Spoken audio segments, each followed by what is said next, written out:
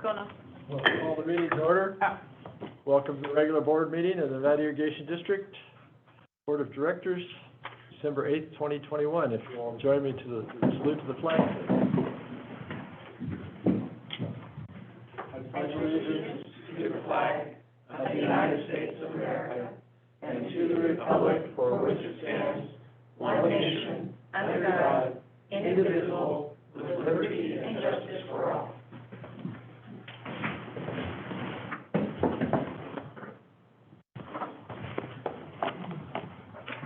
All right, Madam Secretary, will you call the roll, please? Yes, Division 1. Here.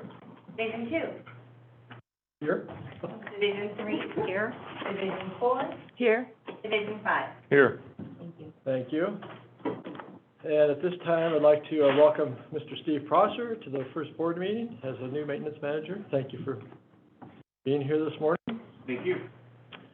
Also at this time, I'd like to recognize longtime district employee Les Nicholson, who passed away a couple of weeks ago. He and his dad both served at NID, and he served at some point of that time as hydro manager. So if we'll just take a moment of silence to remember Les and his contribution to NID.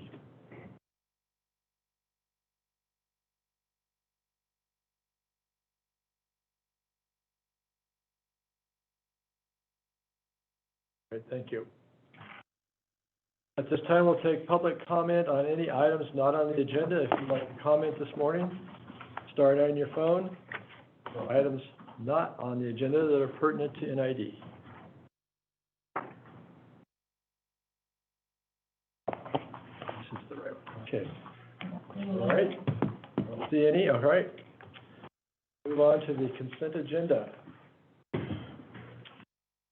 Anybody like to remove? I'm going to request that, the topic on, temporary service location. Okay. And I'm going to request that item 6 be pulled, Item 6. the policy updates. Anybody else?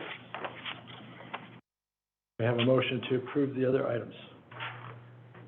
I'll make a motion to approve consent items number 1, 2, 3, 4, 5, 7, 8, and 10. I'll second.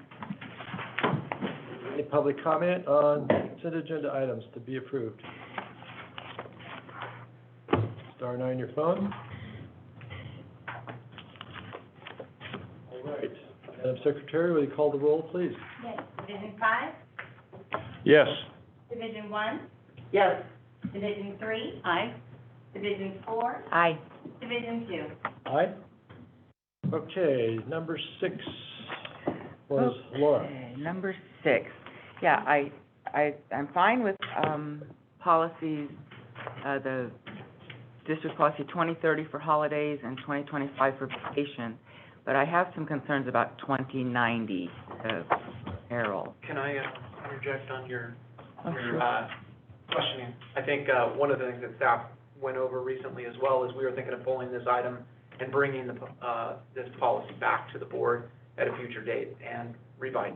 But if I'm in full concurrence with removing it from the resolution and the packet today, and we'll bring it back for some revisions, because I do recognize that there are some errors and clerical errors and some other just functional errors within it, and so staff recommends pulling it and bringing it back at a future date as well.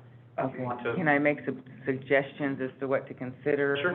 before you bring it back? Absolutely. Go ahead. So- Maybe it concurs with mine. Yeah. Oh, yes, I'm sorry, here we go. Thank you.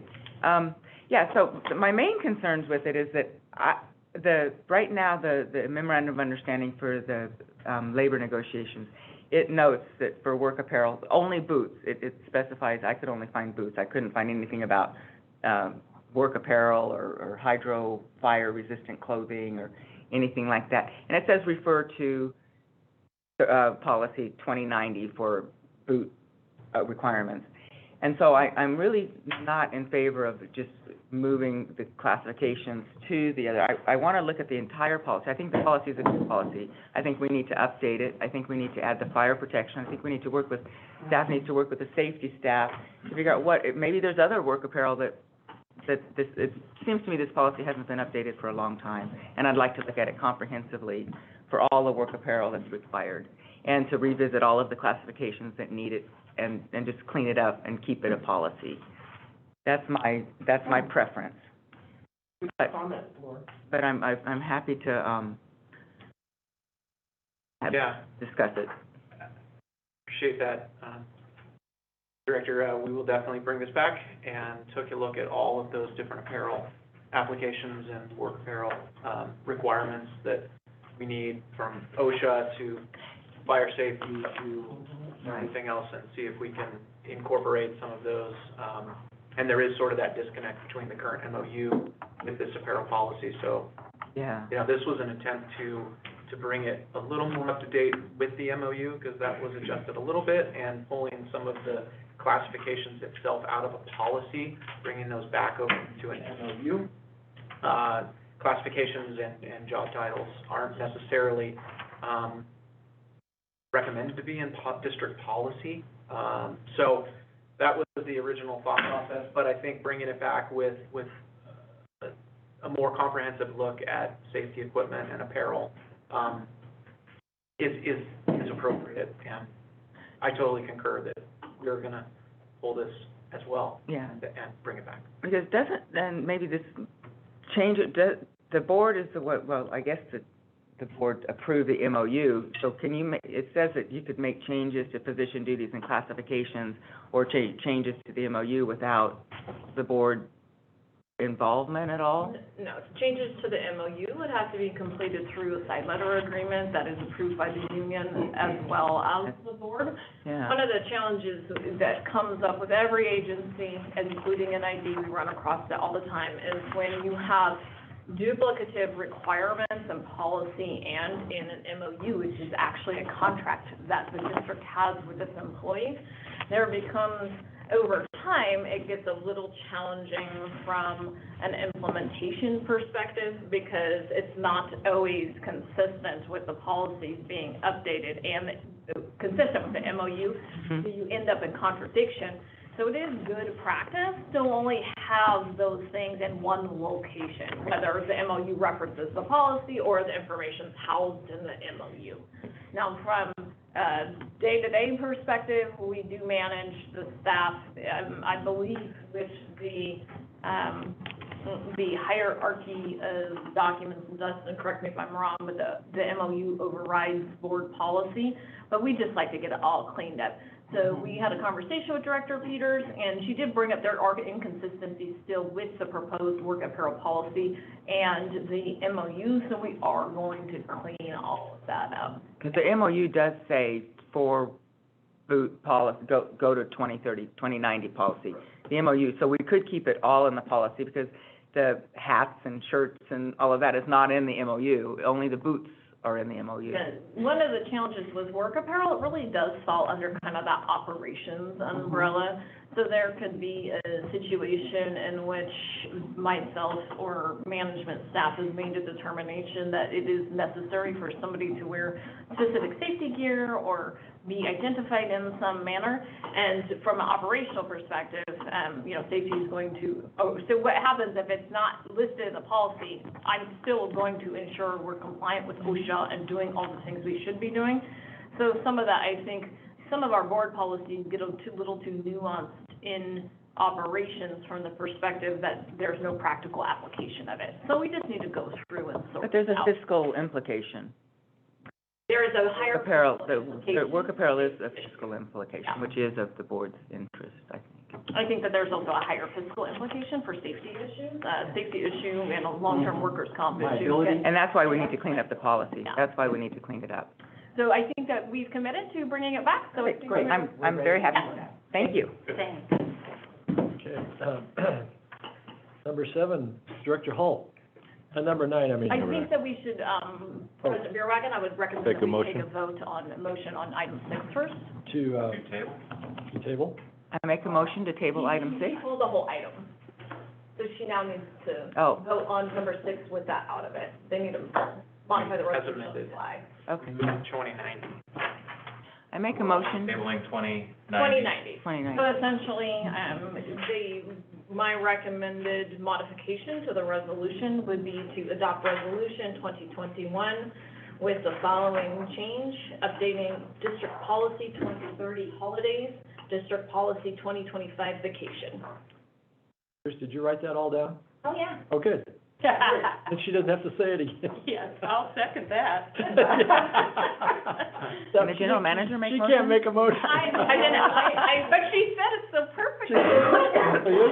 All right, I'll take a stab at it. I move You're to. gonna take a stab at it? Yeah. Okay. I move to, approve Resolution 2021-42, excluding work apparel policy number 2090, Okay, with 2090 to be brought back to the board at a future date. Okay, there we go. absolutely. Okay, is there any public comment on this, item number 6, the consent agenda? Okay, seeing none, Madam Secretary, will you call the roll, please? Division 5, Yes. Division 1, Yes. Division 3, Aye. Division 4, Aye. Division 2. Aye. Okay. Okay,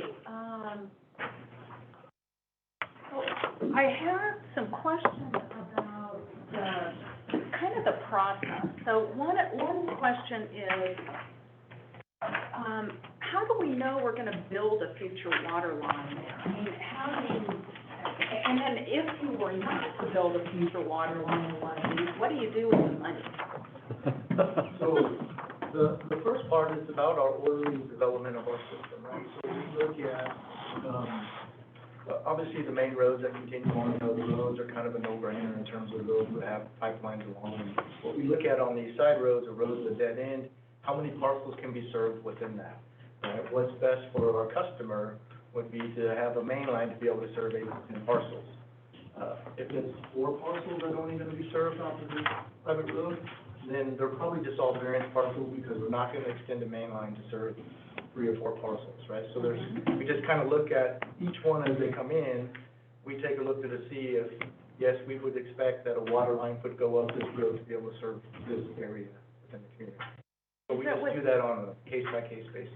Is it within some like planning horizon, or, you know, in other words, do you say, okay, this parcel, we can anticipate that within the next 5 years, given orderly development, that we would, or? No, Okay. we don't. But it's just whether we would envision a water line as our system expands to serve this area, would we expect a water line to be in front of this parcel or not? At some point in At time? some point in the future. Okay. Not specifically that within the next 5 or 10 years.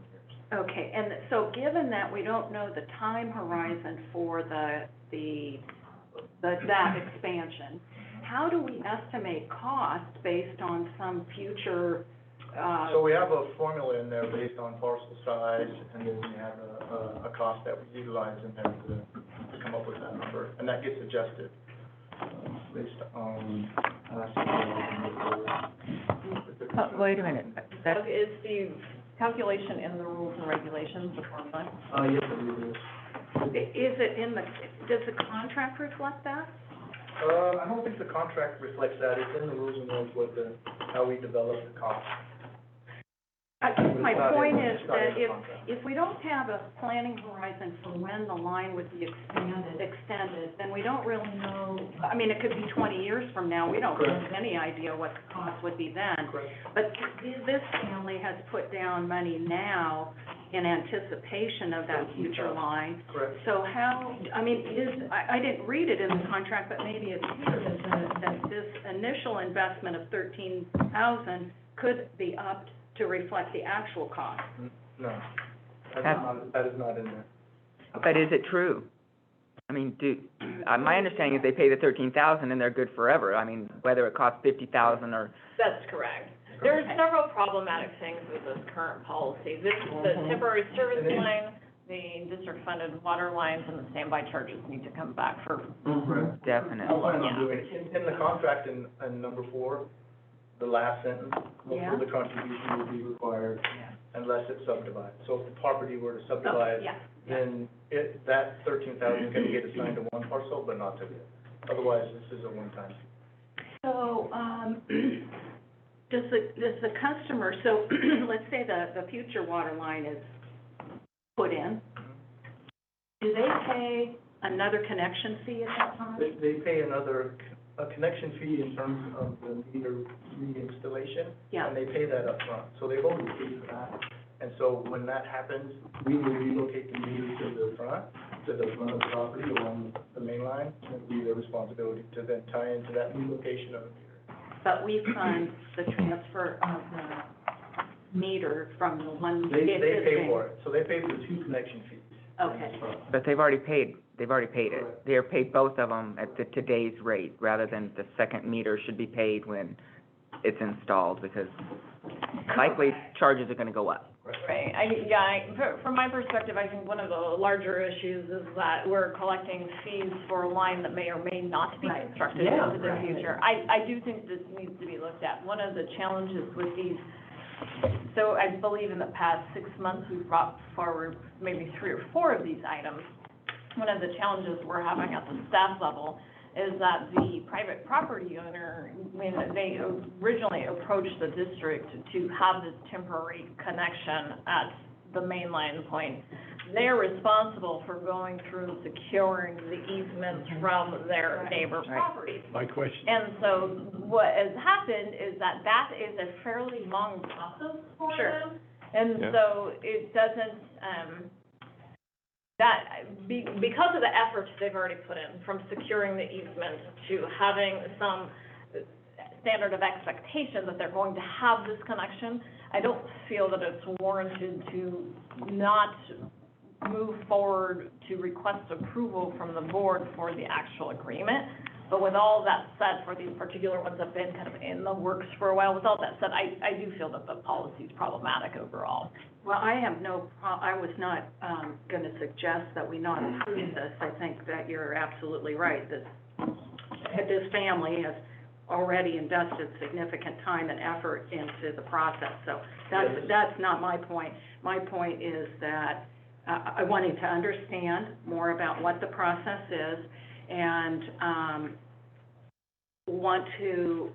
I would like to have brought back to the board a list of all pending, transactions that you feel are in the pipeline to the point where we can't pull them out. And I would also like to request that no further, requests be processed until we have a chance to approve it, to review and look at the policies relative to those 3, district water line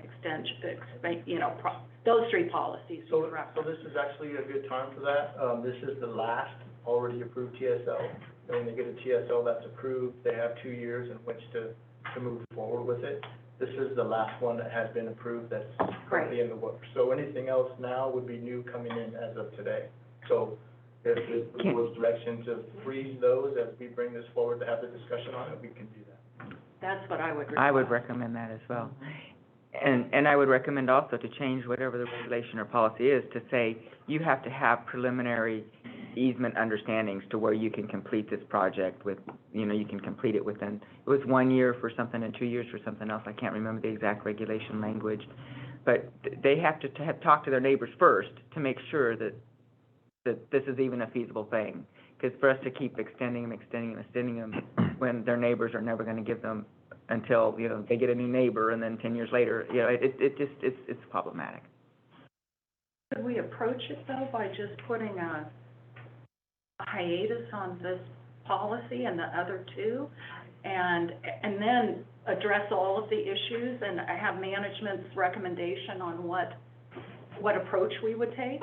Yeah, I think that's warranted. I'm happy with receiving informal direction regarding that. As, Mr. Roderick just mentioned, we don't have any other ones in the pipeline, so I think we're in a good spot to kind of take a pause on it. Right. Good. I have another question about this, and this is really for Dustin. I note, and there is no requirement in here for the customer to provide insurance. And I'm wondering, is that something that should be considered to be in this agreement? I don't know why we would. We don't typically require that for any customer. Okay. Once we set the meter, remember, everything Right. on their side of the meter is their responsibility. Right. Homeowner's insurance may or may not cover damages or any liability event from their side of the line, so to speak. Presumably, there's easement or some kind of an agreement between the neighbors as to the private line traversing a neighbor's property to get to the place of use. They may, that's a private arrangement. We do not get into the middle of that. So they may have set up their own terms, insurance, and so on. I don't know. I don't see those documents. But from the district perspective, I don't think we really care. Just like any other meter connection. Okay. If it was right in front of your property, it'd be the same thing. We set our meter, we're responsible for that. Okay. Thank you. Just curious. And what if they damage our meter box? If they break, you know, Oh, it's just like, it would be just like any other process. I mean, we set our meter and then set the valve on the one side, so they just connect to it. I don't believe, Chip, you can tell me if I'm wrong, I don't think we have much trouble with people damaging our stuff just connecting to it. okay. Usually they're gonna run over the box or run over the meter later on and different things like that, and that's just part of. Part of the maintenance. Not usually the meter that gets damaged, it's the box. Right. Right. Okay. So I would move that we, accept, I don't know, approve consent item number 9, for the temporary service line agreement for water service and contribution to the future treated water main extension with Gretchen Flohr and Walter S. Flohr. Yeah. And I second that. Okay, go ahead. Well, I second it with a caveat that we're giving direction. Well, do we need a caveat in the motion or not? Yeah, we No. can capture that in a minute. All right, Okay. perfect. That was my own. So, yeah, I would second Karen's motion. Any further discussion from the board? Any member of the public like to, public comment on this item? Turn on your phone. Madam Secretary, will you call the roll, please? Division 5, Yes. Division 1, Yes. Division 3, Aye. Division 4, Aye. Division 2. Aye. Thank you very much. Okay, general order number 11. Hey, Board, thank you. Greg Jones, Assistant General Manager. Start us in on the conversation with the surplus property review today. Item number 11. Today, we're here to deliberate and provide direction from the Board on potentially initiating a process to declare certain real property that the district owns as unnecessary and surplus. Kind of a background history, since 1921, NID has been involved in acquiring land for its purposes, use, and operations over the years. To date, NID owns approximately 10,923 acres. I know that was a question on the last plan for water meeting, kind of how many acres does NID own? Well, this is the number itself, so that kind of answers that question. All property is a matter of public record, and in general, the district considers its property that it owns to be used and necessary for its purposes, unless otherwise deemed surplus on an annual basis. So the water code of, the state water code allows the district to purchase property and engage in acquisition of property. Section 50569 requires us to bring an inventory of all the lands held back to the board to determine whether or not surplus is an actual need, and so this is what this report is today. Staff has gone through all of the properties that it's owned, that it owns. It owns properties all the way up to, as we saw last night in some of the presentations, up in the highest reaches of the middle fork of the Yuba River. We own areas within the English Meadow area, Jackson Meadows, all the way down to the furthest reaches of our water system down towards the city of Lincoln. Within that, there are other properties that the district owns that are outside of district lands and district boundaries. Most of the properties are owned within the district lands. There's a list that is in the board packet that's broken down. We tried to give you as detailed a review of these properties as we could. There was conversation early on among staff about how we, might best present this to the board. We do have roughly 285,000 acres of district land that is within our district boundaries. Then there's roughly another 70,000 acres that is up in the upper division watershed above Scotts Flat Lake and Rollins, that putting all of that into one easy to look at and dissect map system is extremely difficult, because some of these properties can be very small in size. Clearly, some are larger and broader in scope and scale, but we did hear that there might be some interest if we want. The only maps that we did present today are the maps of the actual properties and sort of a close-up of where they are in relation to the district.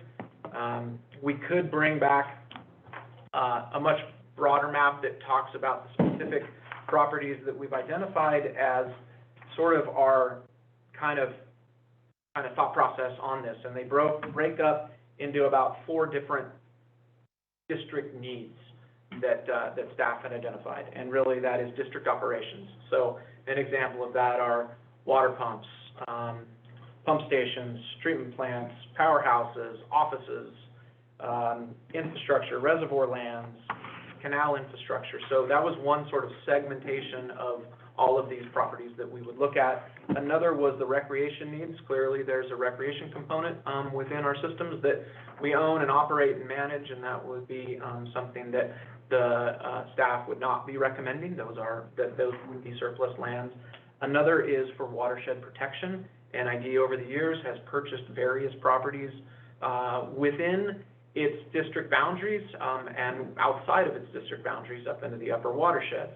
And those, throughout the years, have been identified, at least we're identifying them now, as watershed protection lands.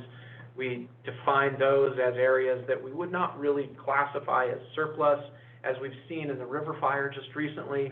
The district owned 300 watershed acres within that section.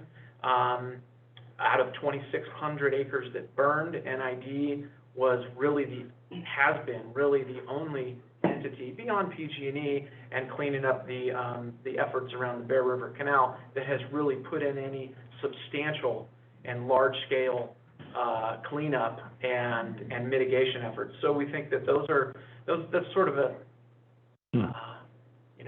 one of those things that if we don't own it, if we can't manage it, then if something happens to it, then we're subject to the aftermath. So we want to take control of that destiny on some of those. So those were a number of parcels.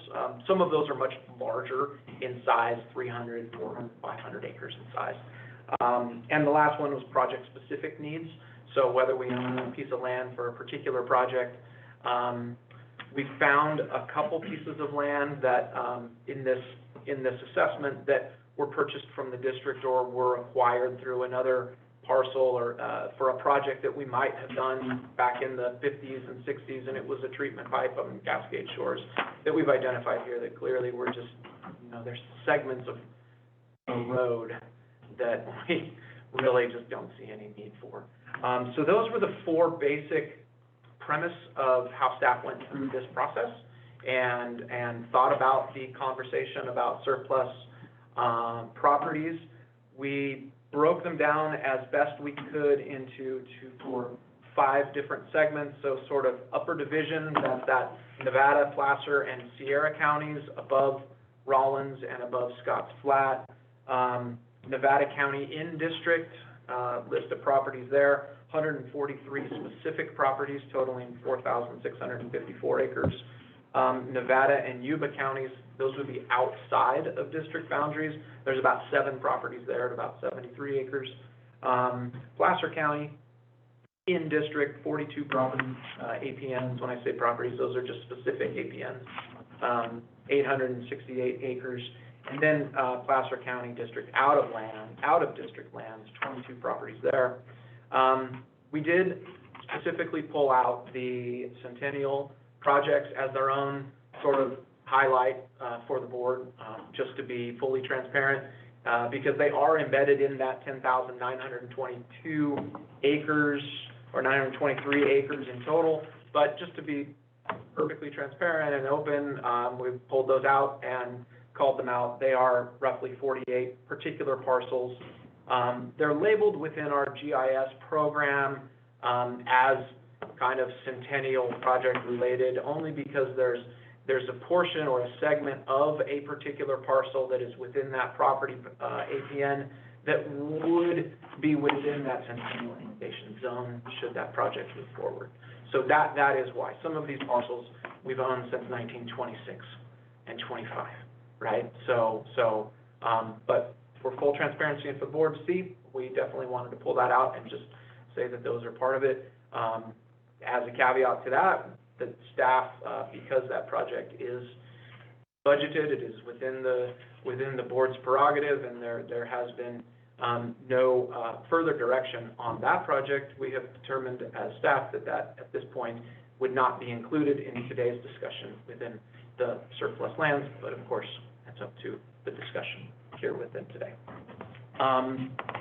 You can see there's a little matrix starting on page 3 of the staff report that tells you the exact location, APN, the number of acres, and we did some high-level research, thanks to Doug's team and the engineering, that we did some high-level research on what was the original purpose of some of these lands.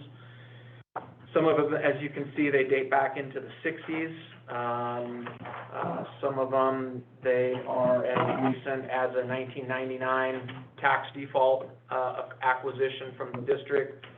There's really one property that is of any magnitude of size for 4.3 acres. And there's a little description there. I don't think I need to go into the specific description of what these are, but in total, staff identified roughly a little over 6.4 acres, 9 individual parcels. All of those contained within Nevada County, within the district. There are specific maps of where those are, and you can kind of make that out, try to be as specific as you can to those and the location. So there's 2 maps representing all of those 9 parcels. So what are we asking for today? The board, there's really two things. Direct staff to conduct further research into the use and purpose of these parcels, so that in order for us to prepare further resolution declaration that these properties may or may not be surplus. So like I said earlier, these were really high-level kind of overview. We didn't go into, some of these might have particular deeds or easement characteristics to them that we have to abide by, and so we just haven't gotten into the details of the specific parcels themselves, just some high-level activity. Or do not accept these as real properties and provide staff with direction. So those are kind of the two. If there's a third alternative that I missed, please let me know. But that sort of opens it up, and I'll just see if there's any questions. Director Heck? Thanks for this presentation. I've got several questions here. First, I note that in the staff report, it says, that the government code section requires an annual inventory. That's my question. And this is the first time I've been on this board now since my 4th year. I have not ever seen an annual inventory. And, we don't need to revisit history, other than I'm curious, do you know why this has never been brought to the board prior to now? Or when was it last? Or when was it last? Yeah, I don't know exactly when. I know that there was movement prior to me being here, that there was some movement to get to this place, and it just never sort of materialized. Dustin, I don't know, in terms of So there's not a requirement, in my opinion, to bring it to the board.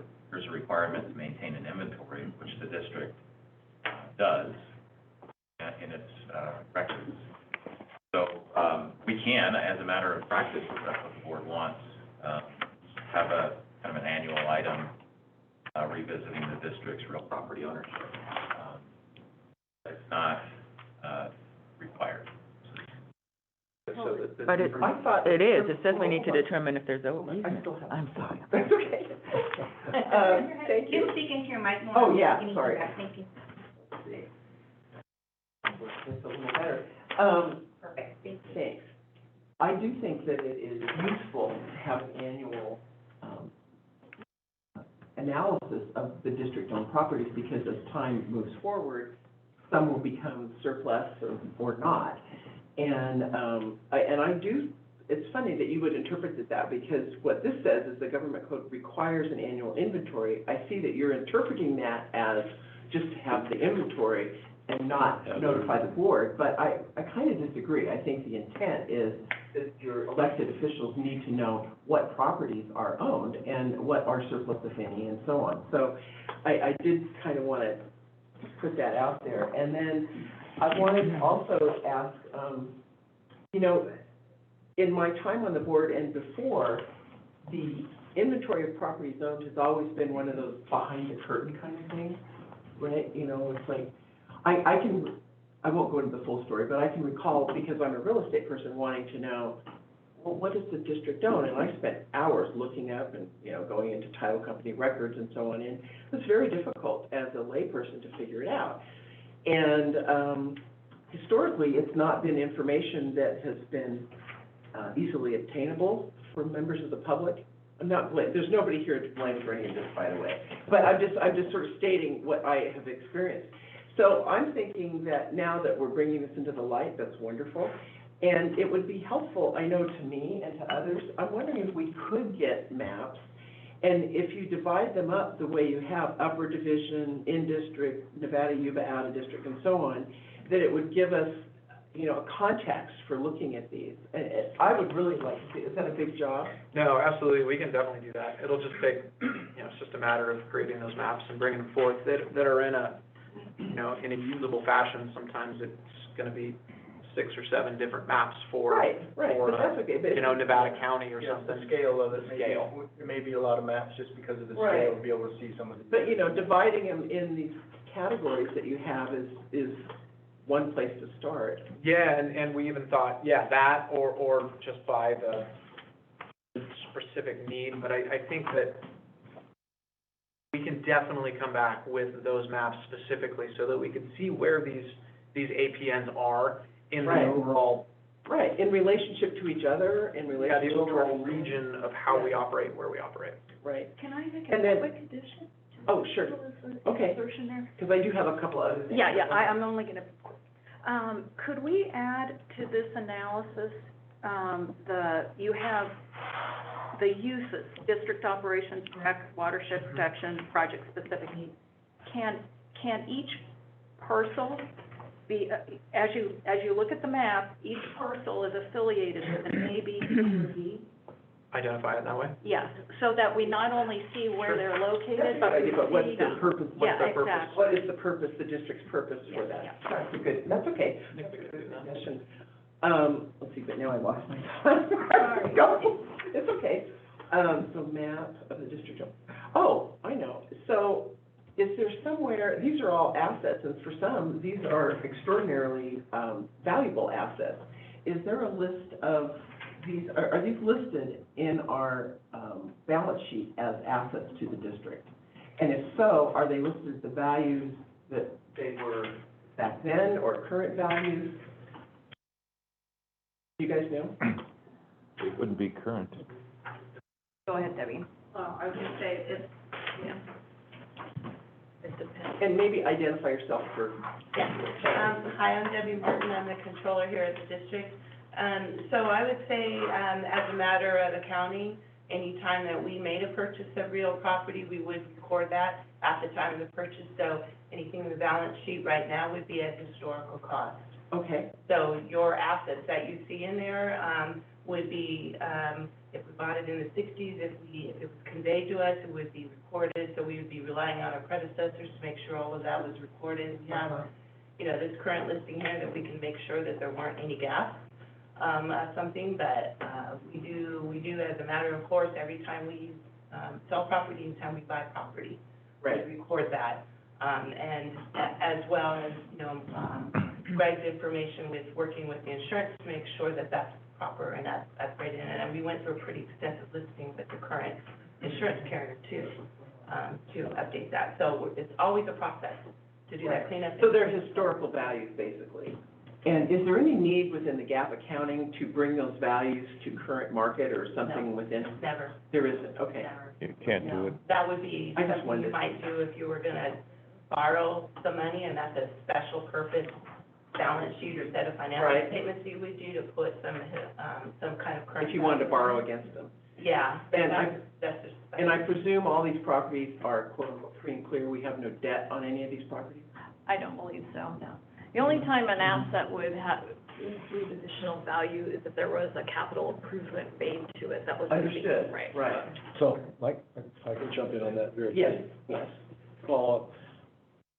So it doesn't, we're not adjusting the balance sheet like I would do in my financial statement for my personal, on my personal property. I adjust that when the market went down, I had to adjust it. Came back up, I had to adjust it again. Right, that's So kind of. public agencies are not doing that by statute or by requirement, or they don't do that. So our balance sheet doesn't reflect the Current value. the current value of the property. Okay, No, Not that's reasonable, yeah. the moving target. right? Well, Do not it is. revalue And like I said, I adjust it every time, right? Yeah, no, you So- don't revalue it. And as I said, if you're gonna go through some kind of major financing for that, the bank may ask that you provide that information, but that's a separate document from your financials and a separate process, and it would be only on an as-needed basis, because accounting generally is based on historical costs. Okay. Okay. And then if I may continue just a few Yes, more, go I ahead. know, what's the fun line of questioning here. So if we were to declare these 9 properties as surplus, then what happens?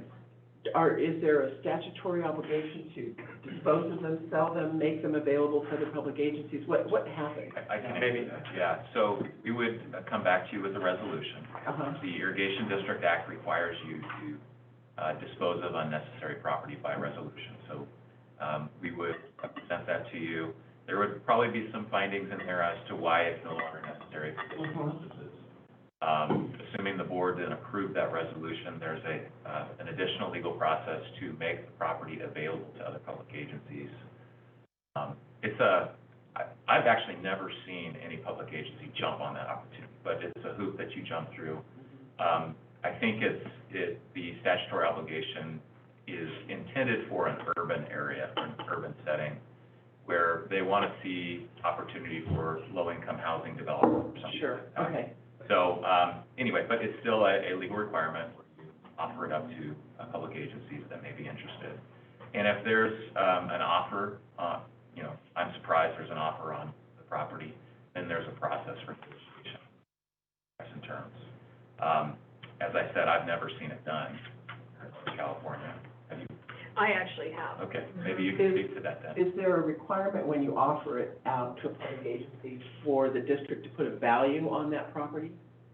You can just say, hey, here's property, make it an offer, or Yeah, whatever. the statutory process actually contemplates a negotiation between the two public agencies. Okay, Yeah, when you're dealing with public agency, you can enter into this negotiation that could take into consideration other factors besides just the market value of the property. If you're gonna sell a piece of property to a private individual, if you do not sell it for what would be referred to as fair market value, then you would have to come up with some overriding consideration that provides a benefit to the ratepayers. Otherwise, you could find yourself in a situation that would get the public funds. right, right. So I've got just a few more here, sorry, you guys, but heard my thing. My sense is that in looking at these 9 parcels, some of which are just minuscule little fragments of roads and things, that this doesn't really have, there's like a de minimis value to it from a market perspective. And my opinion is that it's not even worth us to put it out for sale, because that process would probably cost more than we would ever see from on the return from the property sale, specific to these 9 properties. The one exception might be that 4 acres on Slate Creek. But now, which brings me to my next question is, on the maps that you gave us, it doesn't show us where the water lines are in relationship to the parcels, where our service area is. And the reason I think that's important is because several of these are said that you know, you anticipated using this for future water line extensions. And if that's true, how do they relate to where the water lines currently are? And we can't really tell from that to make a decision, you know, or maybe I've missed it somehow. So, yeah, for this particular map, the pipelines are on there. Right. But as for an example, when staff looks at this, like those 3 slivers of road that you see there. Yeah, off of Lava Lane. Off of Lava Lane and Lava Zone Way. Originally, the thought was to be able to get water, off of Lava Cap Mine Road, a lot of lava in here, over to Lee Lane.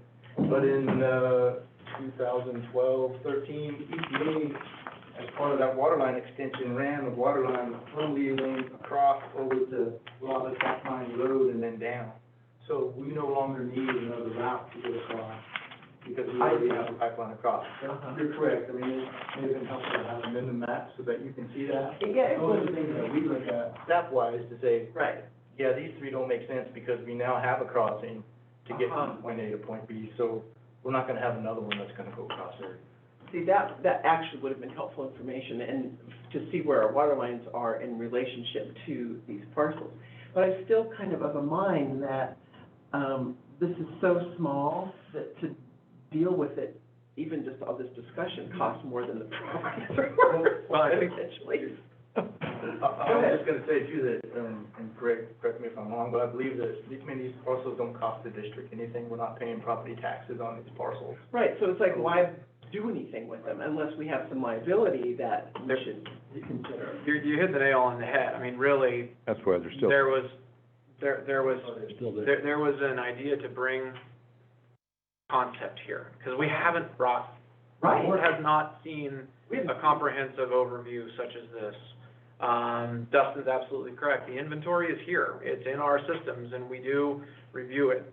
But in this aspect, these little parcels are stuff that NID doesn't necessarily maintain, monitor. There's nothing to maintain. Right. On some of these road systems over here in Lava Lane, there are easements that NID on top of the lands that we own, but yet our deeds state that we have no maintenance issues at all on these roads. So it is a de minimis conversation in a lot of ways, but it is a conversation that the board has asked to bring forward. Yes, and by the way, and thank you. Yeah. Because this, like I said, this has been behind the curtain for years. Sure, From the public perspective.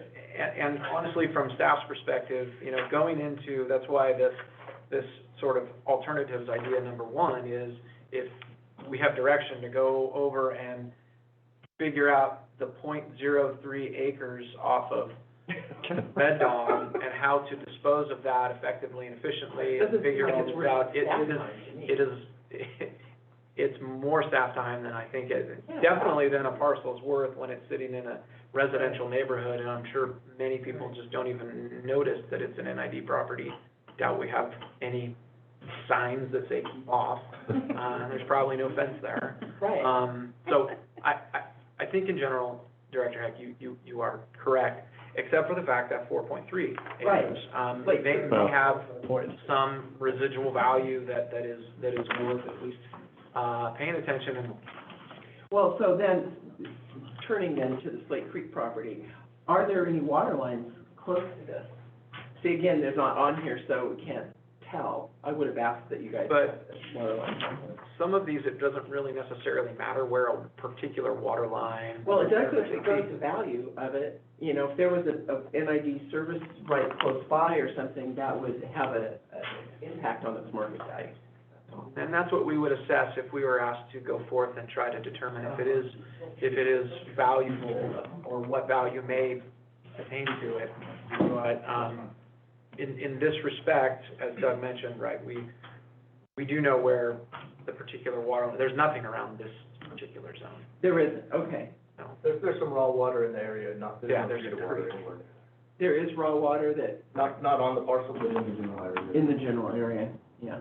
Again, I'm guessing with no water, and this is not a great area for wells, this would have a pretty small value too, and probably not worth staff time to do much with it, unless somebody came to us and said, hey, you know, I'd like to buy this parcel, it joins mine, I'd like to have it. We go, okay, cool, let's talk about it. And occasionally, we do get those phone calls. Yeah.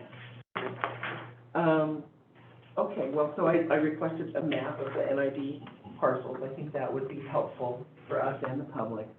And then I've asked my questions here, thank you. And then lastly, I pointed out to Jennifer, you know, we have that one parcel, the ditch tender's house, out there on the shores of Scotts Flat.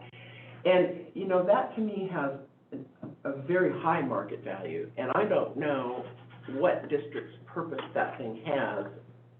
If we were to sell it, we would get a premium for that piece of property. We could reserve an easement for NID, for access, for whatever purpose we needed, and I just would kind of like you to take a look at that separately, because I think, as you know, there was a lot of money poured into that thing, and I'm not sure that it serves the ratepayers and the taxpayers any. Right. My question is it a separate parcel, or is it part of the overall, the land that surrounds the lake? Well, we could make it a separate. That's a good question, I don't know. It is the only adjoining parcel to the lake that if it was to be separate, outside of district ownership. The story behind that is that there was money put into that as an opportunity for additional, revenue in certain ways, as event center, wedding site, right? Different opportunities within there. That has kind of been shelved for a minute, but I don't know if the general manager would look into it and see what the overall consideration of it is, but there are some kind of historical opportunities. We had talked about using it as a education center, a watershed house of some sort. Yeah, from my understanding, and mind you, it's more based off of folklore. Folklore, yes, Yeah, that's right. than Very good. anything Good term. written, is that there's more of a historical value to the district for the property, and that it was intended within the past decade to be used for this kind of educational event center, meeting center type thing. The improvements that were completed to support that type of use were completed right kind of before COVID started, and so nothing has happened. But it's sounding like the board would like to revisit the house in general, which we can. I mean, that is completely fine with staff. We can bring that back as a separate item. And I don't know the parcel, I don't know. How big of a parcel is it? I don't know how the parcel lines, I've never looked at a parcel map there. It would be interesting to look at. Yeah, I'm not sure it's a small individual parcel, we'd have to double check that, but. We can take a look at it. You listed Because I in could here. see, you know, granting ourselves an easement for access, so, you know, to take care of our facilities or whatever we need, but you know, that house and I don't have to get into it, but I think that would be worthy to look at, because that has significant value. You have an estimate of value?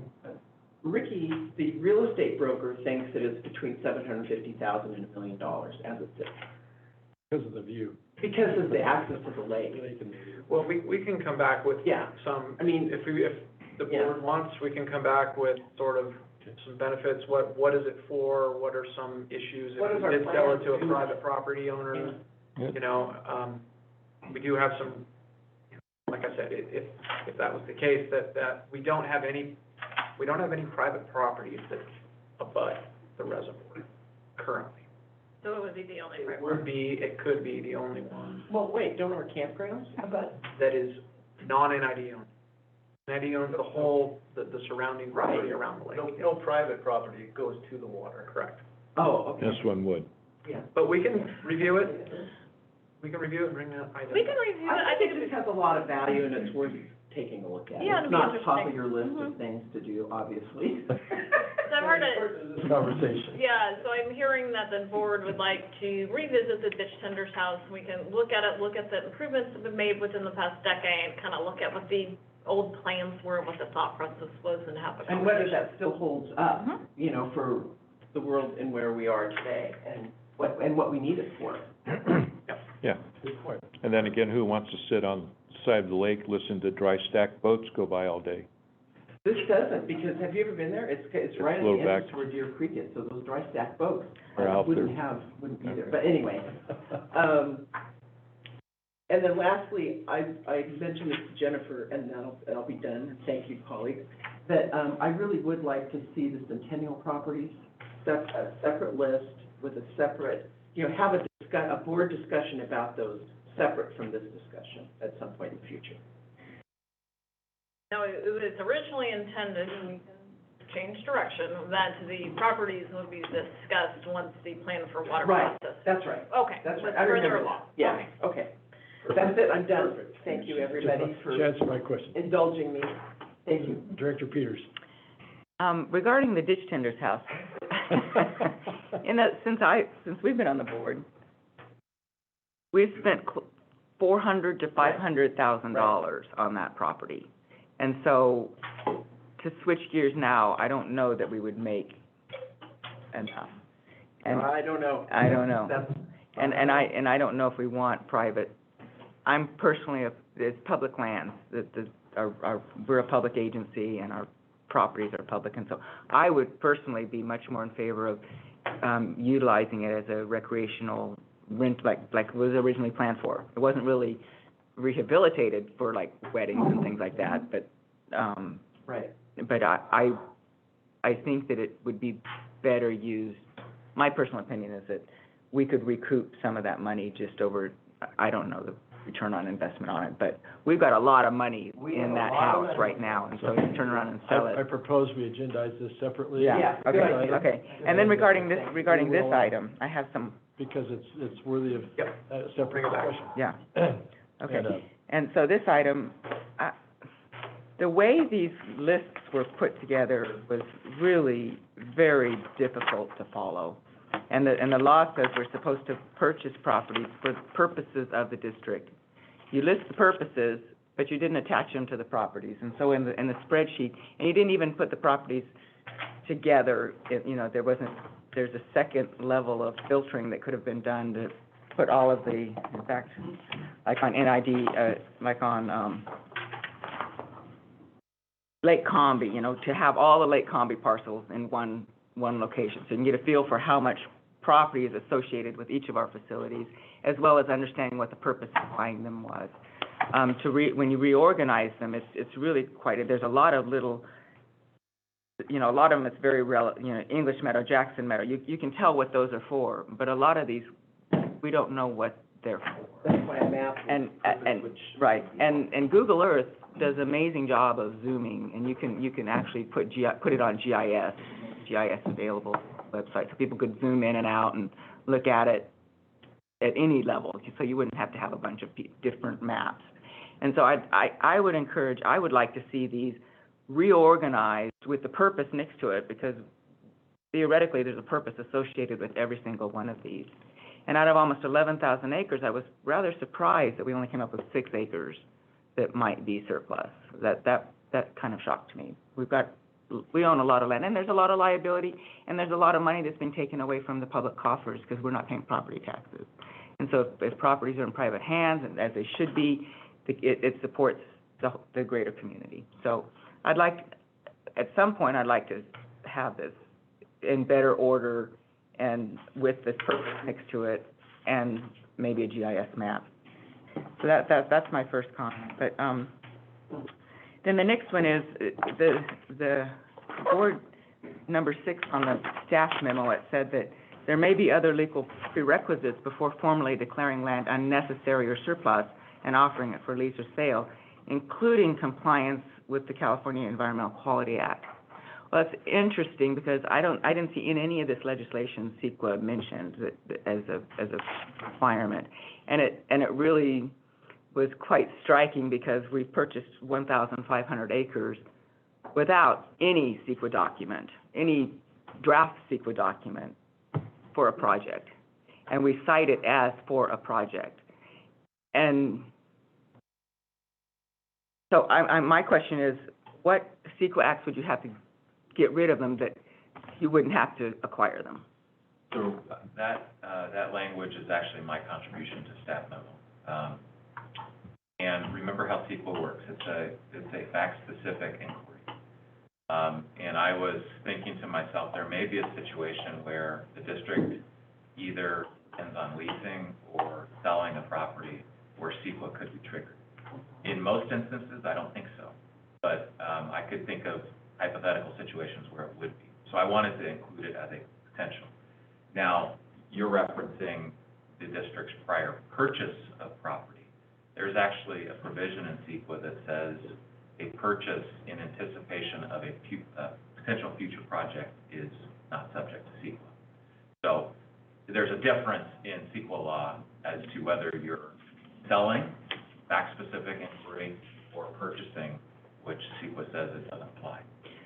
My understanding is that CEQA says that a public agency can't purchase land until a preferred alternative is determined. No, that you cannot, so remember, CEQA analyzes a change to the environment. So if a public agency is purchasing land with the intent of changing it, then CEQA is triggered. If you're purchasing land, just to purchase land, no change to the underlying land use, CEQA is not triggered. Now, in the Centennial example, we know that if Centennial were to move forward, there would have to be a CEQA analysis. So it's a future project. Are you following me? No. So it depends, okay. Yes. It may help if we have the statutory language in front of you, Okay. which I can provide. But keep in mind the core of CEQA is it's triggered when there's a potential change to the environment. And if a public agency buys, let's just use a simple example, a vacant lot. The public agency is not proposing to do anything with that vacant lot. CEQA is not triggered because there's no potential change to the environment. Now, on the other hand, if the public agency intends to develop a new district office or something like that, CEQA would be triggered for that event. But if the district office isn't going to be considered until 10 years at a future date, then CEQA would apply 10 years into the future. So it's really fact specific. That's the takeaway that I wanted to. Project specific. Yeah. But we're not allowed to buy property unless it's for a purpose of the district. We can't just go out and buy property just for fun. Yes, that, the water code says, in fact, I believe it's quoted in the memo, section 22425, you may purchase real property to carry out the district's purposes. Right, but if we just buy a property that doesn't have a purpose, we can't buy it. You had mentioned if we just went and bought a vacant lot, just to buy a vacant lot. We can't just go buy a vacant lot to buy a vacant lot. Has to be for a purpose of the district.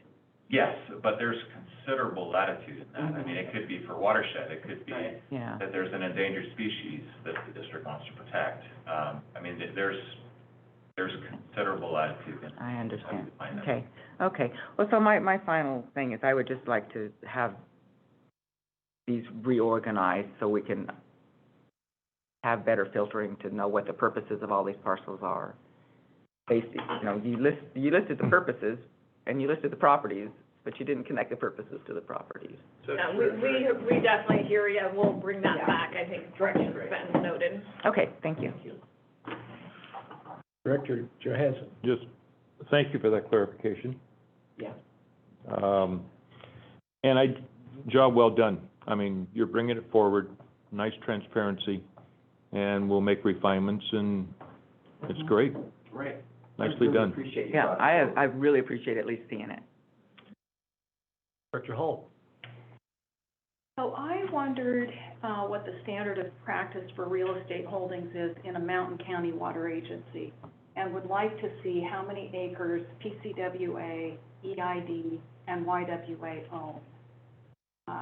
Just to get a sense of, kind of how does our level of ownership compare to their level of ownership, and how might ours be in alignment, and how might it be different? I suspect that when we see, I just suspect that when we look at the upper division and we own almost 5,000 acres, that a lot of that is watershed and secondarily some degree of recreation, yeah. And so it seems to me that a good policy discussion is how much we benefit from or create potential liability with watershed ownership, the ownership of watershed. And that's why I think it'd be interesting to see what other mountain counties are doing relative to the ownership of their watershed. Obviously, too, our watershed extends way beyond what we own. And so it's hard to justify owning watershed when we own such a small fraction of the watershed. On the other hand, I get your point that we were able to mitigate the impact of the river fire because we owned that part of that watershed. So I get that. I just think it would be a really valuable policy question for the board and management to be able to discuss and to look at the cost and benefits, because from my perspective, owning property has, whether it's watershed or otherwise, has with it cost. And so I'd like to really dive into that in more detail. Can I offer something on top of what you said? I agree with you, it would be a good marker to kind of compare. I would offer that you also need to consider the age of the district. PCWA, I don't think was formed until the 60s. Mm-hmm. NID was kind of cobbled, formed, and then kind of cobbled together. Railroad Commission purchases, which are other mutual water companies, acquisition of mining rights. The district pre-existed the Great Depression, and a whole lot of property during the Great Depression was acquired by the district because they were defaulted. So I suspect that what you will learn is PCWA has significantly less land holdings than NID, but it's just because it was formed in the 60s as a later entity, and it didn't acquire all these, it didn't all have this backstory that NID has. So it's still valuable information, but I just wanted to give you that color, and we could talk about it further. Yeah. I would add, I appreciate that, and I also would add to the comment, which I appreciate, is that we just created a new watershed level stage within our plan for water process. Right. I think within that is an opportunity to talk about some of those lands that we own and why and how NID manages, maintains, and the partnerships that we work with throughout the Forest Service, BLM, state, and other private entities like SPI, on how to cross borders and work on other properties, gain access, utilize grazing rights. I think there's a lot of different opportunities that the district engages in on these properties that are low cost, yet are functional, characteristic to a healthy watershed protection. And if we're not doing it ourselves, based on the fact that we've purchased these properties for any number of, Excelsior to PG&E to NID changes, some of these properties are on district-focused operations, including some of these gates that we talked about last night along these canals and these high elevation tributaries and easement rights, and we own some of those smaller facilities. So it's not all watershed, it's not all rec, it is operational. But I agree, I think during that opportunity in a watershed discussion, perhaps there's a good opportunity to focus a little bit on that, and we can talk about some of the broader philosophical practices that NID brings to those larger areas and why we might consider them an opportunity, right? It's 600 acres to the side of Shopton. Well, why the heck would we own that? Well, there's a watershed element there, and we have to abide by that. And so we graze that area, and we do certain things there, and we help protect it, and it's surrounded by Forest Service lands, and how often do they get in and clean and update their properties? So there is a very high level of interdependency with the properties that we own, and why we own them, how we acquired them, what is our management practice. There is cost. Sometimes it's a high cost. Sometimes it's not such a high cost, and we can abide by it. But I do appreciate the comment. We can certainly come back and talk about that. I did anticipate talking about some of that at the new watershed level stage. We haven't quite figured out exactly what we're going to discuss and how that's going to go yet, but that's in a couple months. Maybe, I really appreciate the district's commitment to the watershed. I think that's, I mean, it's essential for our water quality and the sustainability in the future and now. What, it does strike me though that, you know, so in my mind is owning the watershed versus supporting the health of the watershed. And so clearly we have the vast majority of our watershed we don't own. And so, and I believe that's the case as you reflect that PCWA does not own its watershed. And yet NYWA may be the same case. I know in those instances, significant investment and partnerships are being deployed to protect that watershed and to mitigate damage caused by wildfire that has occurred. And so I just think that the question is ownership, not commitment to watershed, but ownership. And so, and it might be, as Ricky said, hey, it's de minimis value, so we say we keep it. That's fine. I just think that, that we, by looking at how others are managing the issue, then we see, okay, we maybe take a different tack, that's fine. But I do think that there's relevance in what others are doing, and but fully support the district's great work in this area. So I have one other, this is a really small point. On 3, underneath, when you have the table of NID-owned land, you have a double asterisk. District-owned Nevada and Placer County parcels partially or wholly within the inundation area. But I don't see where the double asterisk is affiliated within that chart. It's So, the last row. Oh, sorry. It's in your reservoir area, Okay, thank you. Okay. Thank you, sorry. Okay, any more discussion? I do see we have a hand raised, Mandarins. Diana Suarez. Would you like to speak to this matter? Go ahead. Thank you very much, President Beerwagon. Yes, I've been focusing on the Centennial properties for a long time now, and I did send in a written comment. However, I didn't get it done until early this morning, so you might not have it. With my comment, I attached a spreadsheet of the research I've done on the Centennial properties and an example of how the Centennial properties were acquired based on the January 2015 NID meeting minutes. Thank you for the opportunity to comment. According to the NID staff report, quote, any citizen limited dividend corporation, housing corporation, or nonprofit corporation shall upon request be provided with a list of said parcels without charge, end quote.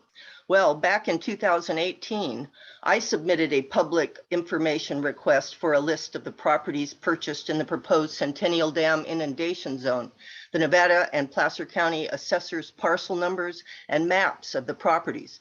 In response, NID supplied 93 pages of random documents giving partial and incomplete information about property addresses, some purchase dates, and some purchase amounts. The district's inability to provide such a list is curious, given the statement above and the list provided in the staff report today. In my efforts for more information, NID board minutes were examined for closed session appraisers' parcel numbers of, quote, real property negotiations. A spreadsheet of all collected information was developed. An internet search for each property was conducted. Maps were developed using publicly available geographical information systems. Visits to some of the properties were conducted in order to take photos and get firsthand knowledge of the property attributes. I created property books listing all these properties, describing them with pictures of them and the values, the purchase date, and the purchase price. This process took many hours, made more difficult by the stonewalling of this irrigation district. As it turned out, 13 properties were not included, and I noted that from your list in the staff report. It was 2016 before information surfaced about the property purchases that had been occurring in closed session meetings since 2014 regarding the Centennial Dam. Other information surfaced about a meeting at the Forest Lake Christian School gym over on Comby Road, hosted by the former general manager in 2015, where only people with certain parcel numbers and who received letters from NID were allowed in the door. The meeting was closed to the public, but attendees later told Friends of Bear River that the message delivered that day was, quote, "Centennial Dam is a done deal. Sell us your homes or we will take them by eminent domain for far less money," end quote. This was devastating news for most of the residents of Bear River Canyon. Many of these people sold their homes for much less than they were worth even at that time. Should NID profit from this behavior? The very fact that NID was purchasing properties in Bear River Canyon before approval of an environmental impact report is a violation of the Public Resource Code of California. The PRC 21061 specifically states that an EIR, quote, "shall be considered by every public agency prior to its approval or disapproval of a project," end quote. Non-compliance with substantive requirements of this division may constitute a prejudicial abuse of discretion within the meaning of sections 21168 and 21168.5. Centennial Dam was not an approved project. NID's independent accountant's report on applying agreed upon procedures dated June 15th, 2018 found concerning issues, in part the costs related to the Centennial Water Supply Project incurred from inception in 2014 through 2017, stating numerous costs approved for the CWSP, including real property and other actions which are in context with implementing a public works project prior to the approval of an environmental impact report in adherence to the Public Resource Code. Expenditure of public funds, including bond money, which is clearly assigned to a project without an approved EIR. These properties were purchased in violation of the Public Resource Code and noted as such by the independent accountant's report, June 15th, 2018.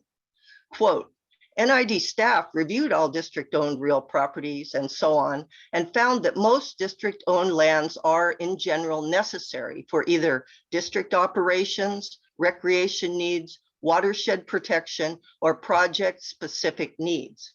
Which of these needs do the 48 Centennial properties meet? I submit there is no legitimate reason for these $14 million worth of real estate other than for NID to make money off the misfortune and abuse of our citizens. Your quote, Centennial Properties moniker sounds more like a property management business than an irrigation district. It is time to get back to your mission and let these properties go back into our communities.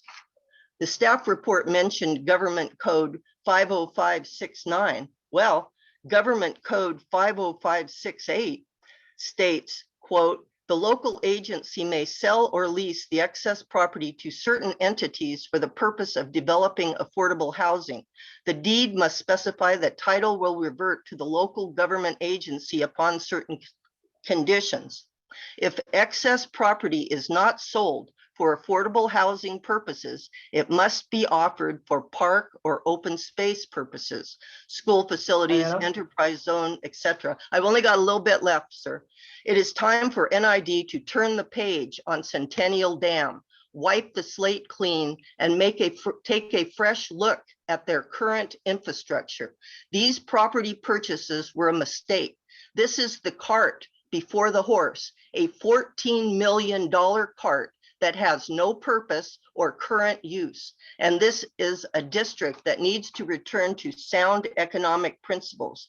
In order to conduct a legitimate plan for water, the quote, Centennial properties must be eliminated from the inventory.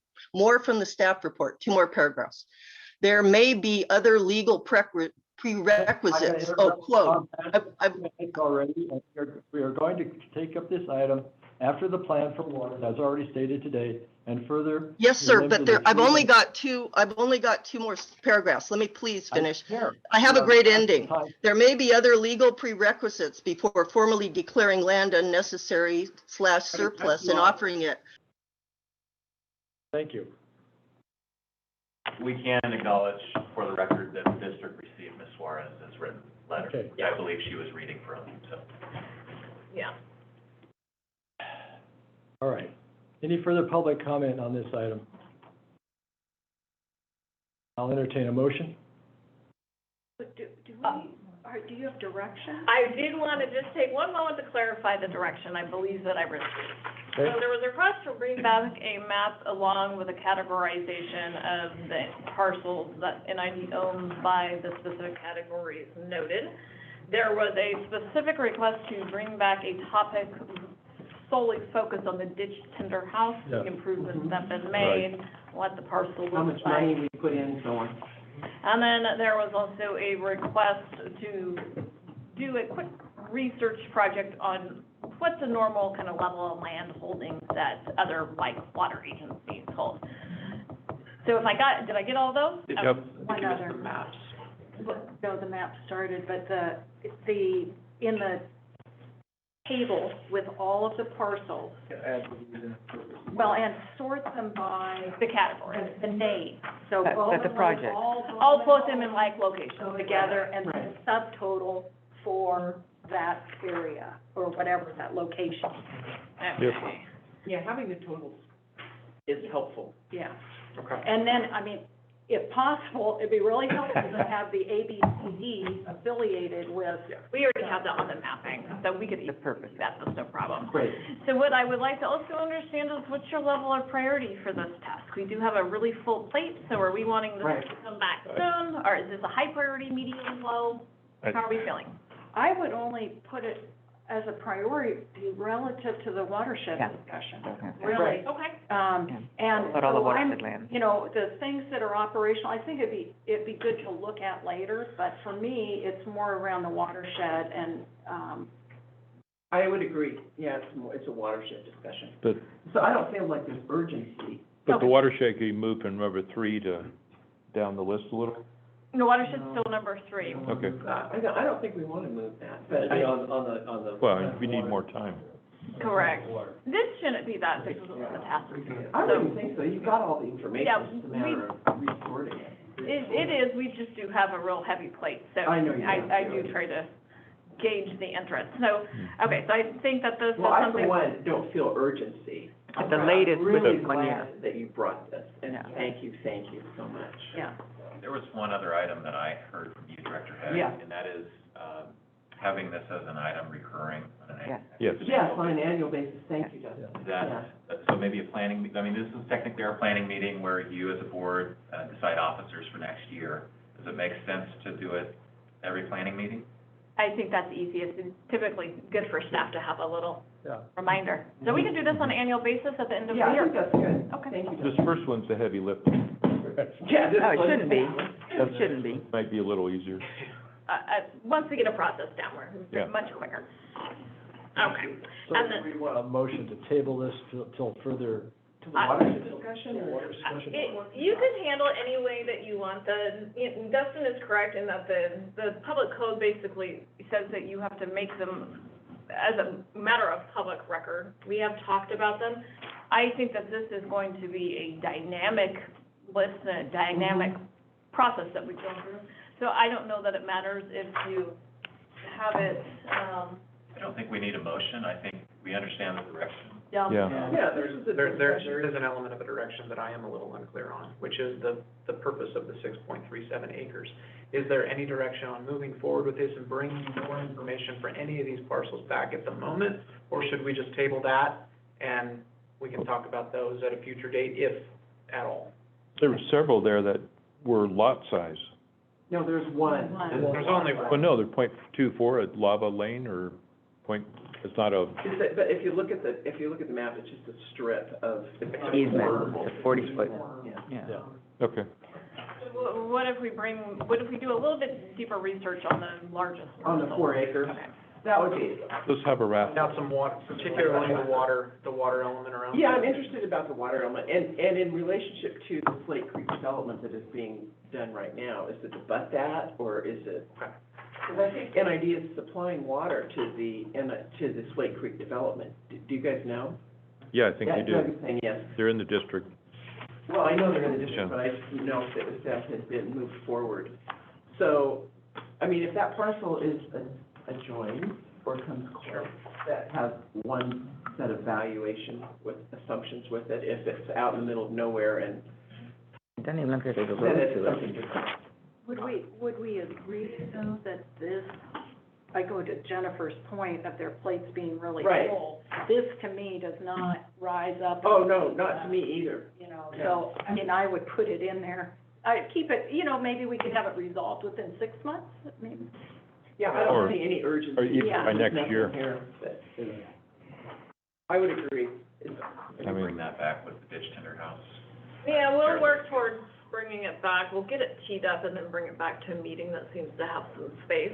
Okay, For example, this meeting this afternoon, or today, is extremely full. So- right, and we have. And I don't think anyone brought their sleeping bags. No. The watershed element. Actually, I did. is More important. The watershed It's element, 1.3 acre. yes. I Do you dropped. think you'll be able to sort out the watershed projects for that phase 3? Oh, yeah. Okay, Great. that's fantastic. Yes.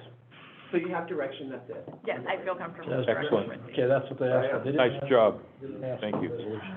Yeah, thank you so much. Thank you, Greg, thank you. Okay, item number 12, update NID schedule of rates and charges not subject to Prop 218. Can we take a quick Chip? break? President Beerwagen, this is gonna be a long item. Want a break?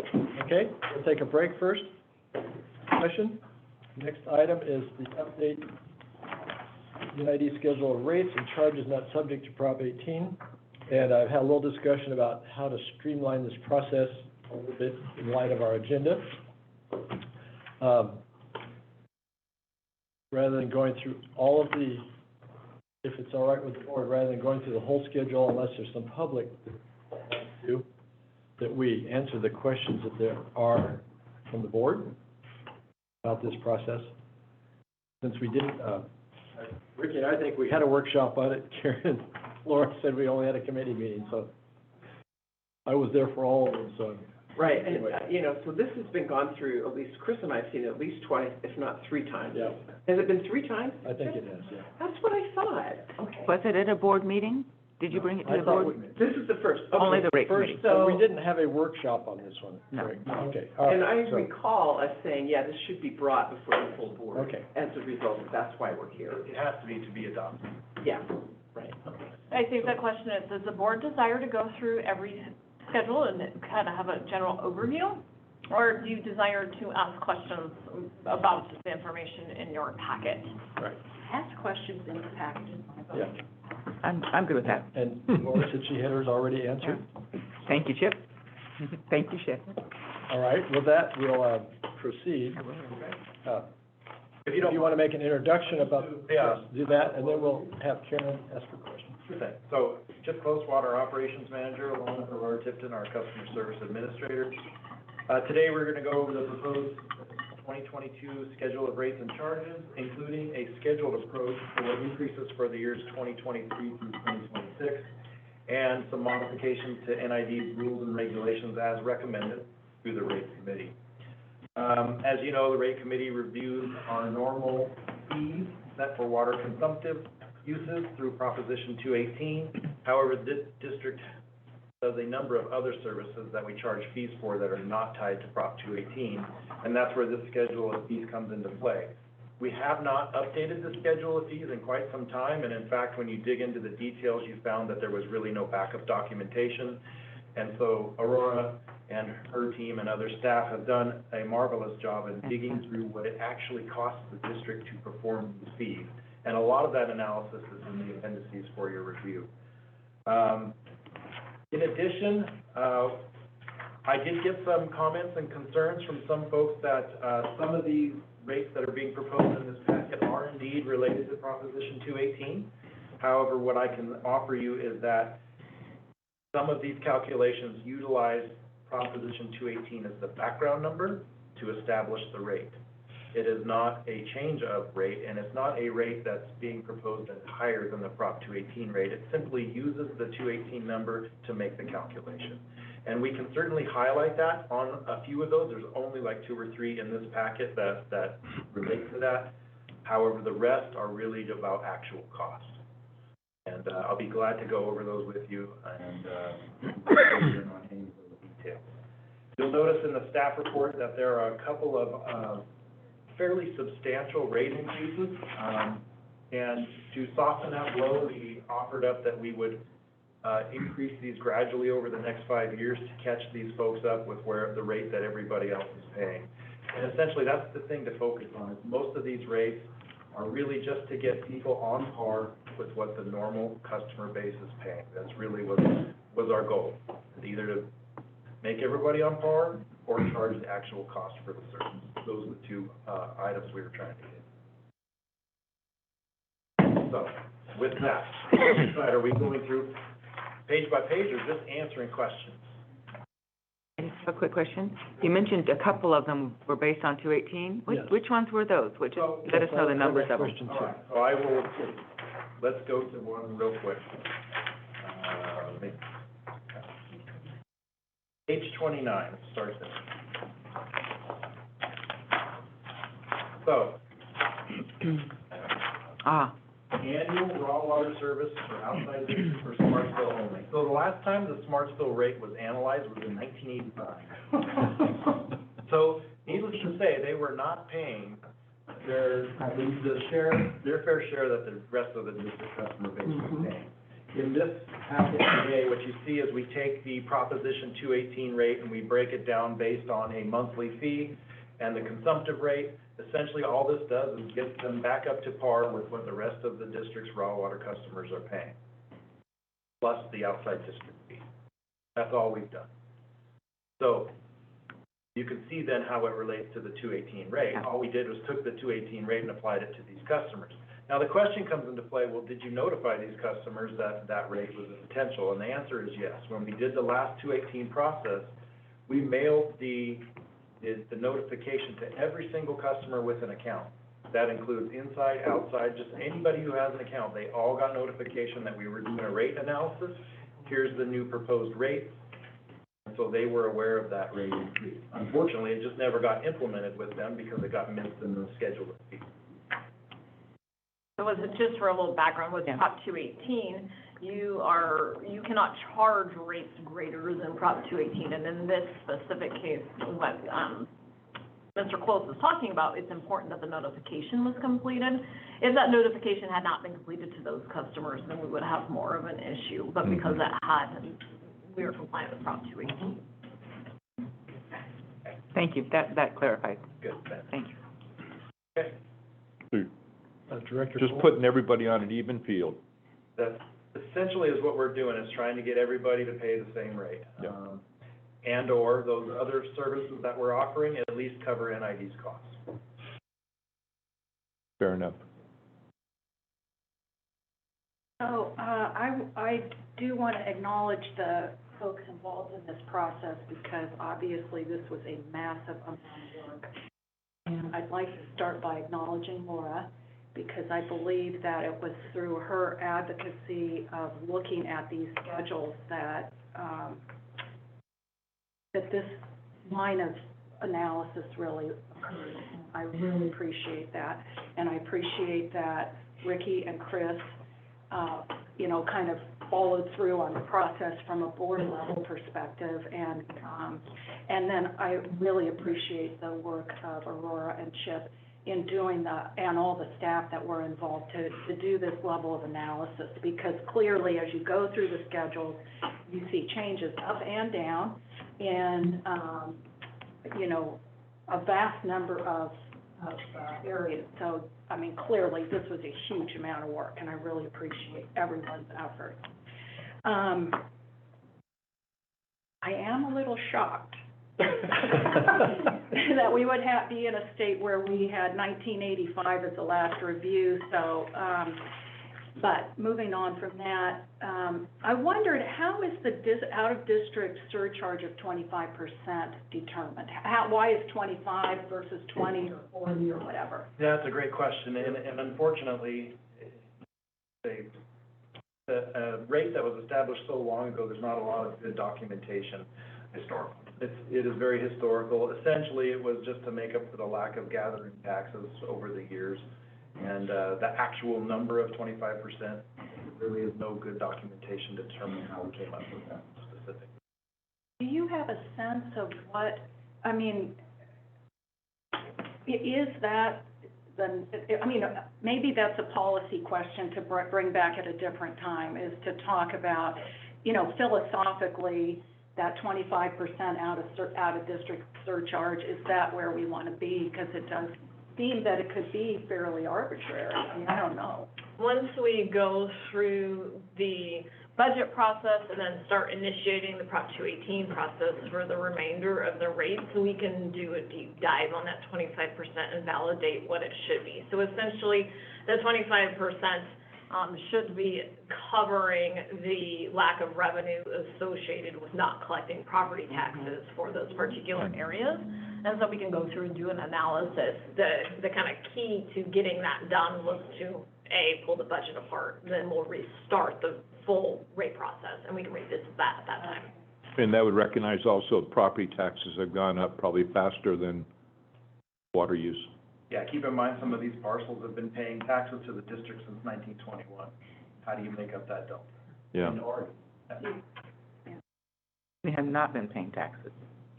Some have been, others And have have not. not. And I The guess that's the out-of-district, point I'm trying to out-of-district customers are paying taxes? make.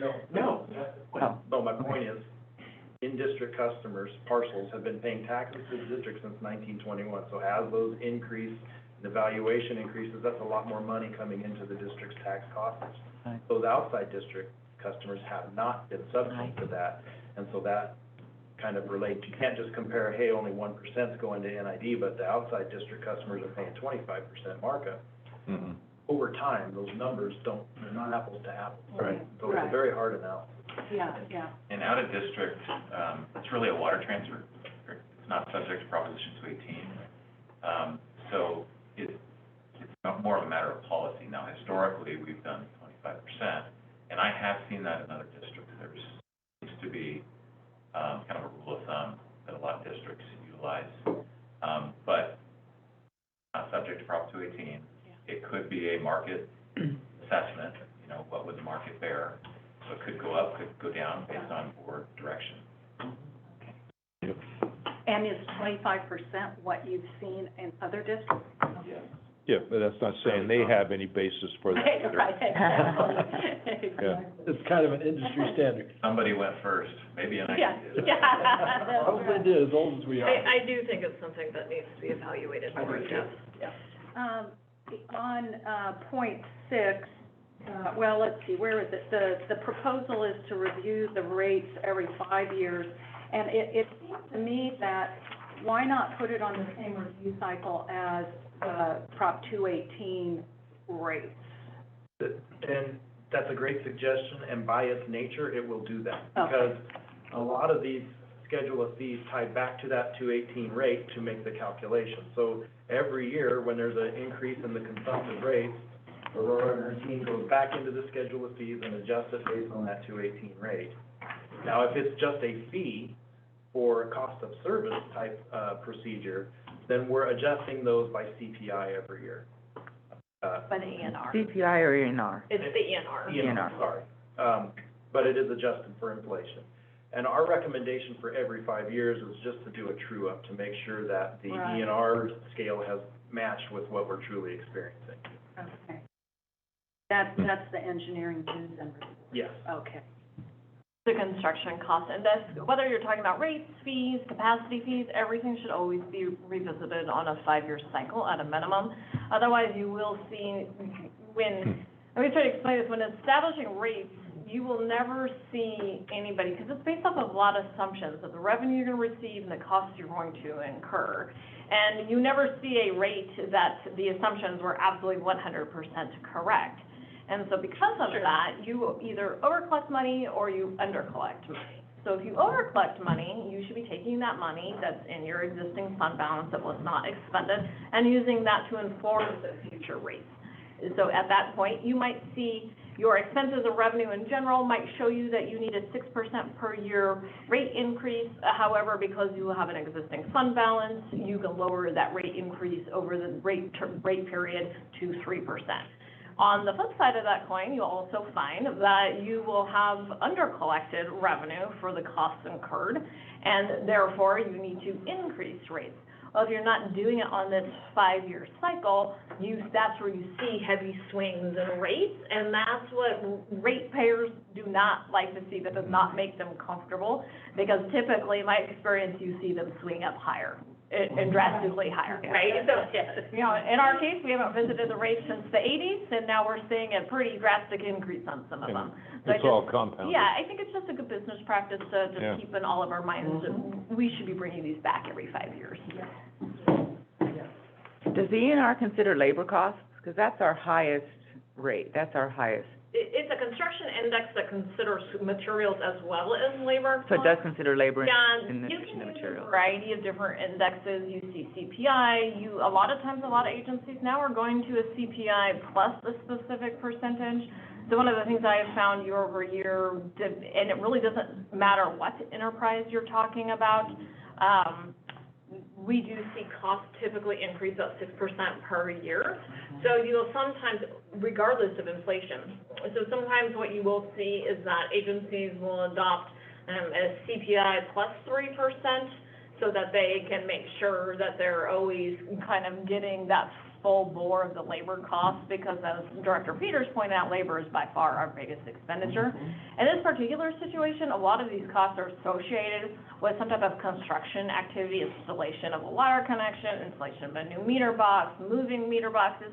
So from that perspective, the ENR is an appropriate scale to use, but I think it's also something to be one of the things that you look at and visit over the 5-year term and say, did that make sense, or does a CPI or different methodology make more sense? Some agencies just use the flat increase, so it really is a policy. It might be good to check both, you know, when you check it next year, check ENR and check, and just see how closely they track, so we can know whether we, because this, it's unfortunate for all these schedules, all these, you know, these rates went up so much, so we want to try and minimize that going forward.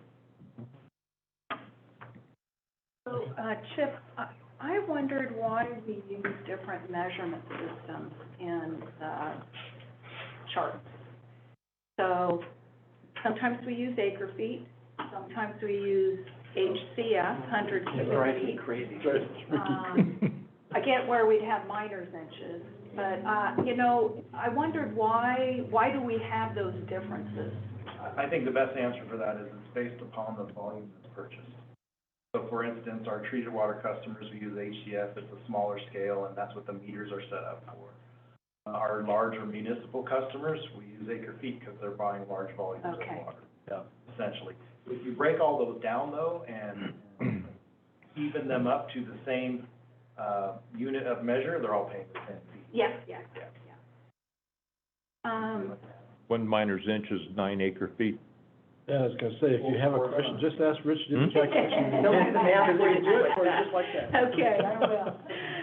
I have questions on 2 schedule, and it's the detailed work behind, starting on page 89. So this is for the Smartsville change, and I noticed that, well, first is, it says, it gives the 2021, the monthly calculated fixed fee that it should be, and then the volumetric calculation rate.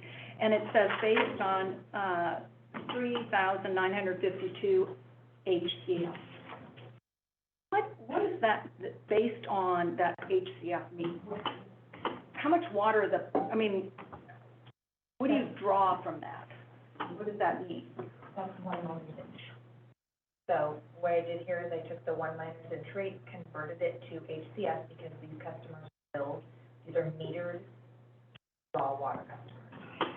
They're billed in 100 cubic feet, so I had to convert the rate. And HCF is just 748 gallons, right? Correct. Something like, it's a measurement of gallons. So, because the volumetric rate is going down 95%, while the monthly fixed fee is going up to 6,000 or so %. I wondered, and because volume is measured obviously different than the fixed fee, what the combination of those two changes actually results in what the customer pays. Well, that would be dependent on how much water the customer uses. And that's my point, actually, because I just did some hypotheticals, because I didn't know really how to put in the numbers. But because the volume is what drives, you have your fixed fee, but then your cost is driven by the volume fee. And the volume fee, we're not shown how it plays out, because you could increase because these numbers are really, because you could, I'm sorry, I'm being very inarticulate. I'd like to see how this models out with what a customer actually uses, because I suspect that 95% increase or decrease in the volumetric cost could very much help to offset the increase in the monthly calculated cost, so that although it's 6,000%, with the volumetric rate drop, you actually might end up with, I don't know what percentage. Right, no, it's a good question. Right, and that's one of the things when you're doing rate design, especially when you have a fixed component and a volumetric component, is the division of the cost recovery between the two rate components. Yeah. And so what you're starting to see more and more agencies do, and it's primarily related to kind of going through these drought years when we're having a more volatile volume of water being used and not used, is they're trying to stabilize their revenue streams. So you are seeing more and more agencies putting more other cost recovery into the fixed fee so that the revenue is more stable over time. Yeah. It's a little bit of a cultural shift, in that, you're not having the higher water users be responsible for the majority of your cost recovery.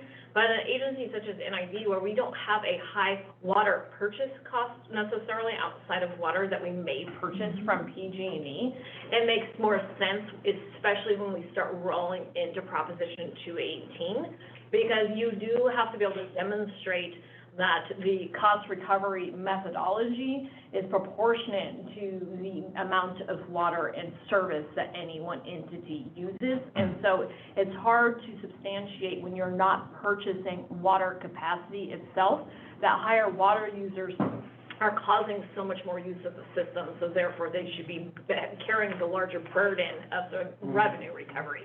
So it's just a little bit of a cultural shift for the district, but I think we'll also really dive deep into that particular conversation when we do our Prop 218 rate model, because you are seeing more and more agencies go from, 10 years ago, it was heavy volumetric, low fixed, and now you're seeing it switch to the opposite, high fixed, low volumetric. It is interesting, though, because the volumetric rate is what potentially motivates conservation. And at least for me, if I'm going to pay an extra $500 for a half miner's inch, I'm going to think twice about it versus if I say, hey, it's a fixed fee and I can get my half miner's inch for an extra $50. I just think there's a balance. I agree. If not for this place and time. That's the quandary we're in, right? Yeah. And then in a drought year, if you're volumetrically based, a drought year and you can't provide the volumetric, then you lose all your revenue. Yeah, It's a fine exactly. line. Yeah, and you will find what's interesting with the customer base that typically has really large lots and very, very large homes. I'm talking about the people who have more bathrooms than bedrooms in their home. They tend to be very, very heavy outdoor water users. There's more investment in outdoor landscape. And so we did not see much conservation from a pricing perspective from using a volumetric rate to encourage water conservation.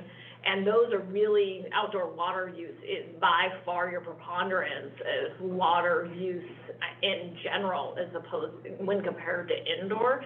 And so you see agencies, even the state, and what the state just came out with their new emergency regulation, is more relying on actual regulations for use as opposed to pricing people out of it. And that specifically came into play when the San Juan Capistrano case law came down regarding tiered water rates, where you really couldn't be punitive anymore in your tiered water rate structures. And so because of that, now you're starting to see this more dynamic shift to regulations to control outdoor water use and require conservation as opposed to pricing. Yeah, I- well, that makes sense.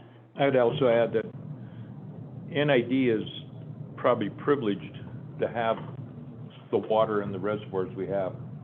Because if you're, like I'm in another 2 water districts, and we pay a base price just to be in the district, to support the district, and then we buy water. The water bill can go from $8,000 a year to $40,000, depending on how much water's out there and how much we get transferred in or out. And that is the model going forward for all the districts I know. If they can get some guys are business plan, water transfers. And that's how they're basing their business plan on and planting thousands of acres of crops. Well, someday, I mean, we're blessed in NID. Yes, we do.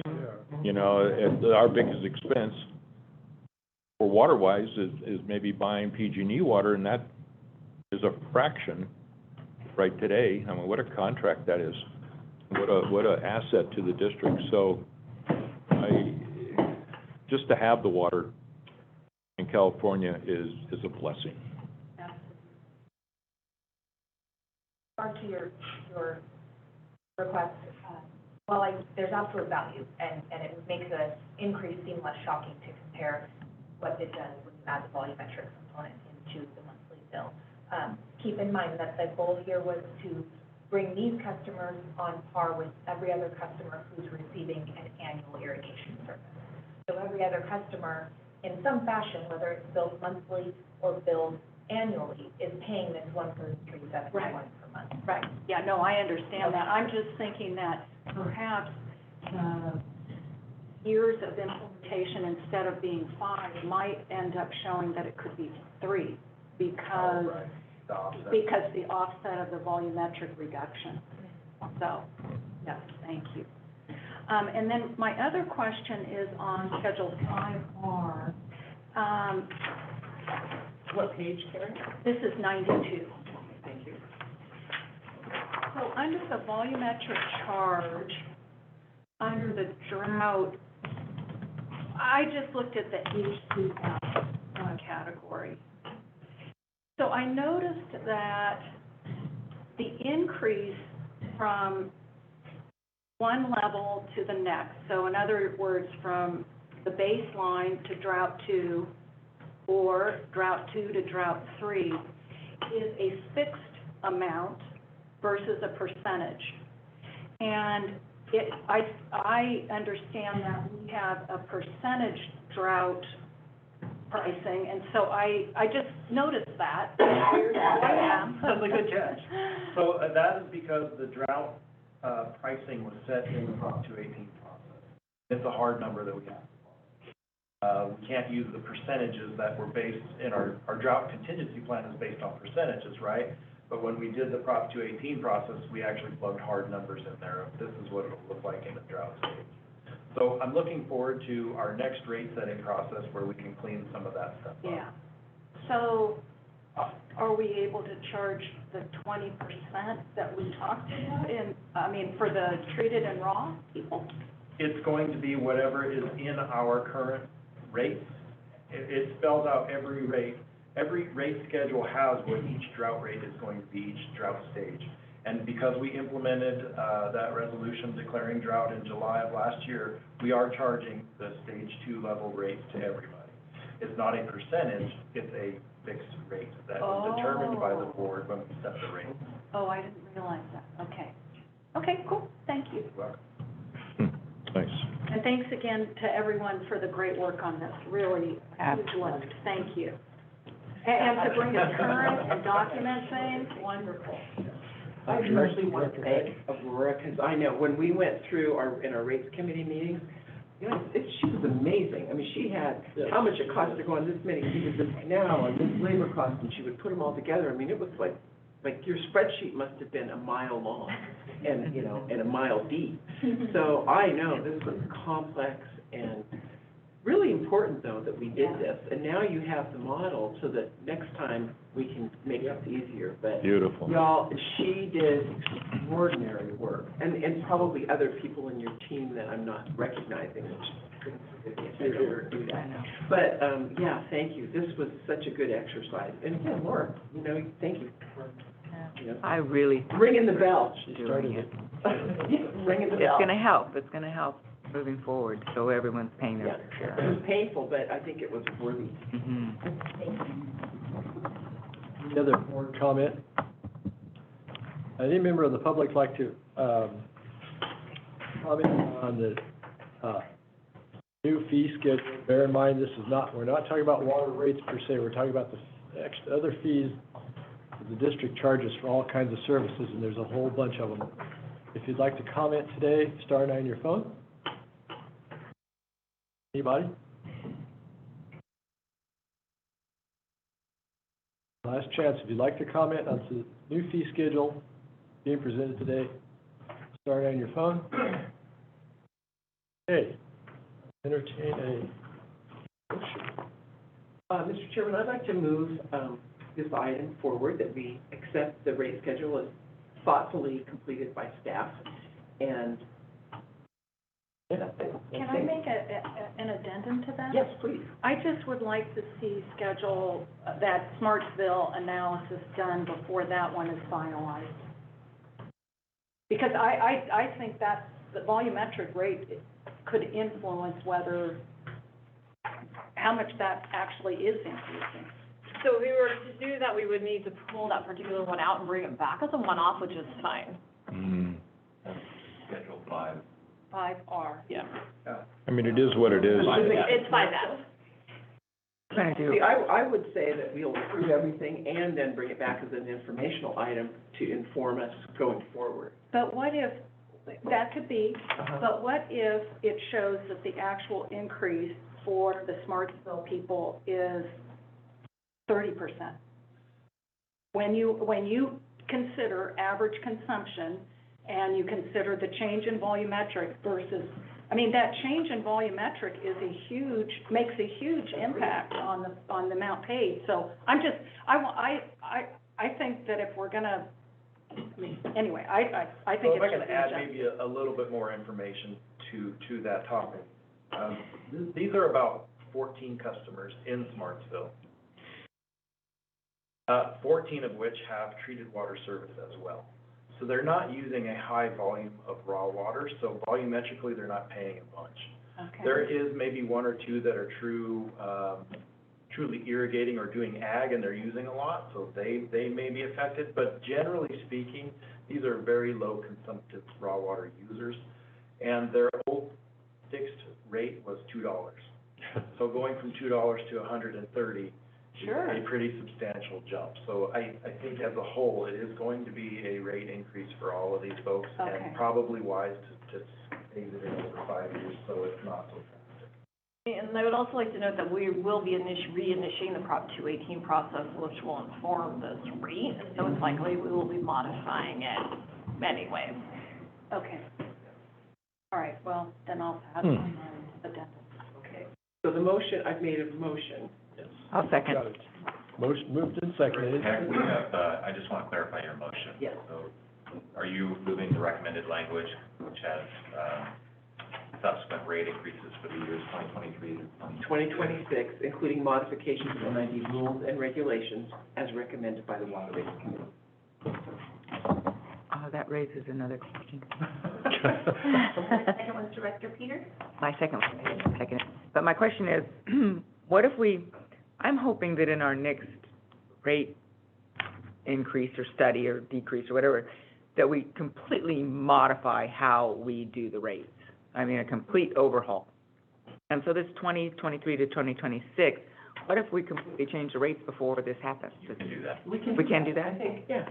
Okay, that was my question. Keep in mind, it is based on whatever, a lot of these rates are based on whatever the 218 process comes out with, and we just add that into the calculation. Okay, Now, if we totally change how we measure and bill, that's a different story, and we'll have to modify it, but. okay, which I'm hoping. Okay, been moved and seconded, to approve the proposed 2022 schedule rates and charges. Any further board discussion? Is there any, public comment? Oh, we already had public comment. All right. Madam Secretary, will you call the roll, please? Division 5, Yes. Division 1, Yes. Division 3, Division 4, Aye. Division 2. Aye. And thank you, Chip and Aurora. Yes, Marvelous Oh. job Thank did. you. Really did a great job. bravo.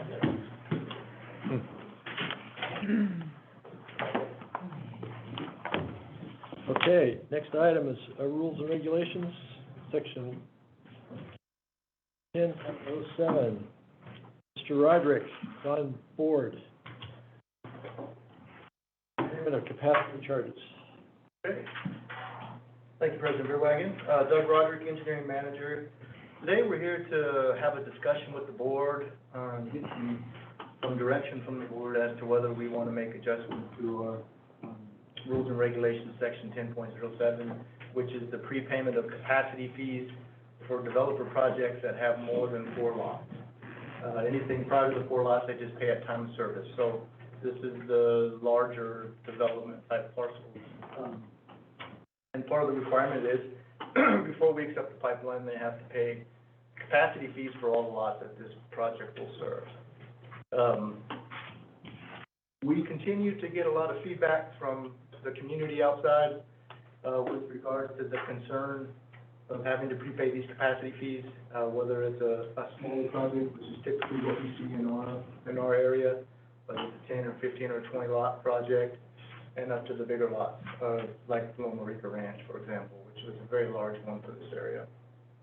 So we recently, I can't remember exactly when that was, August, sometime in there, brought that forward. Loma Rica Ranch had requested a waiver of that requirement. We suggested we do a phased approach where they pay for the 50 and then another 50 and then another 50 over time. Since that has heightened the community again to have us take a look at the prepayment of the capacity fees, and so that's why we're here. Excuse me. Sometimes they try to get around those fees by phasing their subdivisions. They may do 2 or 3 or 4 subdivision max where they only do 5 or 6 or 10 lots at a time, to try to soften that blow. But most of the time when they do one, they just have to pay us all those fees up front. I figured one of the things that would come up would be, what is the cost differential between prepayment ahead of time versus doing it as we go? So I took Timberwood Estates as an example, and I'll just walk you through that real quick in the staff report. On the second page, I'll just bring it back up. So Timberwood Estates was a 45 parcel subdivision that was done in 2019. So they paid all of their $483,000 and change as fees up front. And when you look on the second page at the 2 tables, they've only actually asked for 22 meters so far since 2019.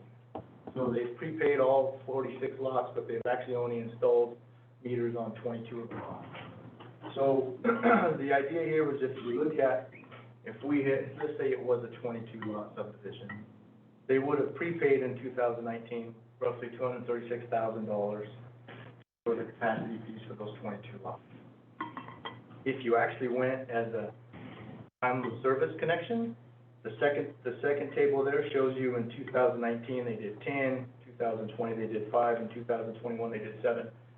And each year those were different capacity fees because those go up typically on an annual basis. And so you see that the total, if they had done it as a as-you-go scenario, was $240,000, roughly $44,000 difference between prepaying them in 2019 versus what we would have received if they went at time of service. The tricky part in this is that we do get some investment return on our capacity fees. In the last 2 years, in 2019 and 2020, it's been 1.9 and 1.24%.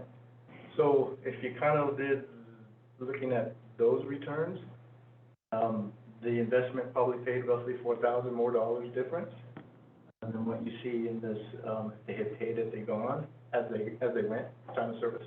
So,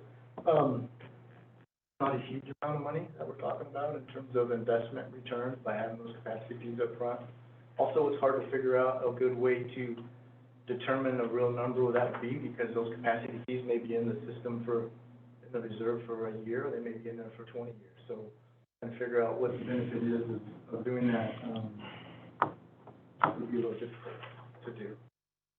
And so, again, after that, I tried to give you some ideas on what subdivisions typically look like in our system. You can see most of them are relatively small. The larger ones are in the 45 to 50 kind of time frame or lot size. Cascade Crossing was a larger one, but you can see that one was actually split into 4 lots or 4 phases. And so they did the different lots that you see there. We got a couple of smaller ones currently in progress, the largest one being Ridge Village. Then we got a couple coming up, Morika being the big one. So really what it is a discussion item with the board today. You guys want to have staff consider adjusting the rules and regs to allow the capacity fees to be paid at time of service versus the prepayment requirement that we currently have. Or time of building permit? Yeah, well, we wouldn't Time of necessarily know when hookup. the building permit was issued, so they, regardless of that, they would have to come to us and ask for a service and file an application. That's when they would pay the fees at time of service. Yeah, they're not allowed to have occupancy without water, so the city or county wouldn't be able So to they may provide pull the certificate of permit, but occupancy. they may be 2 years in the making or Yeah. Director Johansson. So what I'm concerned about is that inflation costs. So if we take the money today, make a very little money on our revenues, and yet our expenses go up when 2, 3, 4, 5 years down the road, we're stuck to today's price in putting in a meter that may have doubled in value or doubled in expense to us or cost. And I also think that this is a charge that cannot be financed by the developer, so they have to come out of pocket to pay us prior to actually putting the meters and selling the lots. So I think other municipalities at time of service, when that meter goes in, they pay whatever it is. So if the inflation has kicked in and it costs us more, it's going to cost the developer more, but we're not out of pocket. Doesn't hurt us at all. We are out of pocket if we take the money 10 years ago and all of a sudden all the expenses have just, doubled and we haven't made up that revenue.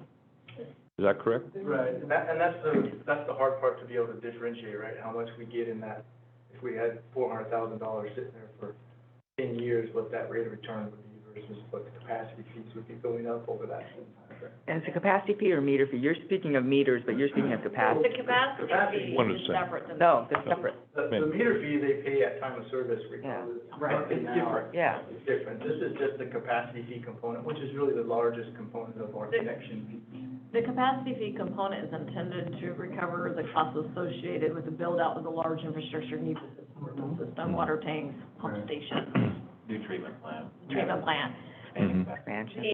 Most municipalities require payment of fees not at final map, but at issuance of building permit. In our case, we don't issue the building permit, so at time of service. I'm comfortable with this proposal, especially coming from a heavy development agency, because we would simply just not to give them service, then they would not be able to have occupancy if they did not pay their fees. Now, the risk in which Mr. Prosser would vouch for is that, the risk is, so you don't have a developer who doesn't pay their fees, they're in contract with a home, and you have a homeowner that comes before the board and says, can you just please turn my water off? My developer didn't pay the fee. For me, I'm not really concerned about that. The occurrence that would happen would be extremely rare. And in that situation, they probably have some larger legal issues with their home builder than just their water capacity fee. Yeah. It's the age-old question, money now versus money later. And there are scenarios where you're ahead when you require money now, and there's scenarios where you're not ahead, right? It's better to request it later. I would say very minor risk, but there could be intervening events like bankruptcy or something like that, you never know. A bankruptcy judge has incredible power to either reorganize or liquidate, whatever the case may be. But again, I think that's a pretty minor risk. At the end of the day, if somebody wants water, we're very likely going to be in a position to be able to say, you can't get service until you pay all the district fees. Yeah, so in these situations, for example, with Lomarica, they are constructing the infrastructure needed to support their system. So what we're really talking about is the capacity fee associated with the water that would be delivered to the actual parcel itself.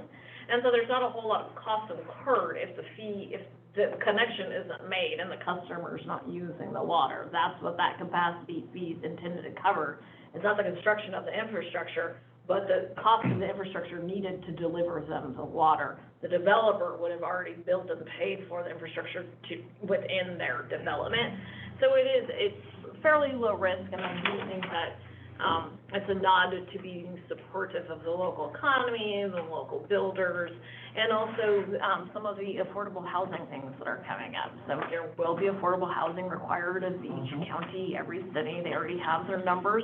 And when developers or home builders have to pay fees up front, a large chunk of them, it can be a cash flow issue. You can actually, there are financing opportunities for fees, but, it does take some organization, and it would not be likely that you would see somebody with 22 or 30 lots go through the process to do financing for those fees. So from a district risk perspective, I don't think that there's a high risk. I think there's a greater benefit in partnering with the local building and cities and counties.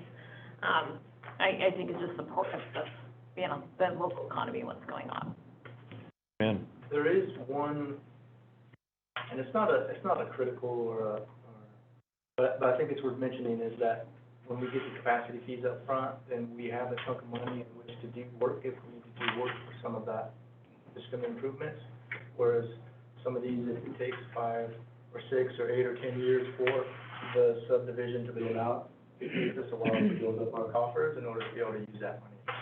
Well, that was where I was headed, is don't we limit the use of the capacity fees we collect for water line expansion, for instance? No. So the capacity fees are very limited in what we can use them for. Right. So we use them for upsizing of a pipe if somebody's gonna be extending a main line and we need to make it larger for a transmission component. If we wanna install a transmission main, treatment plant, pump stations, PRV stations, all those are within the capacity fee study currently. Okay. Those are specific to that. Extending the water line, for example, just an 8-inch water line for a community project, to me, doesn't make sense that it goes in the capacity fee mode.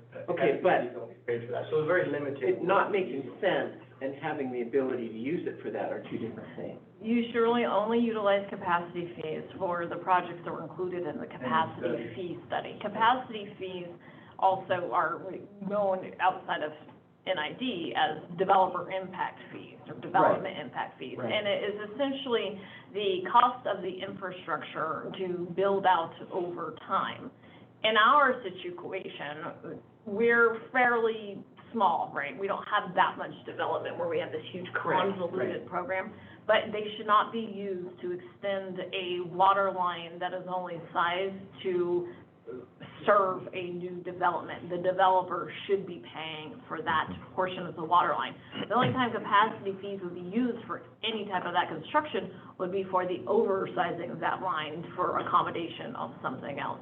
So it would be water tanks, treatment plants, oversizing of lines, pump stations, those types of things. We are in need of redoing our capacity fees, which I would highly recommend we start moving on. When was the last time we did I it? don't know, It's been almost 7 years.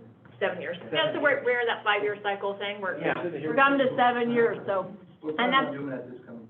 Yeah, we are planning on doing it, and so that's another thing, you know, when you're good on your 5-year cycles, the kind of loss of cash over a 5-year period associated with the fee drastically increasing, there's a lower risk. But if we're going to completely redo the capacity fee study, you know, there is a potential for the new fees to be significantly higher than what they currently are. And in that particular situation, so for example, for Loma Rica, it's 234 lots. The build-out absorption rate of 234 lots in this particular area, that could be 10 years or so. Easily. Right, and so they could be paying today's rate, and, you know, the new rate we adopt next year would be X amount more, and so it would probably exceed what we would have received from any It investment. really makes sense to have them. Well, I don't know, yeah. Because aren't the capacity fees based on water, doesn't that 1,250 gallons per ERU tie into that capacity fee? So it's related to all of the costs associated with our tanks and our treated water lines, our transmission mains, our pump stations, our treatment plants, all that in that capacity fee receipts is relevant. Typically, the total amount of the capacity fees needed to be collected are project-based. The distribution of the collection of those fees is either based off of lots, or it could be based off of equivalent dwelling units. Correct. I don't know what we did in this particular situation. Usually, you don't see capacity fees based off of gallons per day or something, or It was ERU. equivalent meter units. It's usually based off of either lot size or equivalent dwelling units. I just haven't looked at what it is. It's that. Well, one of my other concerns in bringing this up is that, you know, if you look at historically, normally we get pretty small developments. And, you know, you get somebody doing a 4-lot split or something. And that is really burdensome for these smaller folks, I think, you know, to require those, because you're generally, your 4-lot split is gonna be something like everybody sitting in this room, we're just working folks, you know? And those are really onerous fees. And yet, you know, I don't know, it felt like there could be some kind of balance of something. I don't know, I'm a little troubled, and yet I get it. I think what we're looking for today is some feedback, and that could also just include providing more information to bring back. We're not looking for a vote or anything. Okay. Yeah, we're looking for feedback on the proposed policy. You like it, you don't ever want to see it again, you like how it is now, you want to explore it further. I see. Consider it and bring it back. Yeah. Yeah, we want to make the changes to the, you know, potential changes to the actual rules and regs, and then bring it back for consideration based on what you tell us today. Director Hull. I support the reduction of the number of lots. When we talked about the Loma Rica project, I was really glad to have that come before us, so we had an actual example. And that was a lot of money. And in an environment where we really want to encourage housing, as Ricky has pointed out, there's a shortage of housing in the community. And so I support a change in the policy. I'm not sure where we pick 5 versus some other number. I don't know. So currently it's 4 or less. 4 or less. So this pays at the time of service. So a subdivision, a mainline extension that has 5 or more parcels in it, that's when they have to pay those up front. Do you know where, well, that was my only question looking at this, because I'm in favor of, since that discussing it twice with the Contractors Association, where the 4 lots came from. What's the history of that one? I think it's partly to do with the minor subdivision, so 4 lots. Subdivision Map Act. The minor subdivision map act, which doesn't require you to do CEQA and open service, that's equal in terms of the requirements. I think that's where that came from, I don't know specifically, but. Yeah, I don't know, I would agree, that if I'm speculating, it's probably that.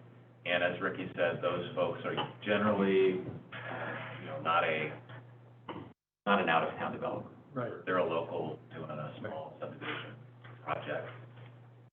And Steve is nodding Yeah, and his we do, head, I yes. was going to note, we do have the development guru of the It would be nice to hear three-county from area Mr. Prosser. in the room. If If you'd like Mr. to Prosser weigh in. has, Mr. Prosser and I've been through these discussions many of times.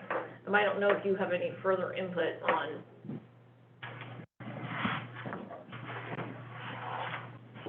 No, I agree with council, it'd be based on the Subdivision Map Act, and the limitations of conditions of approval associated with a minor lot split versus a larger subdivision on timing of payment of fees and what type of conditions associated. And as we've seen, and previous jurisdiction, at time of building permits is when we've collected impact fees associated with capacity charges, or seen deferrals to just prior to occupancy. So on some of the larger projects that have requested for, the types of waivers we've seen is just prior to occupancy. If we were to do it at time of building permit, give them 1 year, or again, 1 year or occupancy, whichever is sooner. And that's consistent with the City of Grass Valley's policy, and I think that the reason why most folks require payment at time of pulling a building permit is that when you have these developments that are, not our normal personal development, something larger, if they are going to, a lot of times you'll have a land developer come in, they will get through to the final map, then they will start spending the project off. So the original developer doesn't want to have to pay the fees out of pocket at final map, because they're gonna spend it off to the home builders who are then going to build the homes. And so it is traditional to have them paid at time of building permit issuance with a potential for deferral to occupancy. But I know we all kind of wrestle. Steve will shake his head at me if I say occupancy. He makes him a little nervous. I am definitely comfortable with time of service, but this is definitely board policy decision for sure. Bring it back. So, Well, I think it does need to be revised. I agree Okay. that we need to revise Yeah. it. What the right number is like, Well- I'm kind of looking at staff. I mean, maybe over 10 units, they pay 50%, or, there's a million, ways you could split this up and look at it. So staff's perspective, Yeah. we would advocate either prepay as we have now, Uh-huh. or pay at time of service. Uh-huh. If you try to figure out something that, is 10 lots the one where you start to split it up, or is it 20 lots, or is it 15 lots? It's just gonna be very cumbersome and difficult to deal with. We would support either just waive the pre-capacity fee payment requirement, and we'll pay at time of service, or keep it like it is. and keep it up with the 4 lots. Keep it with the 4 lots. Four lot Keep it with condition, four and lots. Yeah, because outside of, when you start talking about larger developments, even 25 lots, they're usually pulling permits between 4 and 8 permits at a time. Yeah, time. I know. I prefer time of service. Director Peters, I have a I question. have a question. At what point, so a developer comes in and they put in the mains and they put in the stub outs and they're all ready to go. At what point do we have to start maintaining those facilities, whether the houses are built or installed or not? That's a good question. Yeah, so once we accept the system, so part of the conveyance agreement that gets approved by the board has in there the steps they need to complete in order for us to accept the system, take it over, and make it part of ours. And so currently, one of the things is if it's more than 4 parcels, you have to pay us those fees. You have to have it installed, per district plan specifications, et cetera. It's inspected by our inspection department. It goes through the whole rigmarole. They give us the maintenance bonds. They give us whatever easements we need. At that point, we would then accept the system. It's gone through the back samples and the testing, pressure testing, all that. We'll take it over, and then it becomes our system to operate at that point. And how's Whether that, we've actually started any lots or not, We are not, they don't necessarily go one hand in hand. and we are not recovering costs for maintenance of that system once accepted through the capacity charges. Right. Those will be recovered through the actual water rate. So right, requiring these to be paid at time of service doesn't impact our ability to maintain the system. well, it makes sure they're really committed to following through, so we don't end up with stranded assets. It's a incentive for them to make sure that they're really, before they start their project, that they're really serious about seeing it to completion. In terms of prepaid. If they have to pay it when because that sound, and maybe I misunderstood you, but it sounds like as the current regulation is right now, once that coincides about the same time they turn over the system to us to maintain, they have to pay their capacity fee. They do, that's part of the requirement, they pay us before we sign the. Before we accept their system. Before we accept the infrastructure. And it's an incentive to not leave us with stranded assets. If they start a subdivision. It isn't kind of private. So, yeah, you don't have to accept the system at any specific time. We can delay acceptance of the system, so we don't Can we? Valve it off. Can we say we're not gonna accept the system until building permits are issued? So the first connection? Usually you wouldn't do it at the first connection. It would be sometime before that. There are testing requirements that you have to do for the backflows as well as any bacteria testing. But usually if you're going to have a system sit for a long time anyways, you're gonna have to go back through, flush that system and retest. Well, usually we got jumpers, so that, the biggest thing for most developers is they want the hydrants active so they can start putting Right. the material They can't go on site. vertical And usually without typically, hydrants. we don't tie in the final connection, there's actually a jumper through a smaller section of pipe, which doesn't give them the fire flows that they need to be able to do that. So their incentive is to get done to accept the pipeline so that those hydrants are then active, and therefore they can start to put their materials on. Well, having those hydrants active is really important when they're under construction. Yeah, that's a huge thing. city or county jurisdiction's requirement, the Right. fire department's Fire requirement. department For them to be able to have building permits to go vertical, you typically need to have hot fire hydrants. Right, So and that creates kind of a leverage, right? Because, with the developers for their payment, because they're not going to accept the system with water in it, right? Until and the hydrants are functional. Well, Correct. That's one of the leverages of having the prepayment. Right. Right. that's You right, don't that's have my the point. leverage at delaying it until time of service. The developer is committed from a financial perspective, once they start moving dirt and putting in infrastructure, because they do not get any revenue to refill their coffers until they start selling homes. So I'm not overly concerned. We have seen, every agency has seen a couple belly ups. Yeah, That's I think a that whole is other issues of it. weirdness that occurred. Yeah, so there's been reasons that occurred. Yes.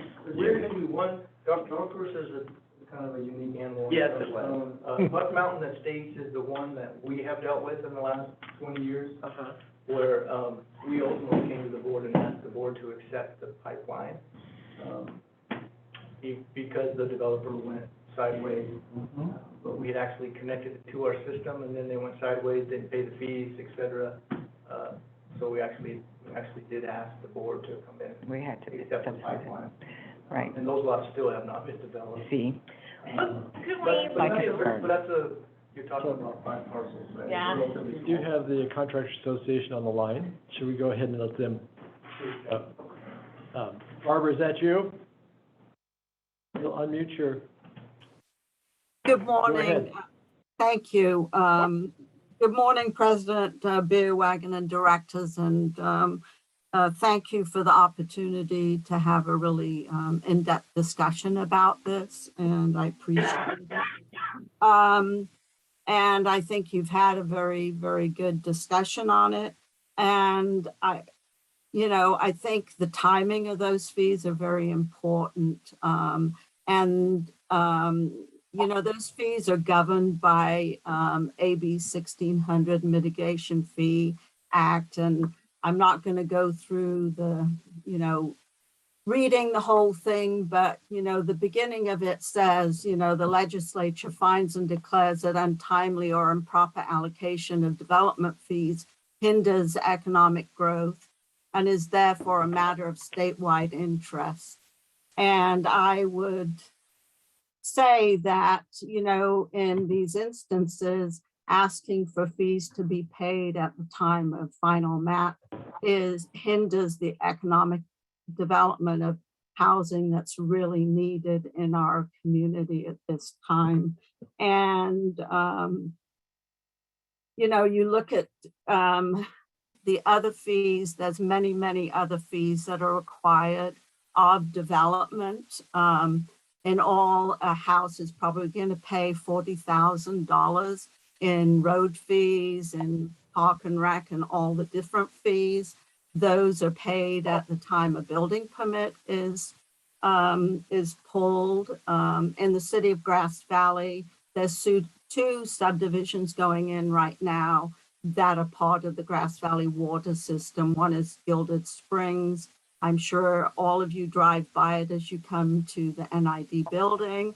It's on West Main and Alta Street. It's in the Grass Valley system. And also Berryman Ranch, which is behind Kmart. So Gilded Springs is 26 homes. Berryman Ranch is 30 homes. They pay for their water connections at the time that they pull their building permit. Grass Valley is open to deferral of those fees for subdivisions because of the low risk of them not collecting their fees. And they're open to collecting those fees at notice of completion or even as those houses go into escrow. So as I said, I feel like there's very low risk to NID in deferring those fees.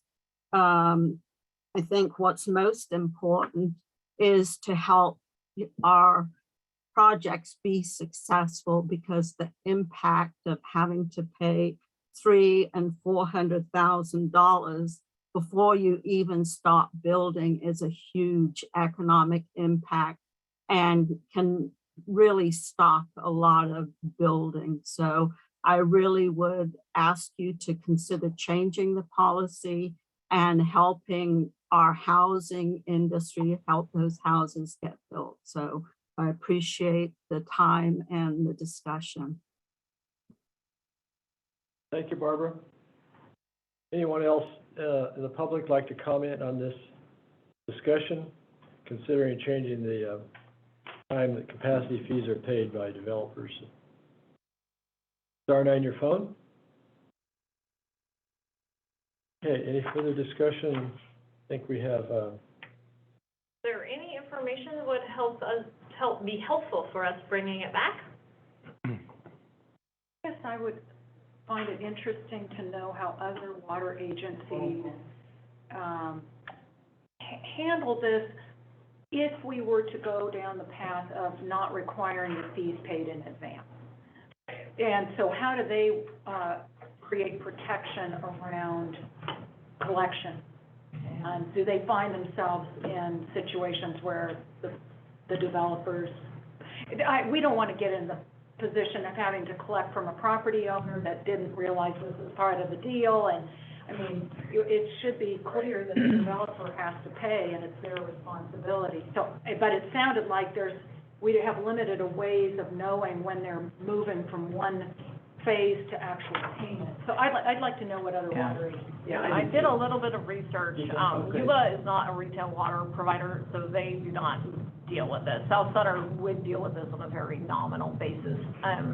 PCWA, it really depends on the jurisdiction they're in because of the different relationships they have with the cities. So for example, with Lincoln, although capacity fees are collected, Lincoln has large wholesale water contracts. And the only one I haven't checked was with the city of Rockland. I think that they require even that particular PCWA fee to be paid at the time of pulling a building permit. I've never seen otherwise, but I can. Yeah, that was in my note too. I'd like to see what PCWA does. Like I said, they're area dependent, but we can flush it out. But it would be good to know, so that we're not an anomaly. You know. Most cities and counties all require payment at a building permit. And so my question is, how do we, as one step removed from the issuance of the building permit, secure our? That's why we were recommending to require payment at time of request of service. So they will not get a water meter set if they have not paid. Right. So that means that the residential parcel will not have any water to it if they don't pay. Which then could fall to the individual homeowner if the developer defaults. Well, there's a lot of things that can fall to the individual. Yes, I know. For defaults, and I think, when you start going there, I think water's probably the least of their issues at that point. And I think that collection of the fees is not gonna be a problem, because they have to come to us with an application for a meter. So we'll know if those fees have or haven't been paid, whether they've been fully disclosed when the developer sells it to an individual, it'd be no different than our existing pipelines where there's a vacant lot or a home with a well and they come in and wanna, put a meter in. They're gonna file an application, folks in customer service is gonna determine if that parcel is paid capacity fees or not. If they haven't, they'll have to pay those if they're not gonna get a meter. We won't continue to go through the process. So that component of it, I think is, I'm not too concerned about the fact that we won't collect our fees because somebody's gonna have to pay them at time of service. Just when? I think maybe the bigger issue would be is if there's a particular pipeline that sits for a very long time with no development happening. It just means that we're gonna have to go out and do some flushing on that pipeline potentially, depending on how it's in our system, which means there'd be some staff time and some, I mean, again, the maintenance is relatively low. You're talking about sending somebody out there to turn a hydrant on and flush it once a year, twice a year, whatever the case may be. And those fees aren't intended to cover those costs. And they're not intended to cover No. those particular costs. That's in your water rate. Yeah, the bigger risk with angry homeowners Yeah. comes with the for loss and below section, right? These are kind of the more mom and pop, small developers who may not have disclosed that you have to pay a fee. Typically with the larger developers with, more than 4 homes, it's not as big of an issue. But we'll do that little bit of research and bring it back. Well, the other thing I was interested in, Jennifer, you gave an example of, developer reaches final map, and then they flip that project. No, a lot of times that occurs. And I know that Yeah. occurs. And so at what stage then, given that example, would it be prudent for us to have collected those capacity fees? Still at time of service. Not till time of service? Yeah, it would just be consistent, so this is where, Okay. Mr. Roderick's comment is it would be difficult for us to say, we always want them to pay after they've pulled 15 lots or 20 lots. You can do those things when you have a development agreement and control over the conditions of approval that are recorded onto the maps. We don't have that, Right. and so that would be pretty challenging for us. And so it would be easier if it was just a time of service, because then they do not get any water connection to the residential parcel, because they have to come talk to Chip's team and get an account and file for connection, and at that point, they pay theirs. It's curious that it's coming right now because there's such a need for income housing. So any developer that is going to get in the game at this point, they're going to want to see it through so they can finish their project. So I don't see what's the big deal. It's a cash flow issue, so it's, a lot of times, they indicated previously, when you're talking bigger development, usually with the exception of some very small amount of developers, you have a different developer and a home builder, then they're not usually one and the same. That's a rare animal these days. And ever since that, there was a large downturn in housing, back in the 2012 time period, developers just don't have as much cash flow anymore. Right. And Nobody does. And so, the overall, what is the risk to the district? Not much. Not much. Again, to me, the worst part is having a pipeline. Again, the fees aren't associated with it, but the pipeline just makes it need to be flooded for a while before. And you would have that anyway. We would have. And you would have. Yeah, that's Even it. if they prepaid the capacity, Yeah, fees that's- would be in the same boat. That situation. Your biggest, but it just gives you more assurance that they're committed to finishing the project. I think, your biggest risk really is an angry homeowner. When do all the other fees come due? There's like, the contractor said there's all these other fees. Building Yeah, permit. typically the sewer connections and all. Traffic, parks, sewer, you name We it. would, so we're saying, let's get in and get it when all those guys get it. No, because We would get it after they pay all of that? It's either before or after. Whenever they come to us wanting water service, whether they come to us before they pull their permit, or after they pull their building permit, or after they pay those fees, or before, it makes no difference to us whether they paid those other fees or not. They want the meter, they gotta pay it. Right. I just, Whenever that happens, whether Many that's times- early in the process or the last second, everybody's knocking at our door because they're ready to final, except they don't have water, and they've got to talk to us, and they want it done tomorrow. yeah. Most times they're going to have to request service prior to even putting down the Yeah, they'll have to get a foundation, well because they survey. have to water the ground to put down the foundation to meet the action requirements, so it usually would probably be a little bit before building Because permit. I think water should be the priority fee. I think we should get paid before Of course. all the other ones. I think of course I'm biased. For sure. I think water's important. Yeah, because I'd hate to say, well, we paid all our other fees, we can't afford you, and so. Then the issue is then they don't have a house to sell. Yeah. So you cannot, legally have occupancy with a home without water. Unless you're dark horse. But that was also prior to 2013. I know. Residential I'm sprinklers, teasing. yeah, I know that was terrible. It was terrible. I'm not overly. Nevada County made a big boo-boo there. Before our time. Much before our time. Okay. Well, I'm in favor of modifying the policy. Yes. How we do it, We'll bring it back.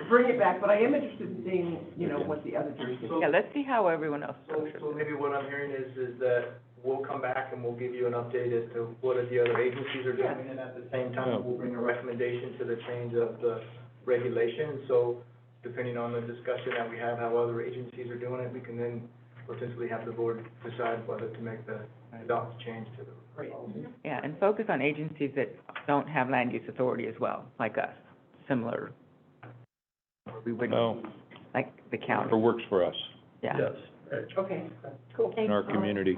Thank you, guys. Doug? Thank you. Thank you much. Excellent. Took a while. So at this juncture, the lunch is ready in the, do we want to take a break, get lunch, and continue on, or is the next item, what do we want to do?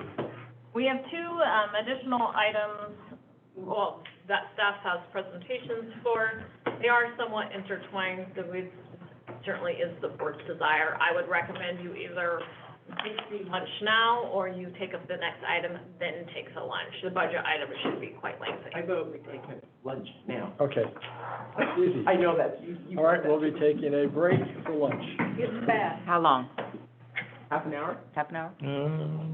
What time will we reconvene? 12:30. 12:30. How's that? Yep. I could do 12. She can do 12:15. Yeah, but, No, 12:30. digest that quickly. Got Mandarin. 12:30, we'll reconvene at 12:30. Very good. Okay, meeting is back in session. We'll pick up where we left off with item number 14.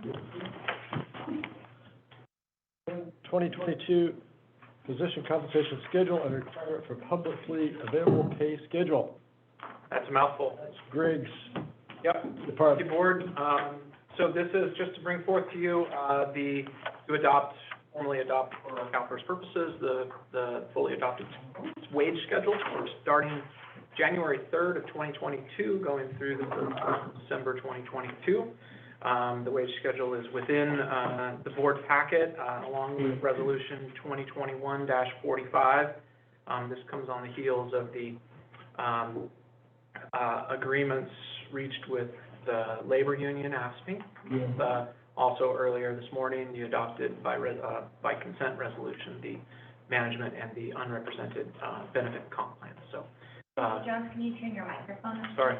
Thank you. So, that includes, this wage scale of 2022 includes, the full scale of the district. Do you have any questions? I do. Director Peters. I've mentioned this, I had the meeting with the board, with, management. In the MOU, there was only 5 steps in the management salary scale. And in this schedule, there's 7 steps. And I know that we discussed it, but we never, and we were going to look at salaries of other organizations and all of that, but we never formally took a vote on it. We never confirmed these additional 2 steps. It's a little different than just a COLA, which is a cost of living increase, because it's actually adding steps to the scale. And so this is in conflict with the MOU. So there's no MOU for the managers, and we. Well, it's a benefit and compensation Yes, we salary. talked about it in the closed session, so the idea behind the 7 steps, it was actually brought up by the board. But it's not all 7 steps, a lot of these are 5. All of them are 5, Yeah, except Most management. are 5, and there's a few 7. Only Management. yes. Right. The Right. original direction that I had heard from the board, and we had agreed upon in the closed session meeting when we were getting feedback, was that the board desired to move to a pay for pay-for-performance Yes. framework for managers only.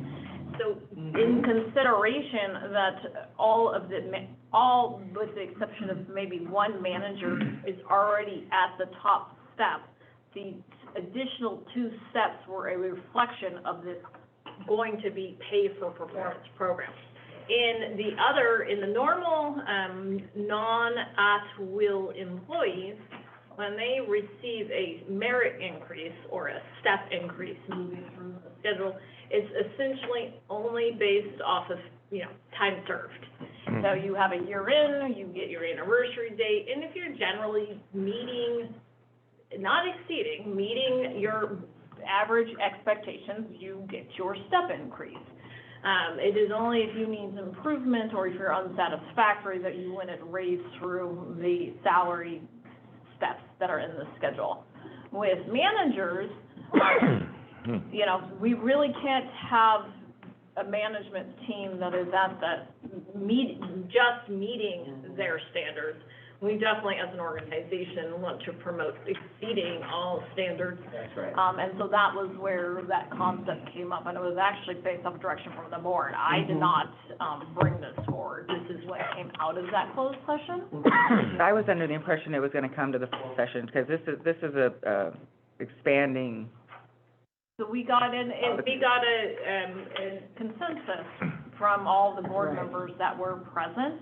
And the salaries that were proposed were based off of a market study, very similar to the line staff, with the only exception that the line staff that are not at will were brought within 5% of market, where the managers were brought to market, but that is a reflection of their at-will status. When you are an at-will employee, you can be terminated for no cause. What that essentially means is you can be terminated because you decided to move directions, color of a shirt has been bothering me, whatever the reason. It's literally for no cause. And so in consideration of the lack of security associated with an at-will contract, that was the determination was made to go fully to market as opposed to within 5%. And then further, we discussed equalizing the managers by groups of responsibility. So you will notice that the assistant general manager is in the top tier of the managers, and this isn't a reflection of your tier of discussion, it isn't a reflection of your what you would think of you, it's just the responsibilities associated with the job. And then the second tier is the group of maintenance, engineering, hydro, finance. Water ops. Sorry, Chip. And then the next tier is clerk, recreation, HR.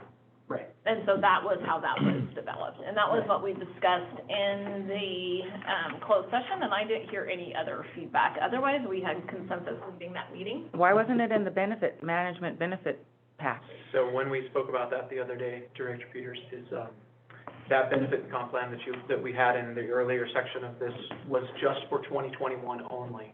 So this 7-step process doesn't take effect until 2022. So that is the reflection of 2021's current 5-step process within the management process. That's why there was only 5 steps in item number 6 or whatever it was. And I think the piece that may be missing that would provide a little bit of additional context is the new employment contracts. That's right. I remember. So there's no right to move through the steps based off of, time of service or your anniversary date. It's simply based off of performance. So there's no guarantee to go to this next step unless. No. So what's gonna be the trigger to go to the next step? So we have to set the performance metrics, and this comes back to the commitment to start doing evaluations and having performance goals. And I have committed to the board to have those done by the first of the year, and so I'm on track to do that. I wanna, if I could just interject, that I was really happy to see the 7 steps. In my experience, Laura, a 5-step salary framework is extremely limiting for executive management. And I have never seen anything like this, where, you know, 5 steps and you're out. Right. And it's, when there's no This way. incentivizes. Yeah, there's no way Yeah. to move up, and to only get a COLA, I think we're really lucky to keep you guys. So then in a couple of years, are we gonna have 9 steps, and then a couple more years, we're gonna have 11 Not steps? necessarily, you would have more, market adjustments, but it does become very challenging because you do get, at the executive level, you get folks that have an experience that is more appropriate at the higher end of the wage scale, whether they've been here for 10 years or they just came yesterday. These are folks that have 20, 25 years of experience. So one of the things that you will, and in fact, our market surveys are already behind, you know, as I spoke yesterday, we're now in the kind of employee market period. And so we are definitely seeing it on the executive management side, due to the complexity of the jobs at this point, from a regulation perspective, a political perspective, a public-facing perspective, that you are starting to see higher consideration as management salaries. And, you know, I'll just add that, Director Paul and I spent a great deal of time here as the Labor Committee going through all of this. And, we both are very concerned about continued retention of the folks that we have here that are really great, who have probably, most of them, if not all of them, have topped out Right. in that 5-year step. And we really wanted a way to signal, hey, we value you, we want you to stay here, and, you know, let's just be real, money is about the only thing these days, you know, that's gonna keep people here. So, we Good get down to it. Good enchiladas. Yeah, good enchiladas. Yeah. That. I'd count And enchiladas. so we really felt that we wanted to reward those folks, and that the only way to do that was with money, and the only way to do that was with adding in steps. So, Well, and creating some flexibility for Jennifer to Right. be able to manage the district and be able to have some flexibility beyond the really strict, step structure of only 5. So, anyway, I wholeheartedly support it, and it would be very consistent with my experience, that you have a yeah, broader. me too. One of the other It's interesting, because I'm with, I have 20 years of state service, and I know managers that have 350 employees that make $50,000 less than $240,000 a year. You know, so they topped out many years ago, and they're not there for the money, they're there for the public service, and so, and they don't state's offer actually that. having a huge retention problem right Yeah, now. they are. It's very significant, and They're there's not in their no upper end of management. performance. Yeah. We don't want a retention problem. Director Johansson. Well, and I think we're looking at best industry practices. I mean, my experience spans higher education. Yours is with the state, yours is at, you know. In private sector, right? Yeah, but, you know, having managed a very large HR practice, this is the standard of practice, not what we have. And the state may or may not do something different, but I think this is essential, and I think it's what's right. And we try to do that for our line staff and other staff members throughout the organization by making the changes that we made, and I think to me, this is like, yeah, good. Anyway, So my biggest concern is, it's not private investment money, this is public funds, they're taxpayer, ratepayer people that are paying it, and I hear from my ratepayers, how can you pay your people so much money, you know, when we're paying, you know, it's at our cost, you guys are gonna raise your rates, you're gonna raise our, you know, you're gonna raise your pay, and you're gonna raise our, so I just wanna be cognizant that we're public servants, we should be public servants first, and worry about money second, you know. That's That's really just not. my personal opinion. Well, I agree, we are public servants, and we We want are. to keep our district water flowing. And we need to be competitive in the marketplace, and we need to recruit and retain the best possible folks. And the only way to do that in this kind of market especially is with money. Okay. it's a baseline. It's baseline, I know. And then you have a good culture, and you Yeah, have and then we- interesting work, you know, so I think we have a good package here. And we're And getting better. Jump in. I do have to say, I do think our management team are public servants, and I agree that they are, I'm not saying that they're not, but I'm saying that from a public perspective, it gets difficult. And that's what the criticism of higher education, of schools, all of the administration are so high and all the teachers are so low, and, you know, just keeping it even. I just have, that's my say. So I have three things. Okay. Heck, yes, okay. One, we want to look at the state, well, this is probably not a state we want to look at for you know, performance.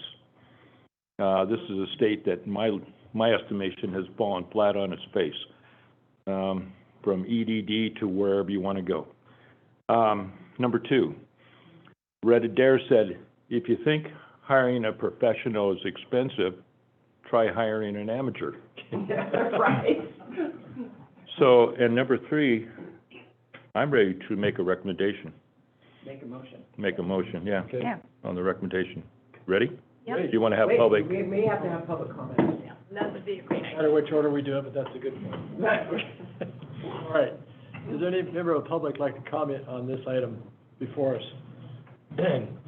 Comes, what's it called?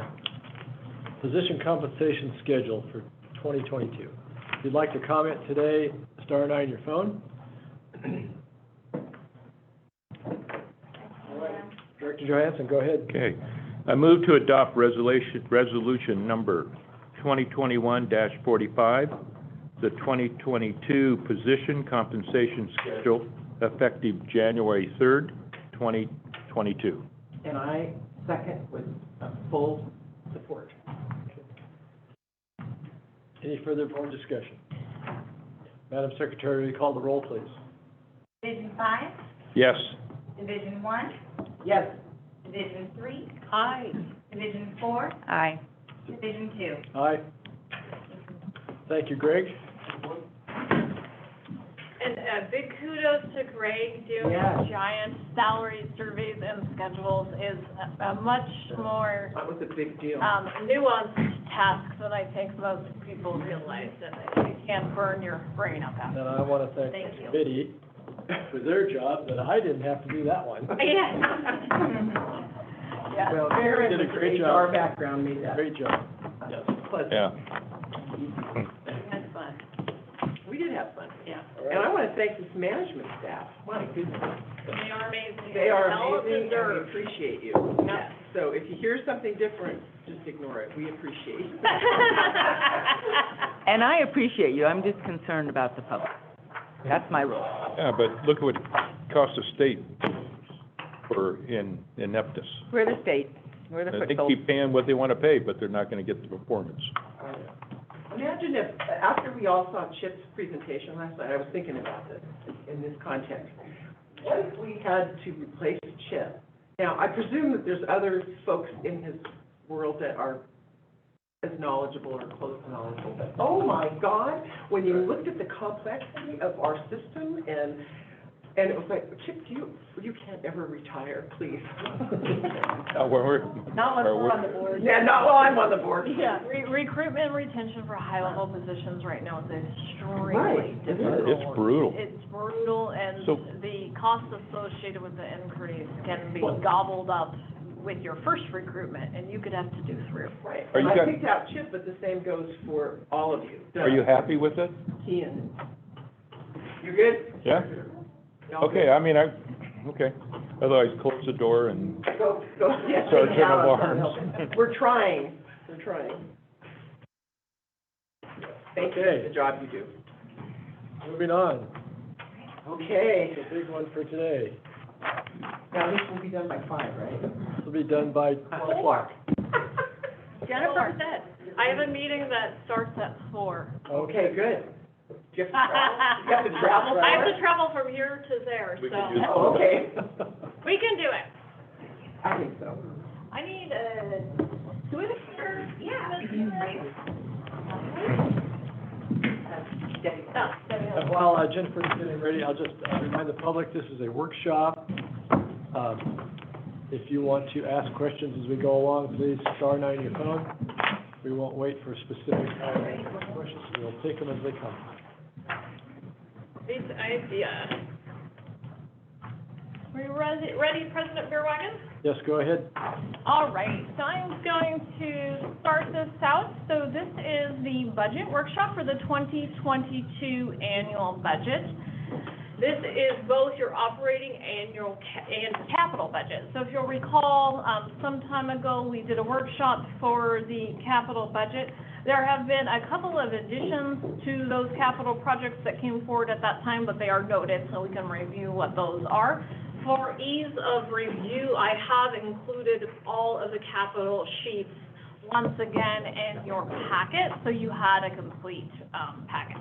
So what the idea is, or the purpose of today's workshop, is to get your input on the budget, and then to bring it back to hearing next week on the 15th. And Chris, what time are we at? 1 o'clock. Oh, it's not a morning meeting. Oh. Not a morning. No, it is 1. We had some conflicts, so we had to juggle schedules. And I do greatly appreciate the board's patience with the budget coming out. So one of the things that Debbie and I have been doing, what kind of we refer to as a financial overhaul, and the biggest component of that so far to date has been to modify how the budget is presented in accounting form. So I am going to thank Debbie in advance, because the way that I have kind of pulled the budget apart does create a little bit more work for her to set it up in the system, but she's been a really good sport about agreeing to do it. Because some of the modifications that we've made will make our budget information as well as our quarterly and monthly reporting more transparent, and you're going to be able to tie it to the CAFR a little bit easier. So I know I can talk really fast, so if I am talking too fast or glossing over something that you need more information on, just give, and Rich is already telling me to go. Rich wants to be out by 3. Rich wants to be out by 3. Okay, I can jam. You guys interrupt me. I got Mandarin trucks coming. Okay, we love mandarins, so we're gonna go. All right, so the budget principles going into this year's budget. So typically what we would do is our budget calendar would be set a year in advance, and then there would be a variety of stages throughout the year where we do check-ins related to the budget. Because of the timing of my coming to the district in the June timeframe and then embarking kind of on this financial overhaul, we are a little off-skewed for this particular year, but I promise it'll get better. Usually what we will do is we will reaffirm the board's strategic priorities, mission, and vision prior to doing the budget, so that we can ensure that our budget is lining with the board's strategic priorities for the year. Because our strategic priorities are going to be evaluated through the Plan for Water process, that has not yet happened, and now it's stage 4. We did establish some principles for the year that I've shared with the board in a variety of different forms. It basically revolves around being very, very conservative.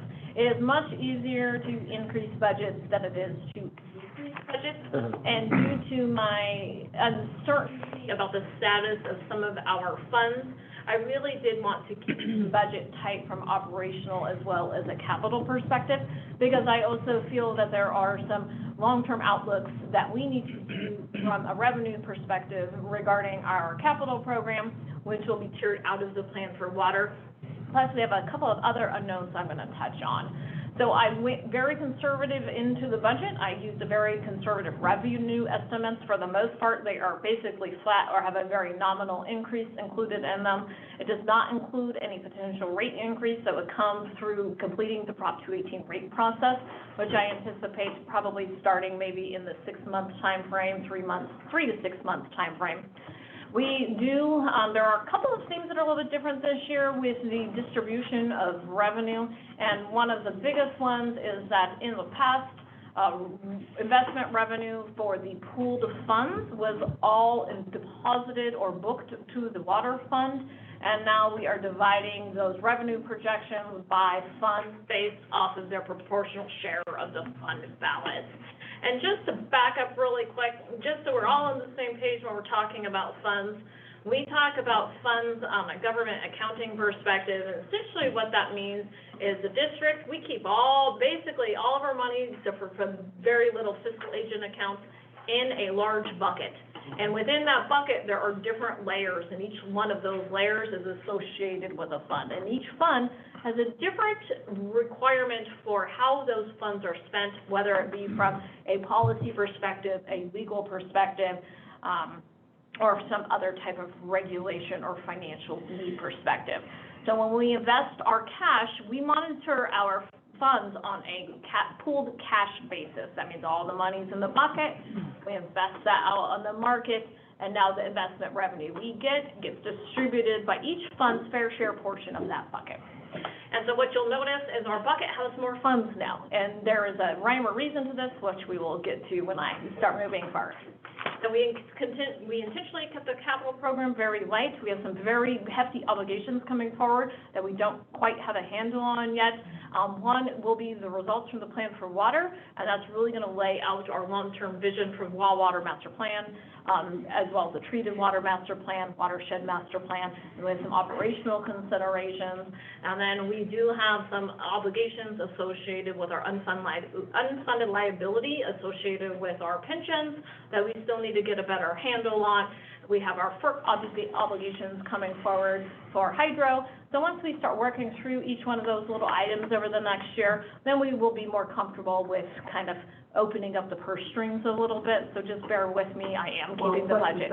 The acquisition. The acquisition of the, yes, that is a great point, Director Heck. The acquisition of the South Yuba Canal. I know she knew, but. It does, and we touched on it here, it does come with some hefty long-term capital obligations. And so, and in my mind, before I start spending money, I want to know what all the obligations are and what all the money we have. So that's why it's so tight. We have done some staffing reduction. By far, the district's largest cost is associated with labor. Labor costs continue to go up year over year, and that is primarily associated with the long-term obligations with other post-employee benefits, which is healthcare, as well as the CalPERS unfunded liability. So the CalPERS unfunded liability is associated with CalPERS not meeting their mark on their investment projections about 10 years ago. So their discount rate was off. So what that means is that their ability to pay long-term pensions was reduced because their investment returns were as high as they originally projected to them to be.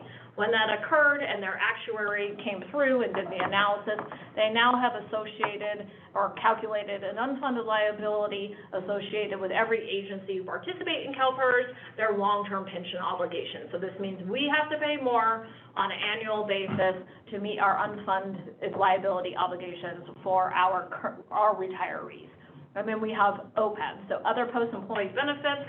There was a change a little while ago which requires that agencies put away money for other post-employee benefits, which we refer to as OPEB, which is essentially long-term health care for retirees. We did have an actuary study that was completed about, 12 months ago. And it did lower our unfunded, our OPEB obligation, not our UAL, but our OPEB obligation. I have some concerns about the lowering of it. I would like it to be re-looked at before I totally buy in that our obligation is lower. But the good news is we're decently funded for most agencies. You know, most agencies, they feel fairly lucky if they're funded for OPEB about 40% of their total obligation, and we're upwards of 80%. I do have a sneaking suspicion that that is going to get raised with the next evaluation that comes out. So we're just going to kind of hold tight, but I am going to be recommending this year, instead of not paying OPEB this year, I am going to recommend we make a payment.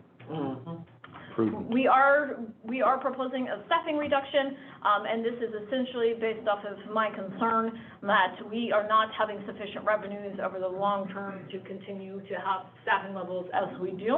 Now, with that said, we may find areas where we have reduced staffing that is just not working, and so I do save the right to come back and beg for more staff if it's not working out.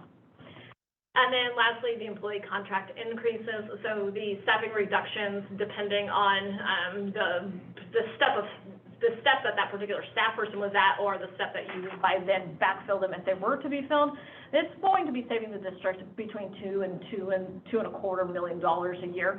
The total contract increases with the market adjustments for all employment contracts over the 2.5-year period were $2 and about $2.25. And so we're more than covering it with staffing decreases and also lightening up some revenue needs. Jennifer, I have one question. Yes, ma'am. So when you say does not include a rate increase, I really want to dive into that just a little bit. This is no rate increase for 2022. Well, That's correct, for 2022. Okay. This did not contemplate a rate increase, so I did that purposely to hold our revenue projections I happen to agree, but I just wanted to know for sure this was 2022, and so these are our consumptive rates, correct? Well, our Correct. base and consumption. They're both. Yeah, both. They're raw and treated water rates. There is Okay. a slight increase that we have been seeing on a consumption increase year over year, but it's very, very slight. Yeah. The Prop 218 to Volume? bring out the new rates. Yeah, so so rates. Understood, Yeah. but I just think for this next year, for January 2010. From a budget 22. perspective, it does not include any rates. Okay, great. From a That's what I thought. practicality perspective, we will start going through the Prop 218 process Yeah. to determine whether or not any new rates are Just- needed. This is just for budget. Correct. You Got it. can adopt rates, say, in 2022 that have no rate increase for 6 months, and the next rate increase is in 2023, and you have a 5-year rate period that begins after that. Sure. You can say for the first year, we have 0 rate increase, and remember when I was talking about, you can take your unassigned fund balance associated with your funds, and if you've been collecting too much money, you can always use that to inform the funds. So say we look at a revenue over expenditures, and we say, okay, our expenditures are increasing at 6% per year, and our revenue is only increasing at 3% per year, and we need to make up that delta, so we need a rate increase. Well, I'm gonna use unassigned fund balance to offset the rate increase for the first 2 years of the rate period. That could be its potential. So I would just hold tight. The reason why I didn't include a rate increase here is because I want to be very confident in any rate increases that we do propose, because I always want to make sure they're needed. And per Proposition 218, you really should only be collecting funds that are associated with the cost to provide that service. Right. As a public agency, especially with the utilities that's subject to Prop 218, we're not allowed to make money. So Jennifer, we're in drought stage 2 pricing, so that's different than a rate increase, but it has the effect of a rate increase. So can you speak to how the model integrates or doesn't integrate drought 2 pricing, given that that's what we adopted as a board? So the drought pricing has been in effect for approximately 5 months now. During the winter months, the drought rate is associated with the volumetric portion of the treated water rate, correct, Chip? So we don't really see a whole lot of additional revenue being collected during the winter months associated with any type of volumetric rate. It's very minor because the volumetric portion is so low because it's primarily indoor water use. My plan is to, in the January timeframe, because I anticipated this question coming up, is that during the January timeframe, once Chip and I have a ability to go back, bring back to the board a conversation regarding any drought contingency planning that we feel is necessary for the next year, is to bring back some specific documentation for the board that shows you the revenue associated with the drought surcharge and a recommendation as to whether or not I feel that it is still needed. I'd hope to have that done for this particular budget meeting. However, I did need to finish pulling all of the money apart. So I'll be in a better position just from an understanding perspective of our financial position when we come back in that January timeframe. And I'll be able to make a recommendation as to whether or not I feel that drought surcharge is still needed. The drought surcharge is intended to cover additional costs associated with conservation requirements and us having to do additional outreach. And it's also intended to cover the decrease in revenue that's associated with a theoretical decrease in the revenue that's recovered from the volumetric charge. So I'll do a full analysis for you. Okay, we're going slow. We asked a question. First slide. Do you need more chocolate? Am I talking too fast? Yeah. Oh. Okay, you guys have to No. watch me. I can start talking super fast, especially when I'm trying to get through it. So some of the other major budget changes that we did this year are addition of capital funds. And so what you will see is that each one of the 3 major funds, Fund 10, which is water operations, Fund 30, recreation, and Fund 50, hydro, they now have a buddy fund, which had added a 5 to it. So we have Fund 15, water capital, Fund 35, recreation capital, and Fund 55, hydro capital. And one of the purposes of doing this is to make it clear, more clear to the public and to the board what we're expending on capital expenditures each year, but this will also help on our back end of our financials with booking and depreciating assets. Good. So when they're included and wrapped up into the operational budget, it can make it very challenging from an accounting perspective to know on a year-to-year basis what should be essentially booked as an asset so that they can start the depreciation process. And every agency I've ever worked with capitalization of assets, it sounds easy, it is always more difficult, especially when you're talking about a slew of different types of capital expenditures associated with facilities, pumps, batteries, generators, all over the board. What is the trigger for a capital asset? $5,000. So any capital asset, and it also has to be something new or a replacement of something. So like an HVAC system, that would be an asset that would have to be capitalized. A new building would have to be capitalized. A truck would have to be capitalized. What was happening before is we kind of had these capital projects, which were really part of the operations fund. Then we had capital purchases that were also done in the operational budget. It just makes it really difficult for accounting. And this, I think, will also give the board a higher comfort level about your capital program, because essentially, unless you have a capital project that is being carried over year to year, you should start seeing, once a capital project is completed, any remaining funds would then go back into the parent fund. Now, from a CAFR perspective, the capital funds are a sub-fund of the parent fund. Okay. We are also adding an internal services fund. So the internal services fund will be the fund that houses all of the overhead expenditures. And the purpose of doing this, and it is a common practice amongst most agencies, is so that you can distribute the overhead expenditures amongst the other funds. So these are all overhead expenditures. An example would be the board of directors costs, general manager's area, HR, finance, those are all overhead expenditures. So we'll talk about that a little bit more. We are also going to, I talked about distribution of investment revenue by fund balance, will be prorated by a proposed fund balance, and then that will also get reconciled at the end of the year. Now remember, budgets are based off of projections, right, and assumptions, and so some of these things we do go through and reconcile as the year goes on, so that we are actually booking real numbers, but we will be distributing investment revenue by fund balance. We are going to start talking more in terms of fund balance. I think that it's very important for the board to start having a better understanding of the overall fiscal health of any specific fund, because that will aid you in making decisions, especially long-term decisions that will impact the future. And with that said, we will also be talking about reserves a little bit differently and unassigned fund balances. But as we get going, I think it's going to make a little bit more sense. And then kind of instead of having this operating and non-operating categorizations, which were a little intermingled, we're going to have operating and capital. So the overview of the funds, as you can see, we have Fund 10, water operations. Fund, and I'll just point this out really quick, Fund 12 is capacity fees. So that's the fund that we were talking about with Mr. Roderick earlier, the collection of capacity fees. Fund 15 is that water capital fund. That's the new fund. Funds 21 and 22 are Cement Hill and Rodeo Flat. One of the interesting things, is this a, oh. One of the interesting things. Laser. I was excited about the laser. One of the interesting things, and it gets a little bit complicated, and Debbie can probably explain a little bit more. These funds I'm circling, 10, 12, 15, 21, and 22, they all roll up from a financial audit perspective into Fund 10.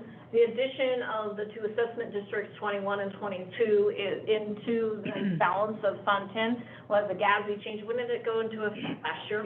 Last year. So that is represented now in our financials. When we do reports for you, we will show you the sub-funds. You have Fund 30, Recreation Operations, Fund 35, Recreation Capital, Fund 50, Hydroelectric Operations, 55, Hydro Capital, and then 70 is the new Cost Allocation Fund. The interesting part about Fund 70 is that theoretically it should be zeroing out each year, because the only funds, it has no sole source of revenue. It doesn't have its own source of revenue. The only source of revenue it has is funds getting transferred in from the other funds. So am I going too fast? Questions? Okay. So staffing, this just gives you a quick rundown of the staffing proposal. We're going down 15 positions. I do want to apologize to the board. There was a number bust in the total that didn't pop into my, I actually knew it back in my list, I never fixed it. So I did fix it. That page is way back in our. I know, and I'm sorry, I also moved in the presentation because I was going, we're going to be. You didn't tell us? I meant to tell you and I just forgot. Pages, what page is it in our? 15, is it? 15. There it is. Yeah. Thank you. So one of the things you'll notice is that administration looks like it actually had a big increase in the full-time equivalents, but that's actually not the case. We moved IT, can you not find it? No, it's not page 15. It's not page. 41. 41. I claim it's 41. Rich says 15, anybody else? 15. Hold on, 41. Okay, 41. 41, 41 is it? yep. You can pull it out and just keep it on the side. Yeah. Because on the back is the last page of recommendations. Right. Okay. So what you'll see is it does appear that the administration had a big bump in staffing, which is not the case. I actually moved IT from finance to the general That makes managers. sense, yeah. Yeah, the, IT is becoming more and more important, on a daily basis from just a pure function standpoint. As time goes on, things are becoming extremely more technical, and so I thought it was more appropriately housed in administration. And in addition to the staffing proposed in the administration, there are only 2 additional staff positions being proposed for the year. One is in IT and one is in accounting. Those are by far my 2 largest areas of concern, especially from a staffing perspective. They are really, really struggling. So you'll see we have a decrease overall of 15 staff people, but that does include the 2 additional. And then like I noted, is you'll see from what I ripped out to what's on the slide, my total was wrong. The 2022 full-time equivalent is 205. Engineering goes down by 2, finance goes down, is only showing a decrease associated with moving those IT folks out. Human resources, 3, hydroelectric is going down.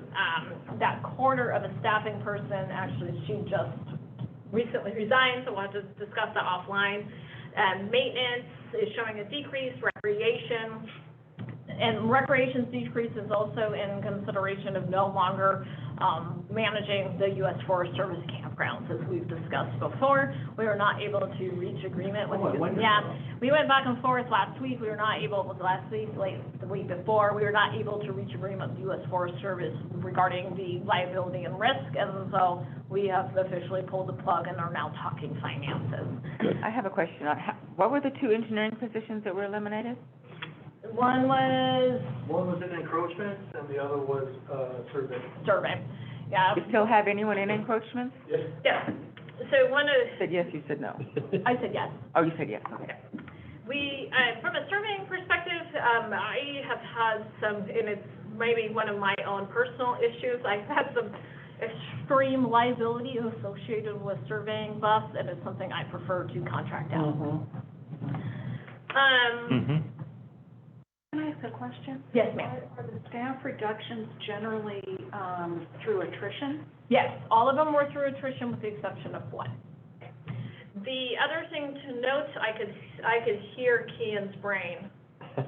I can hear it over here, is that this does not include any consideration of the South Yuba Canal transfer. That really came kind of bubbled up when all this is done. So we will be doing a full analysis of the South Yuba Canal operation requirements, and we'll be coming back to the board at a later date. And that was also one of the reasons why I kept everything really tight on this particular budget.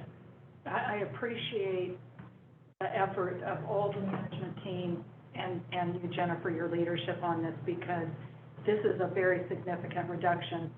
From my lens, this is the first time we've seen this kind of pulling back of staffing positions, and I know it's not easy, and it requires you and your teams to be doing things differently, and so I just really want to acknowledge that this is a big deal. Yes. All right, so we're going to jump into revenue, and I'm going to briefly review the revenue, and then we're also going to have time to talk about the revenue again once we get into each particular fund summary. So what I thought we would do was start with the revenue overview for each one of the 3 major funds, 10, 30, and 50.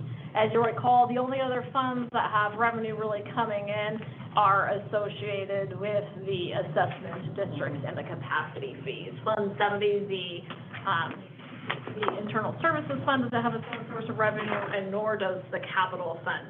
In the future, we can consider some agencies do take a portion of their water rates and specifically deposit them directly in for capital. You can do that, or you can handle it by transfer as we have this year.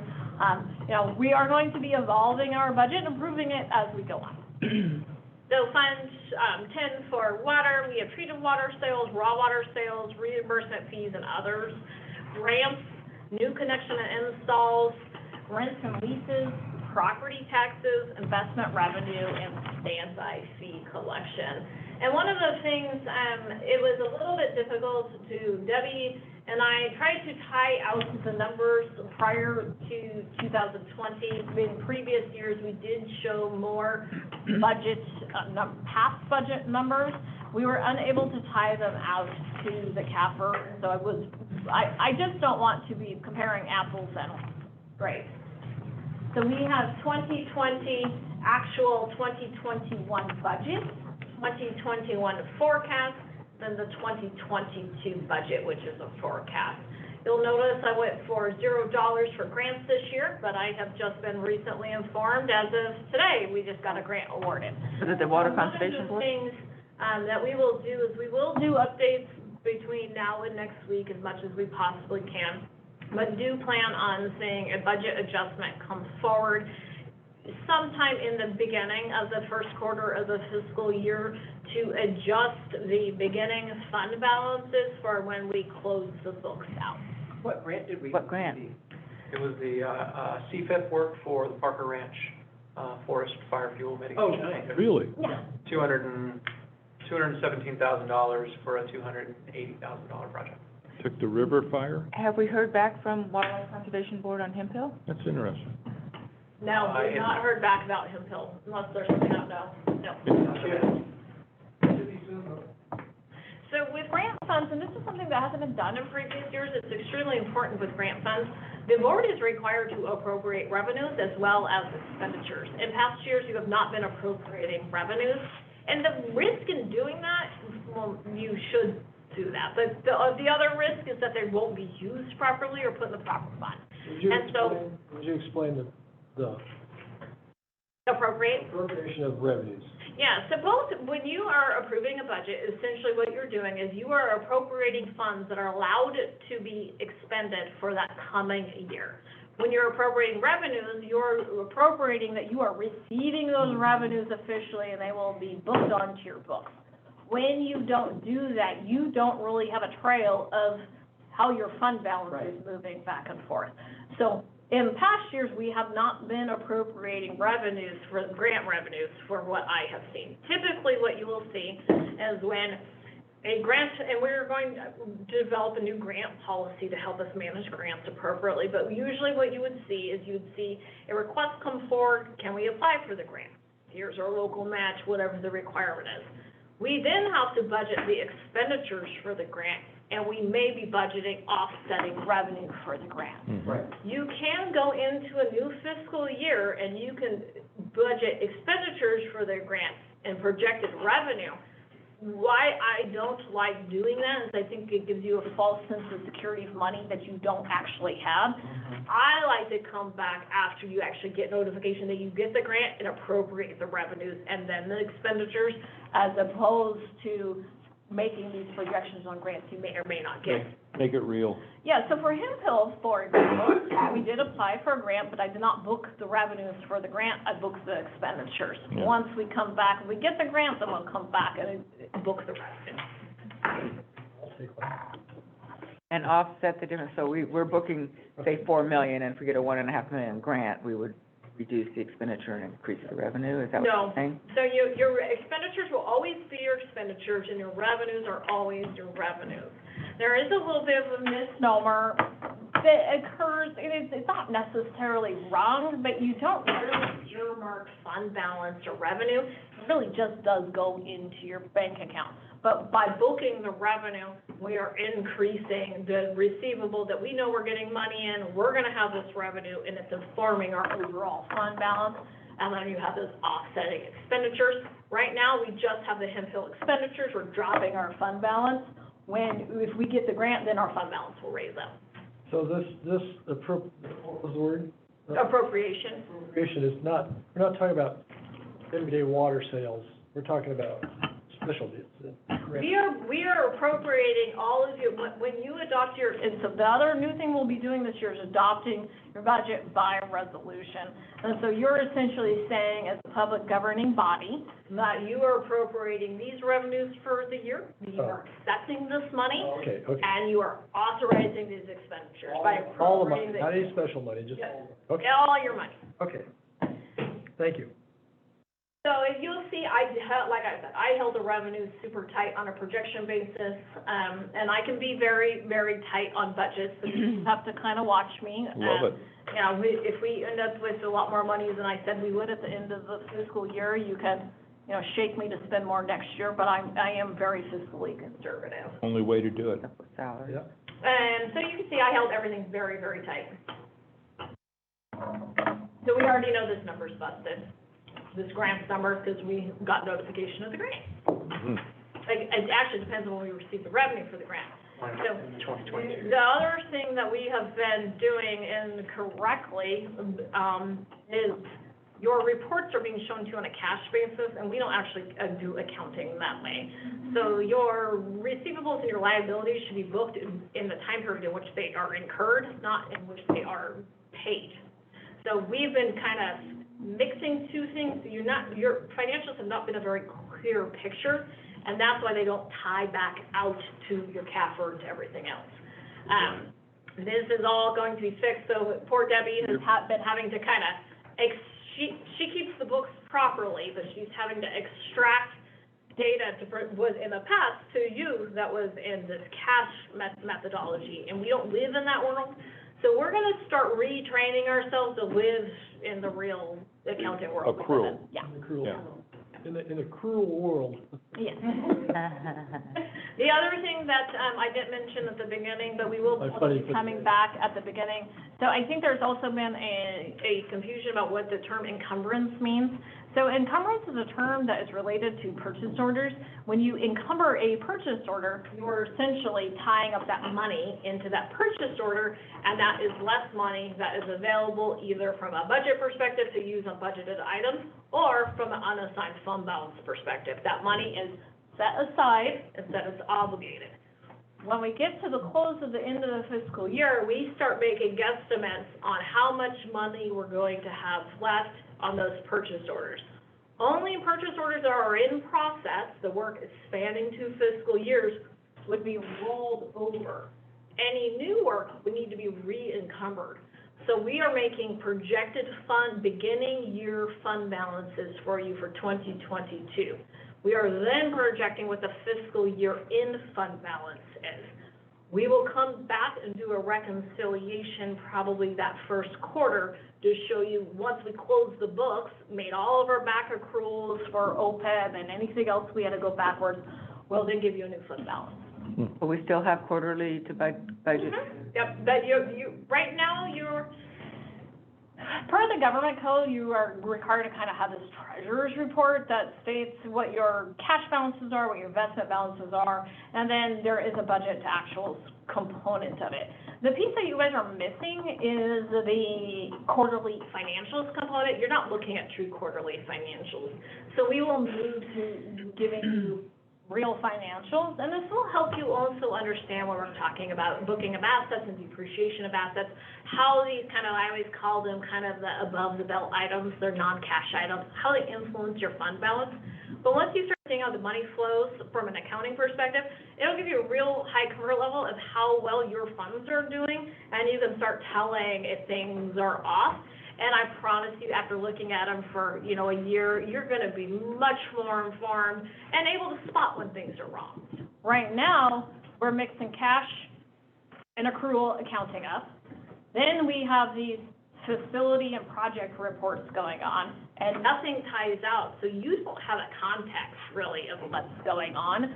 What was happening is we were spending a lot of time tracking things that aren't really important and have no context or meaning to them, as opposed to really diving into the financials and getting everybody on the same playing field as that. So we are going to be moving towards that, I think you'll have a much higher comfort level, and everybody will understand the fiscal health of the district more.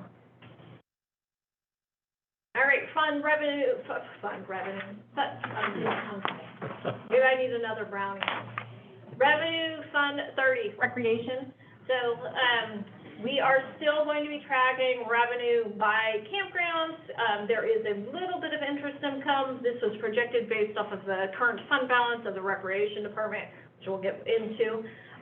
The one thing to note about recreation, and you see this huge drop in revenue in 2020 because of COVID.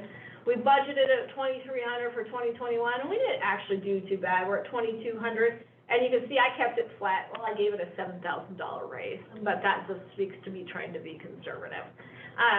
One of the things you'll also see is that this reduction in revenue for 2022 does reduce the revenue that was associated with the U.S. Forest Service campgrounds, which also has an associated reduction in expenditures. So it's not overly alarming.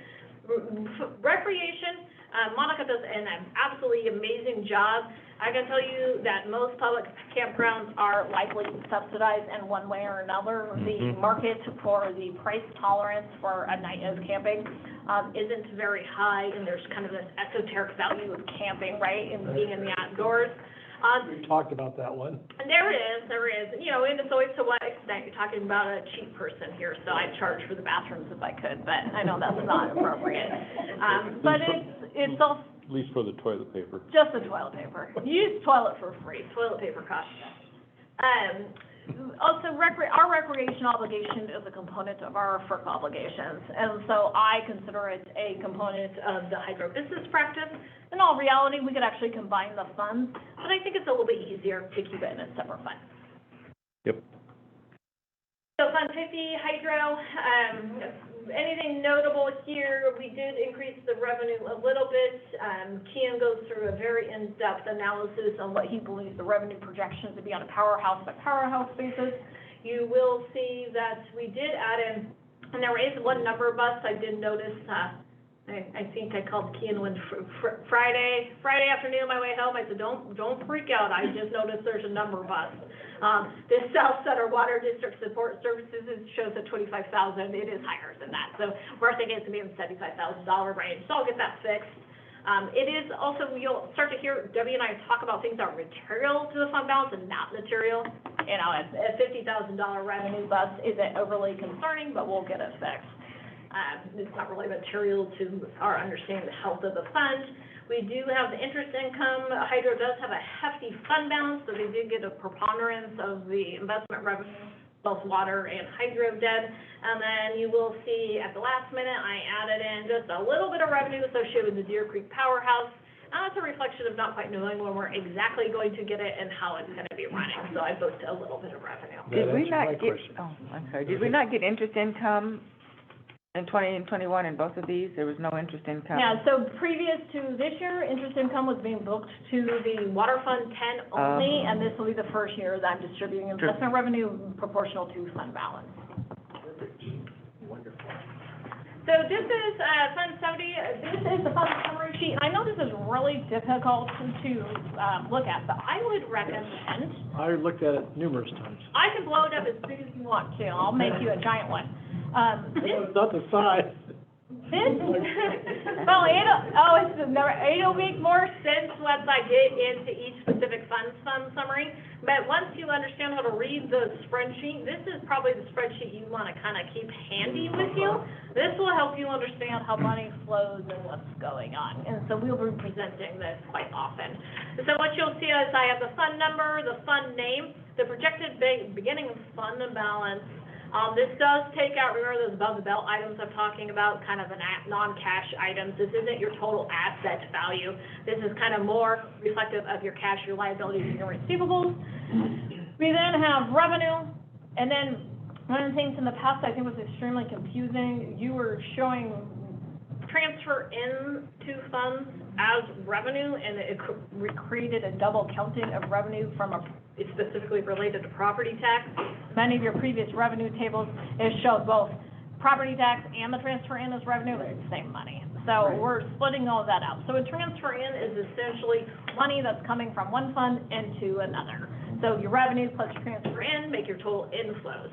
Your expenditures plus your transfer outs make your total outflows, and then we have this projected year-end fund balance. Okay, if you could just go through Fund 10, because that's where I got confused. Okay. Because Fund 10 has always needed transfers in, but not giving transfers out, and all of a sudden there's this $36 million. Well, That's, I'm going to walk through those fund by fund basis because there's very specific reasons to Okay. transfer outs and the transfer ins was really large this year Right. because I'm funding your reserves. And so when we open up a new capital project per the current board policy, there is a capital reserve that's required. I'm booking that capital reserve into the capital. that's all you need to say for me. I'm just moving. Got it. That's where I was lost. Yeah, so it'll make a lot more sense when we get into each fund summary. And this year it looks a little bit confusing, but it's because I'm doing a bunch of transfers to sort out your reserves. right. So on the capacity fees, Yes, sir? total outflows is the same as projected balance. Yeah, and that's, Why is that? It should be 103,000. no, because there's a beginning fund balance. Right. So the beginning fund, it's very, very, very, very slight difference. It's because the beginning fund balance is $9.4 million. Right. We're projecting it to have $1.5 million in revenue. Mhm. It has no money transferring in, total Right. inflows are 1.5. We then have expenditures of $103,000. Mhm. So you're essentially taking the total inflows plus the projected fund balance, minusing out the outflows. Yeah, and that'd be Wrong? I don't think it's wrong. Pulling it out in Fund 10. I did pull it out of fund, did I not show that? the. Yeah. Here, let's get to that sheet. That should be 103. Let me get no, it shouldn't be 103. You're only having $103,000 in expenditure. You're adding 9.4 million plus 1.5 million. 1.5. Minus, Then you're minusing 103 why wouldn't you minus the total outflows? because it's money being spent. But, well, No, total I'm outflows. seeing half the money put back. Maybe Yeah. Total outflows, Yeah. expenditures plus transfer out equals total outflows. Yeah. Right. That's money that's gone out of the fund. So it's Yeah. just an error. But the total outflows is the same as the balance. But 103 plus 0 is not 10.847 million. Right, it's just an error in that. There's no transfer out. Yeah. Why do you have total outflows as 10 points? Oh, I see what you're saying. It's just an error. The formula is copied over. Let's get to the actual fund summary and I'll walk you through it. Okay. Okay, note the error. Took dust and dashing into my head. Now I see it. Okay. You don't have total outflows of 10.8 million. No. No, I didn't. okay. You have outflows of 103. All right. I know, really. I did this. Somebody thought that I was building Rich's backbone extension program.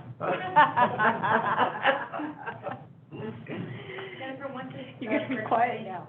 Can I post this to the meeting site? Yeah. Okay, so Fund 10, water operations, we'll talk about reserves.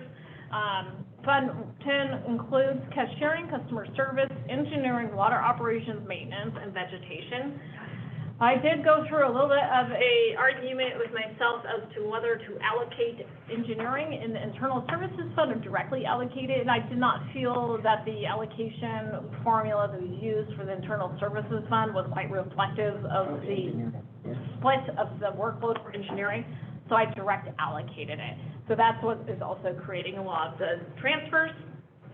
I did include an OPEB payment, as I did reference. I do think that although we are getting close to being, we're well funded, I think that it's prudent to continue to fund it. Unfunded liability is only included from a pay-go. I need to go back through that valuation and see, I'm not sure what payment schedule that was. I'm not quite comfortable with the UAL. They could be caught up, I'm just not sure. What's UAL? Unfunded liability associated with pension obligations for developers. Jennifer, how did you allocate the engineering, to the water fund? How was that? Yeah, I'll show you. Just a general estimation of workload. So we did a 70-20-10 split, 70 to water operations, 20 to hydro, and then 10 to recreation. Okay. And then, is it true that once we get this miraculous formula where everybody's actually charging their time to whatever it is they're working on, that could change, those allocations change? What my recommendation is gonna be is that we did a very simplistic cost allocation distribution methodology that was based off of a very simple formula that takes into both account revenue and full-time equivalent. Some cost allocation plans get extremely complicated. I mean, you can talk about number of computers and building size, and, I mean, you can go really, really deep. And they cost more than they produce. We just did, Debbie's team did our cost allocation plan. I'm comfortable with it for a start on distributing the overhead costs. I do think we should probably do a real cost allocation plan, because once you do a real cost allocation plan, it enables you to develop fully burdened rates, which would then inform all of our fee schedules for fee recovery. When you're doing full fee recovery, you do need to take into consideration the overhead costs that aren't associated specifically with the staff that's working on the permits or any of those fees. You have to take into CHIPS costs and my costs, and that's done by a burden rate calculation. We'll get there. We're just, we're kind of taking a little bit baby steps. So it's a 70-20-10, kind of like the 25% for outside district. It was just It was a little bit more than that. It was more of a reflection of kind of looking at the capital program on any given year, what we think that engineering manages versus hydro, and a little bit of this. There is going to be reconciliation done, because with capital projects, staff does track their time against the project, so we will do reconciliation as the year goes on. It seems like hydro has a lot more projects in it. Yeah, hydro has their own engineers on staff, so they do carry the projects to a certain point, and not all projects are turned over to engineering. I just think it's a great start. Yeah, me too. And I think that if we can do the full, having the full cost study to get a baseline model. You have to have an assumption somewhere. Yeah, and go from there. And then if we do the rate study following that, then we have a really solid foundation. I think so. I think we're going to continue to tighten our numbers up, and then we're going to continue to build more sophisticated models that will just require updating. We kind of had to take this year and just pull everything apart, and then every budget has assumptions that go into it, and that's why we continue to adjust. Need to do it. And water operations reserve requirement, this is by policy. I do have some concerns with our current reserve policies. We currently have operations reserve with 6 months operating expenses. Water stabilization reserve, there is no set amount, but there is a priority for when that reserve does get funded. There's a community investment reserve, which has a maximum of $1.5 million, and this is kind of your district-funded water lines. We have an insurance and catastrophic reserve, minimum $5 million, max 10, to be split with hydro, and this is for coverage for anything that hits our insurance that is above our policy levels, and then also for anything catastrophic that occurs. Watershed stewardship reserve, this reserve is very strange to me, because there's nothing specifically it's being saved for, it's just kind of rat-holed away. And typically, you would want to say, we are going to save this much money over a 10-year period to build this project. There's usually some rhyme or reason behind what you're doing. When you just pigeonhole or you kind of set money aside for the watershed stewardship reserve with no real plan for using it, and it hasn't been being utilized, it's just kind of sitting there. Currently, we've been doing watershed restoration projects on either grant basis or pay-go basis. So normally, when you're going to reserve for capital projects, you have, there's math behind there's math behind the reserve and what the reserve level is. Other capital reserves are really related to cash flow, and that's typically because most of your construction is done all within the summertime, and your revenues might come in. So that reserve is definitely a little bit strange. It's just not well defined. You might cancel it out. I don't know that it's needed, because we've been doing pay-go. You know what? I'll have to ask Greg this question, but it seems to me, back in my brain, that that was there because some of the grants are anticipated to have a matching requirement. Yeah, that's what I understood. Most of them are. Uh-huh. Just gotta go back and, And this is the fund. but we have been utilizing not a reserve process for that. We've been using Oh, okay, Gary and Pay-Go okay. for the last number of years, and we've been able to keep up and utilize We have. our ongoing systems for that. So I think the question is, do we still need it? And I think we just need to review it. Yeah, your pay-go, when you're using your, so the water reserve lives in Fund 10. So it is contributing to Fund 10's fund balance. When you use money out of reserve, we have this bad habit around here, which we're gonna hopefully stop doing. Your unassigned fund balance and your reserved funds are not the same thing. Correct. So your unassigned fund balance is money that really you could use for whatever you want to use. There's no obligation tied to it. Reserves are reserves because there is a, you know, a fiscal requirement related to bonds or debt service coverage or something. Or it's by policy. In this particular situation, when you use money out of your operating reserve, any of these reserves, you should really kind of, besides operating and capital, you really should be making a finding in the approval of the expenditure of those funds that it's appropriate to come out of the reserve, and that you're either violating your reserve policy or you're using the money per the reserve, and that's why the reserve amount is lowered.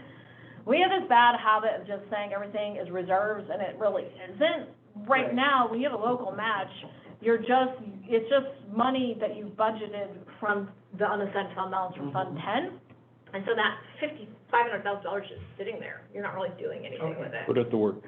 Yeah, I think that we need to come back with an overall reserve policy conversation. I don't know that the water stabilization reserve is really needed. If you're going to get rid of the drought contingency surcharge, you want to have a drought contingency surcharge and a water stabilization reserve. Doesn't make a whole lot of sense. I would also probably get rid of the community investment reserve. I'm confused what it's being reserved for. You can allocate money out of your fund balance for community investment type projects if you so chose to do so. It's a little confusing why we have this reserve. Backbone extension. I think because of the risk associated with our facilities, I do think it is a good idea to have a catastrophic reserve. With South Yuba, in the future, may have to go up. It may. That's why I really appreciated Mr. Feldman's comment last night regarding doing kind of a risk analysis, because it is something we need to do and it will help inform this risk. I know there has been some work and effort completed for calculating what this catastrophic reserve should be in the past. I just think it just needs to be revisited. Watershed stewardship reserve, I don't know that we need it. I just think the board needs to kind of come up with what money you want to spend on the watershed every year.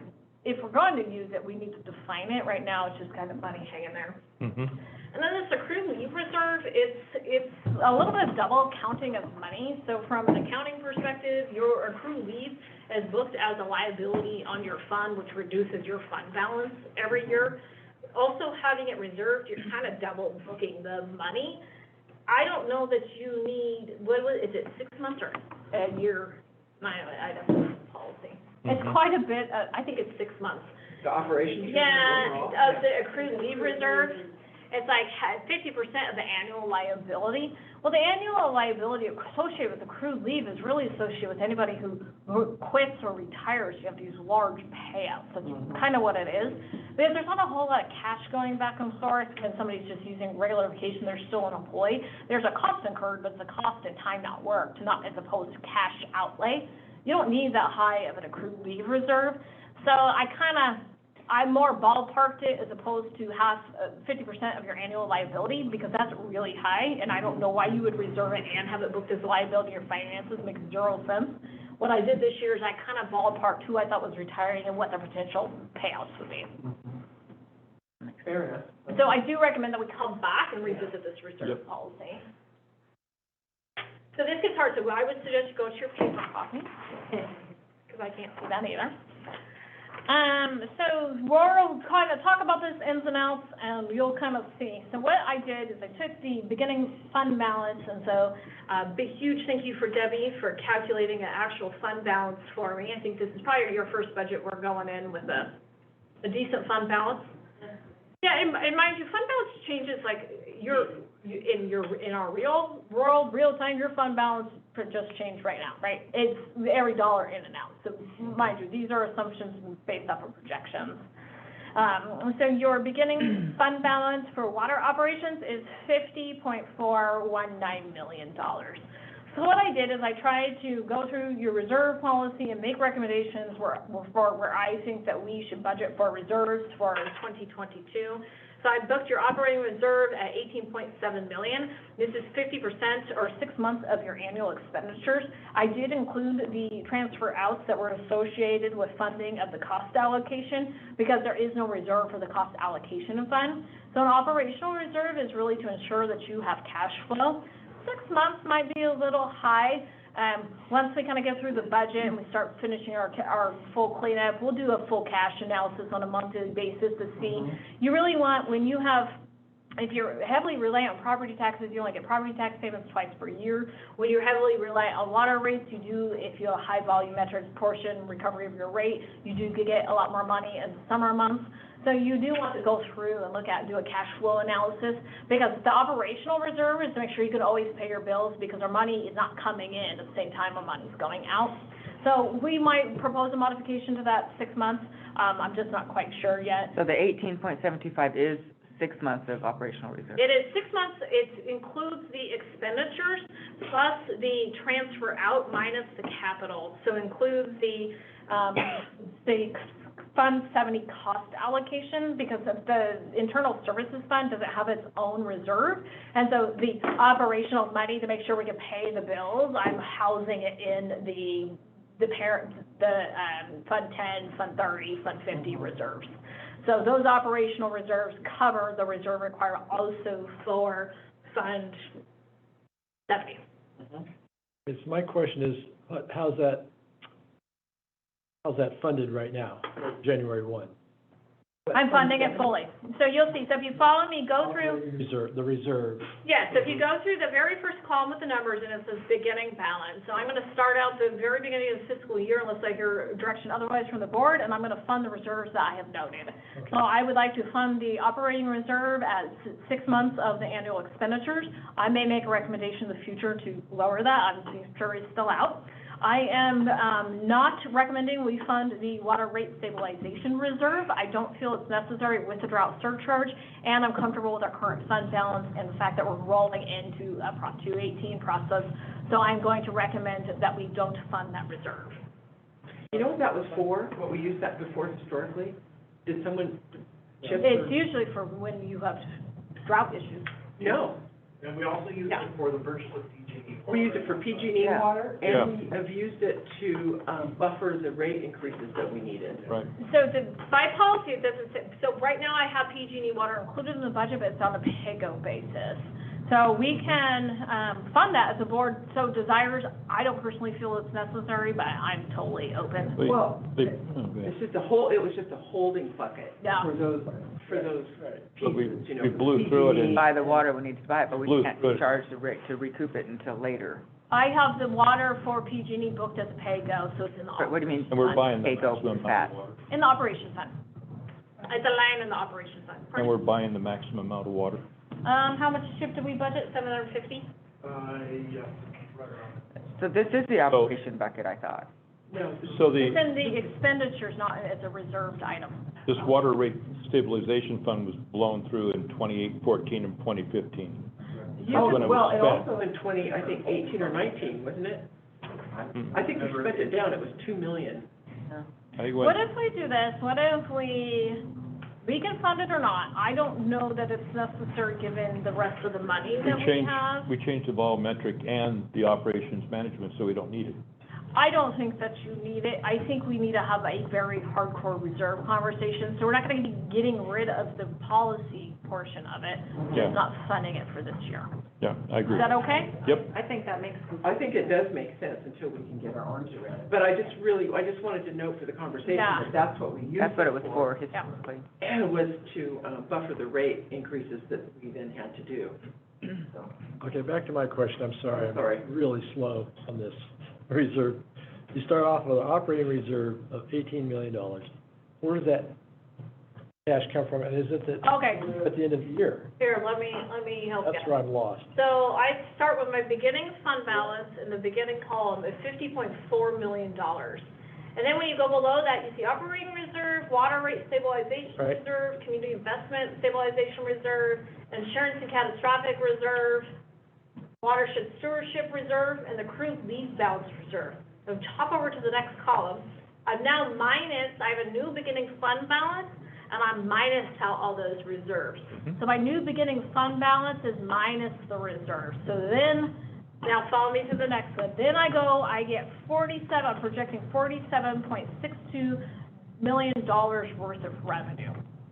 I'm transferring in $1.13 million. I'm transferring in from hydro You're right, and recreation. right? And that is associated with a direct allocation of the engineering costs. That gives me a total inflow of $48 million and some change. So do you track all that money? Yeah. No. I can back up. But let's go back to the first column. So Okay. this column doesn't have a total at the bottom, right? The The total's at the top. total's at the top. That might be more helpful. There's the. So everything under the 50, the 18, the I do that, 1.5, I do the that. 2.5 equals Okay, 26. but I didn't, Yeah. okay. So I'm here. I don't see Let me 16. just show you. I don't see 315. How do you get this 26? I don't think you do. I need a ladder. Because if you see, I start with this fund Yes, balance. right. And then I minus all these reserves out. I have a new beginning balance Okay. minus reserves. Okay. And now you add in revenue, transfers in, total inflows. Expenditures, Minus expenditures, transfer out. transfers out, and you get, And let's walk through the transfer out. It seems very, very alarming, but there's a very specific reason for it. right, So the transfer outs include $7.8 million, which is Fund 10's fair share portion of the internal service fund costs. It then includes a $22 million funding of the capital reserve. capital reserve. So that's the reserve by policy for our new Fund 15. So I'm stocking away $22 million in Fund 15 for capital You reserve. said you were gonna do that this year. Yep. And then I'm fully funding our annual capital costs, so that's $6.8 million. And this is good, right? I'm kind of doing pay-go right here. I'm funding our capital projects with our revenue, and I'm basically funding the reserve with beginning fund balance. So then I have total outflows of $66 million. So I end the year, once I get all this money and I reserve everything, I have an unassigned fund balance of $9.4 million. Profit. That's left over. That's the operating budget. Business. But remember, there's things we're not doing, so I don't I know. want you guys to start See, I'm spending this money. coming from private sector, remember, and I always messed up with this stuff, right? We have obligations we're not doing, so we need to, we're saving right now. Saving money for those obligations. We're deferring our expenditures till a date where I can loosen up the. So that 9.4 million is all the wiggle room we have that's already not assigned. It is, you can consider it wiggle room. So when we do budget amendments for unknown expenditure or contract overage for Fund 10, so say we put out the RFP for the modeling contract for the plan for water process. We've budgeted $750,000. I'm just making something up. Comes in at $1.5 million. And I have to do a budget amendment. I'm gonna pull that money, I'm gonna come to the board and I'm gonna say, I'd like to amend the 2022 annual budget for Fund 10, and I'm going to take, who was doing the math? $750,000 out of the unassigned fund balance from Fund 10. So my unassigned fund balance for Fund 10 would be lowered by $750,000. And we would actually see that. So Yeah. when you do a budget amendment, we would see it You would Where it see, comes out. subtracting out. See, we've never seen that. You'll It's like, see oh, that. this budget, Pretty magical, huh? it was magic. no, you'll Couch see cushion. it. No, but. Because it was coming we knew from the couch money was cushions. there, that. No, we knew the money was there, Well, but you you couldn't didn't see it on the where it paper, was. right. But You'll thi- see it coming out of the unassigned fund Yeah. balance. But this year, you need that flexibility because of inflation. We need the flexibility for a lot of reasons. It looks like we're rich, but No. we need to keep a tight reins on the purse. Yeah, we all If I'm keep, reading this right, we're going from 50.4 to 32.8. Correct. Yeah, That's But Well, that's, but most of it gets 22. transferred down to 15. Okay. 22 Because I'm funding the transferred. capital reserve in 15. We all keep 9 million hanging around. Yeah. We're not doing bad. From a pure, am I worried about paying bills perspective? No. Absolutely not. Am I worried about the future? Yes, but I also always am. You need so, to be able to respond.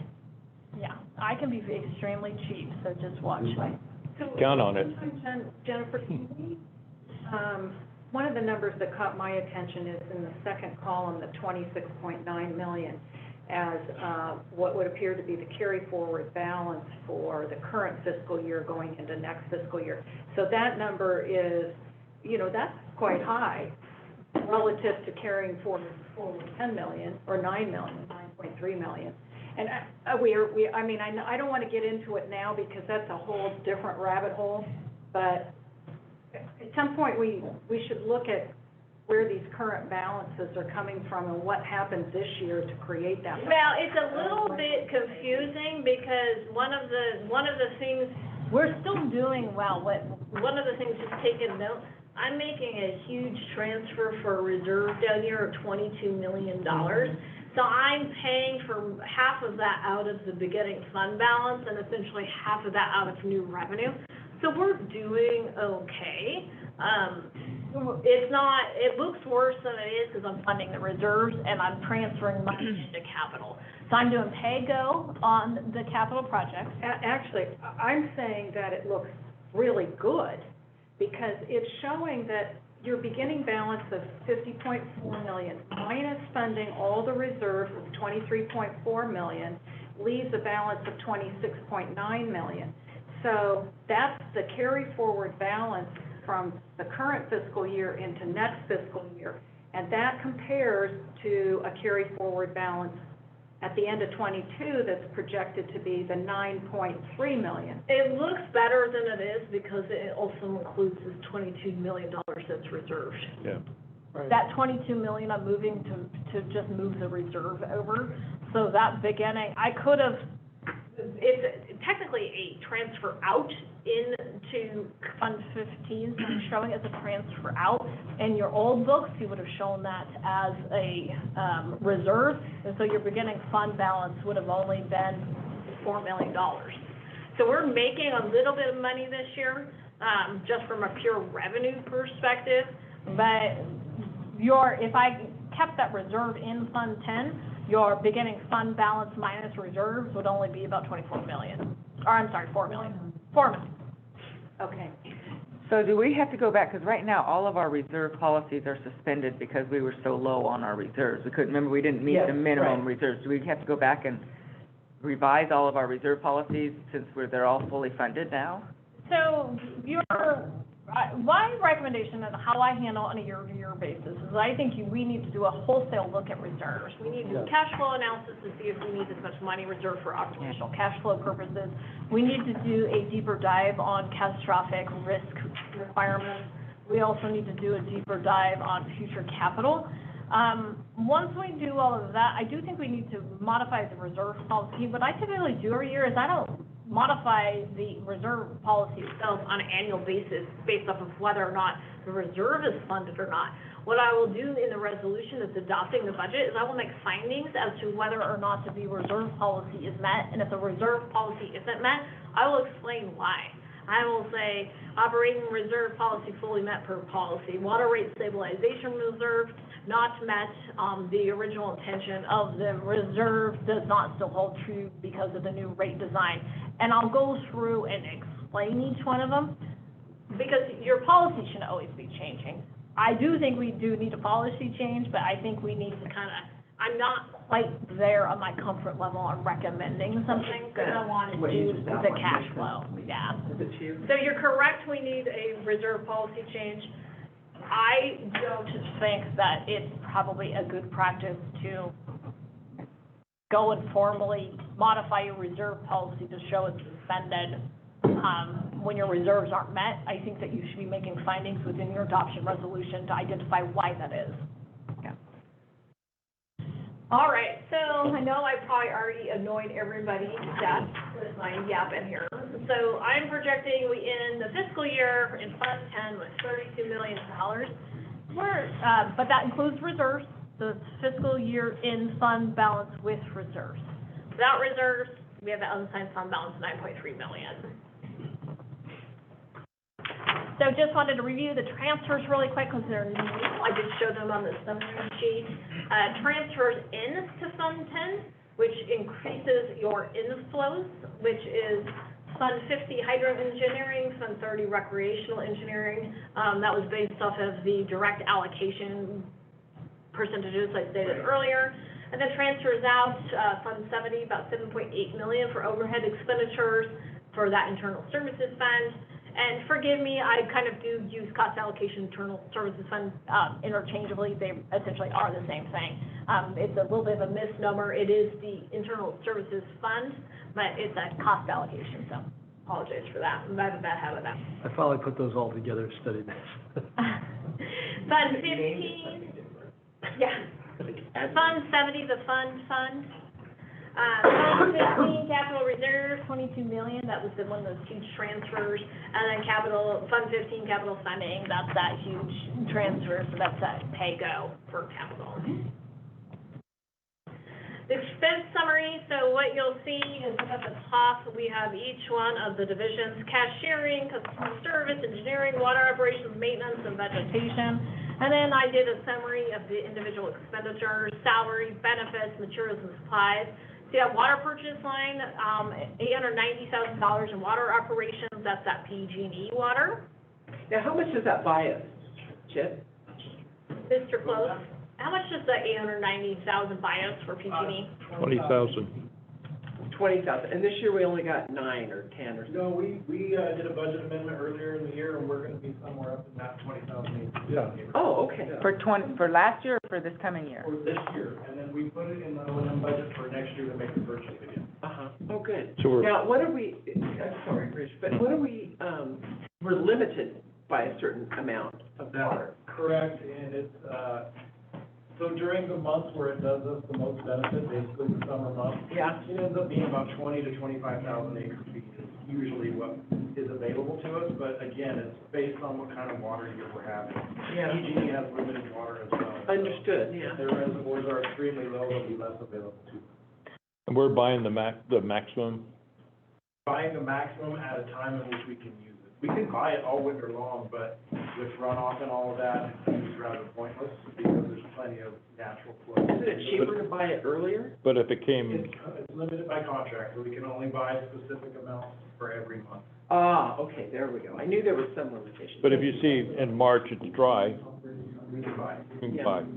Because in the urban ag water management plan, I thought it said we can buy up to 54,000. Yeah, it does say That's that. the maximum allowable per contract, but that includes purchasing all winter long, and we typically don't do that because there's plenty of natural runoff, and it's kind of pointless to buy water when we're needing natural runoff. Got it. Right, unless it's not raining. Except if we anticipate drought. Except, If we had added storage, we could do it. Yes. Yeah. Okay. All right, then we have consultant fee total broken up by division fees. So these are state regulation fees, disposal fees we have to pay. Contractor fees, so contractor, consultant, professional services under the consultant line. Consultant fees also include legal fees. Contractor fee total, debt service total, and other O&M. So for debt service, the only fund that currently has debt service is Fund 10. There is money associated with the bond issuance and that old State Water Resources Control Board loan that is associated with Fund 21, Cement Hill, which we'll talk about. So that's the water fund's portion of the debt service is included in the water fund, which is a little bit weird. Debt service really is liability, so it does actually get reduced as a liability on your financials. So when we run budget to actuals, it really isn't a budget item, it's just to show you. So that one's a little goofy. Debt service is always very concerning that it's getting paid by elected officials and the public. And when we do it, the way that we would do it, we'd have to report to the public, because we would just reduce the liability of this getting paid. We included it as an expense line, just so we can daylight that there is this $4 million thing we have to pay every year. That is kind of one of the weird ones. And then other O&M. Is watershed in here? I mentioned, where is the? Watershed is in Fund 70, internal services. Internal service. Yeah, and that's something we can talk about. That was one we all kind of went back and forth about. Watershed is hard, because is it just water? Is it water, hydro, and rec? When you get down to it, I think it is water, hydro, and rec, everybody. It's all of it. Yeah, so I put it in the. 70. Yeah, Fund 70. Okay. Where do you put legal services? Legal services gets, basically, when it's something that's very specific that we would code a legal invoice to, like, for example, for when we do water rights work and we have to tap into Dustin's team for something specific to water rights, we actually code the invoice directly to the department. So it would go specifically to Fund 10. So if you look at that consultant fees total, that includes regular consultants and it also includes legal services. The preponderance of the legal service cost is included in the internal services fund because it is more general in nature, but we do kind of identify expenses in each one of the operational budgets for the small amount of very fund-specific legal services that they require, but the preponderance is in the internal services fund. We had seen a pretty substantial legal fees associated with hydro earlier in the year. Yeah. Maybe they're here, we just. It is, you just can't see it, it's in the consultant's note here. I can tell you. Okay, that's okay. Okay. We'll get to it. Yeah, it's in the consultant fees total for each one of the Fund 10, Fund 30, Fund 50. There is the heaviest load for hydro is related, from a legal perspective, related to the FERC relicensing. That is somewhat going lower, but we still have legal fees included in the expenditure budget for hydro that's associated with FERC and any of the other little things that we do. We then have like Dustin's efforts for this meeting. Those are all internal services costs. So they are distributed by fund and reconciled because we do go through and code the invoices on a department division basis. These are just, budgetary numbers that will then reconcile based off of real bills, but it is in all funds and cost allocated. So you'll see the expense summary, and this is for all the departments. The only thing that is a little bit strange, and just remember, and I'm actually thinking on the next slide. Engineering allocation, direct allocation is supposed to be in the internal services fund, since I did do that 70-20-10 split, which may not be completely accurate, but we will reconcile it as we track time against projects. The other methodology we could do is do a different type of a direct allocation where, Doug would personally be funded 70-20-10. That gets a little bit complex for our system. So once we get onto a new system, start timesheets, you'll see us getting more sophisticated. But I do find you can start collecting all the data in the world, and you can start tracking everything on the planet, and usually it ends up about this 70-20-10. So if you don't want to spend more money tracking and splitting hairs, then the money is worth in the first place. Jennifer, we need to take a little short break, please. Yes, sure. Short break, please. We're going to take a short break. All right. Oh, great. Oh, no. Let me see if it remembers where we left off. Resume. Oh, yay. Excellent. John. Good job, computer. All right, so this is the engineering allocation that we just previously discussed. Yeah, so it says 70-20-10. Fund 15, water capital, so this is the new fund. The big things that you're seeing this year is that massive transfer in to fund the reserves. And then I'm also transferring in money to pay for the annual capital expenditures, so that's what we call PAYGO. Equipment, so it's also included in the capital program, and before any type of trucks or anything like that, they were always rolled into the operational budget. That is gone. The other big change is we are not doing kind of those programmatic program budgets anymore. We're doing just straight projects. Good. Are we tracking the projects according to those programs though? Because it's good to know that we're balancing out between raw water, treated water, pipelines, CRBs, and We can. I think that what we need to do is kind of take a step back from those current programs too and re-look at them as we go through the plan for water. But we can track what we're doing and not doing. We'll keep a running list so you can compare it to the current programmatic budgets. And then we'll modify all of that when we update the master plan. because it helps us make sure that nothing is getting just sidelined all the time because it's Yeah. not a high priority, but it still needs to get done. Yeah, one thing you'll see is that we'll do the master plans, and the master plans are a longer-term outlook on capital programs. And then we will do the rate studies. And so there, we will also set out the 5-year capital program so that we ensure we're recovering revenue for it. And between, you kind of, and those things change, right? We may put a capital program for year 3 of a rate period or project, and we're gonna say, wow, something else broke, it's of higher priority, that doesn't get done. So it's constantly moving, but that's what the check-in at the annual budget is. So, and then we'll kind of move to this 5-year capital improvement program, so it'll all start to tie together as we continue to move forward. I like the structure, I do too. keeping the projects separate. I do too. This is, Yeah, I think it'll be much clearer. I think it'll be much clearer. I think there was a little bit of, lack of transparency. It wasn't for any reason. Yeah, and I know why it gets done, because in an engineer's world, right, you want to build stuff. And so some projects, you get balled up on easements or environmental permits or whatever the issue is.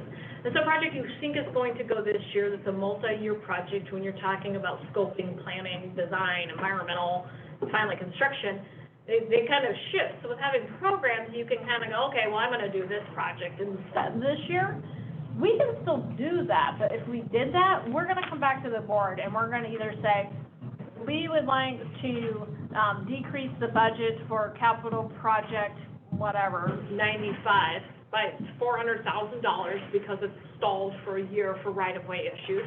And we would like a budget amendment to incorporate this new capital project into Fund 15, and we require this much additional money from the unassigned fund balance, we're gonna transfer in from Fund 10. Like that. So you'll start seeing how that comes down. We never knew what was being worked on.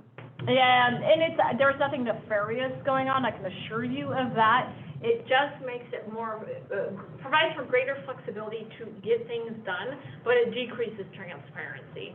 And so what I think that I've heard from the board is that we just desire a higher level of transparency, so it's gonna reduce flexibility for staff. So, which is okay, that's where we're at, that's fine. But I can definitely assure you there's absolutely nothing nefarious going on.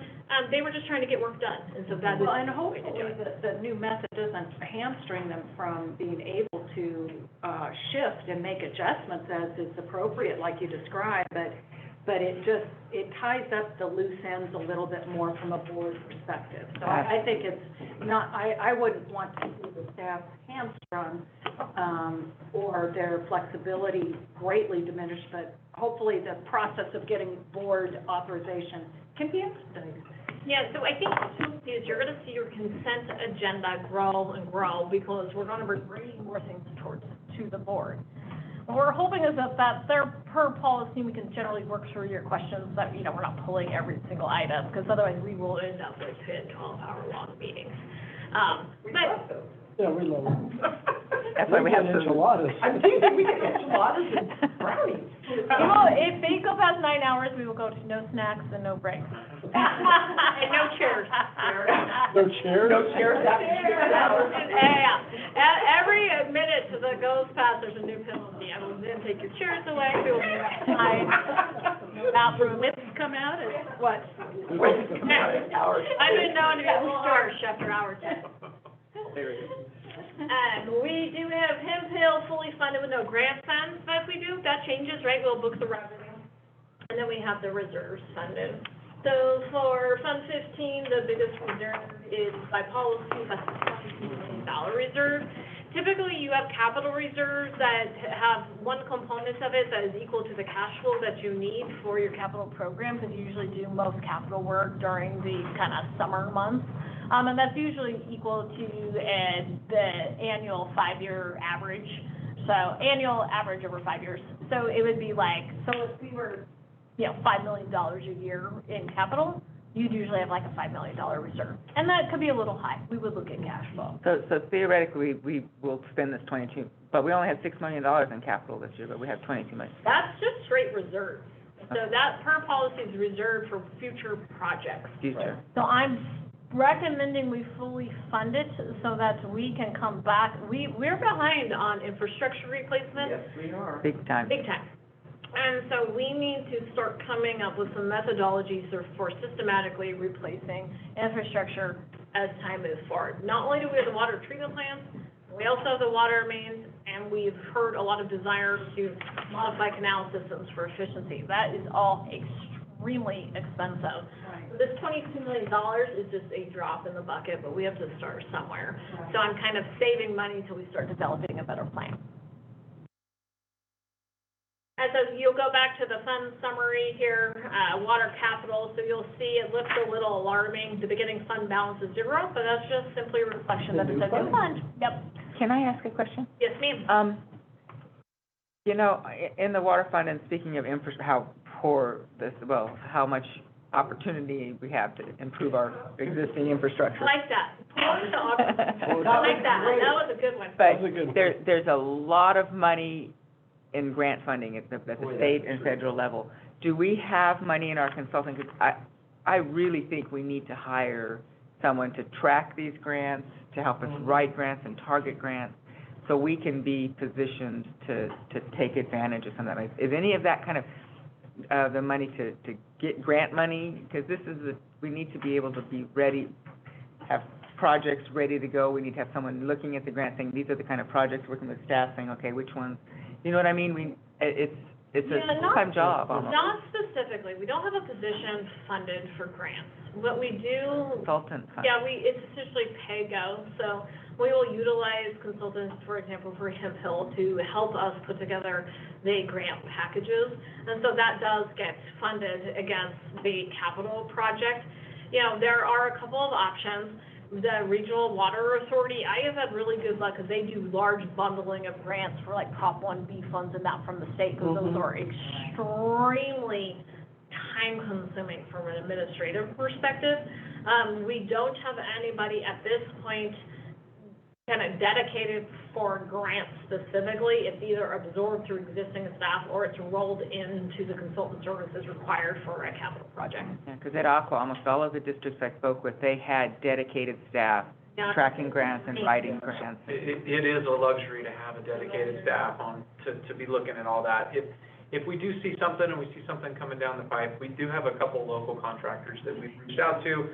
There's a fee for that service. You can't pay them with the grant funds. You got to pay them right away. Right. So we have done that in the past, and we've been very successful both on grant funding and on grant reporting, because when you get the grant, you're always having to report on it as well, which is time and energy. So it comes and goes.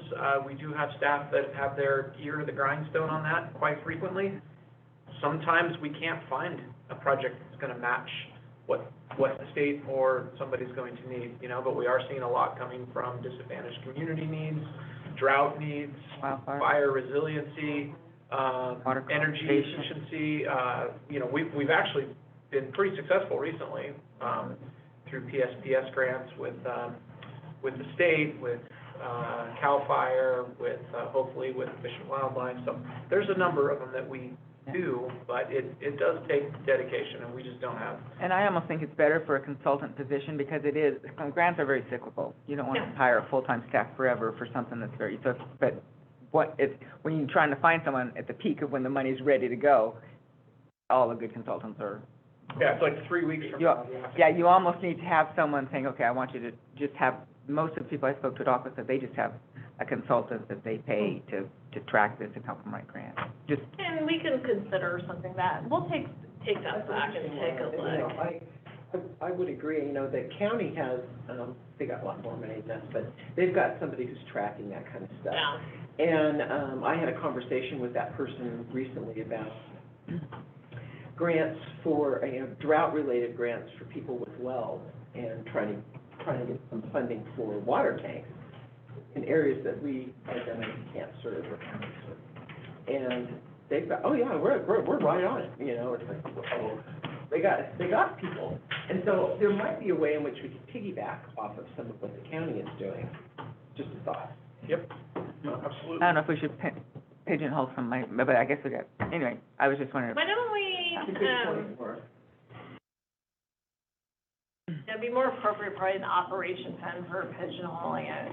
I think that we have enough money to kind of get us started and possibly come back with a mid-year, if that suffices, or would you like some money included?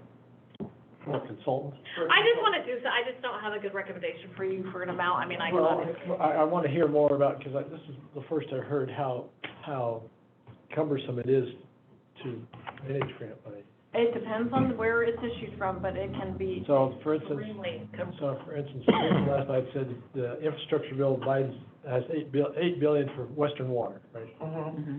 All right, so, I think it's 3.5 for California, out of the 8. okay, so that's not very much. I mean, but it's. Billion? Billion? Well, It depends on who is going to administer. California state grants are notorious for being the most terrible grants to administer. Mm-hmm. see, that was. Usually, the feds are a little bit easier with their grants. Who will So they? when you do, a lot of times what you'll see is like, say, a Prop 1B grant comes out from the state, and it's a significant amount of money. What I've done in the past is gone with like a regional water authority where they'll package up the grants for you, and then they'll do a lot of the administrative burden on a fee service basis, but they compete better because they have legislative advocacy arm to them, but they also have that kind of grant person, and they keep all those projects in their database, so they kind of look for you and apply. It's just kind of on a one-off by basis. We have a lot of very significant needs in a lot of areas right now. My recommendation is we continue to handle as a one-off, possibly rely on kind of a regional water authority, and then really keep this on our radar. So CABI doesn't have a dedicated organization to back you like an OWA does, but CABI has a project list. NID has 26 projects within that project list. If the DWR has funding for IRWIMS, which they don't, then that's an opportunity. They're very similar to RWA, except they don't have the capacity. There is no capacity. It's just a document. A document. Yeah, and a lot of people who really have good intention, but there's no leadership. Yeah. Right. Okay, so my main point was that it's something we should consider in the budget, because we should position ourselves to be able to take advantage of. Because when the money comes, it all comes at once and it comes fast. Now, this is your opportunity. If you want to set aside money for consultant services for grants, I'd recommend we include it into Fund 10. I do feel that we have, and it doesn't matter to me at all, I do realize the importance of getting grants, and I definitely realize how cumbersome they can be from application and administrative perspective. We do have enough fund balance to come back and revisit this if we want to, and kind of get our heads wrapped around it a little bit more, if there's not a consistent comfort level on doing that. So your two options really are, you have three. Yeah, no, we don't need to pay for any grant assistance. Number two, Jennifer increased the consultant services for Fund 10 by $40,000 to pay for a dedicated consultant or part-time staff member to help you with grants. Or number three, Jennifer, why don't you go get your head wrapped around it more and come back to us when you have a better recommendation? Well, we had this discussion in Fund 10 about the watershed stewardship reserve fund of $500,000. And that could be a place, it seems in my head, that we could take some of that money that we could set aside and use that for a consultant. Absolutely. Yeah, so I can what if I lower the fund balance for the watershed stewardship reserve? Is it funded right now? 500,000. Yeah. Yeah, 500. and then I lower it by $50,000. I increase consultant services in Fund 10 by $50,000, and we will kind of. And then you can wrap your head around it, see what we need. Yep. Then you can wrap your head around it. And then we've got money. And we've got money That to, noted. Get yeah, our, so I think You got a lot. Oh, I think it's, and yeah. Not I as think much it's a money. great idea, and there's money, ta-da. Yeah. Good job, finding the money. Finding the money, yeah, I love that. Like it. One of my things. And you didn't mess with my fund balance. Right.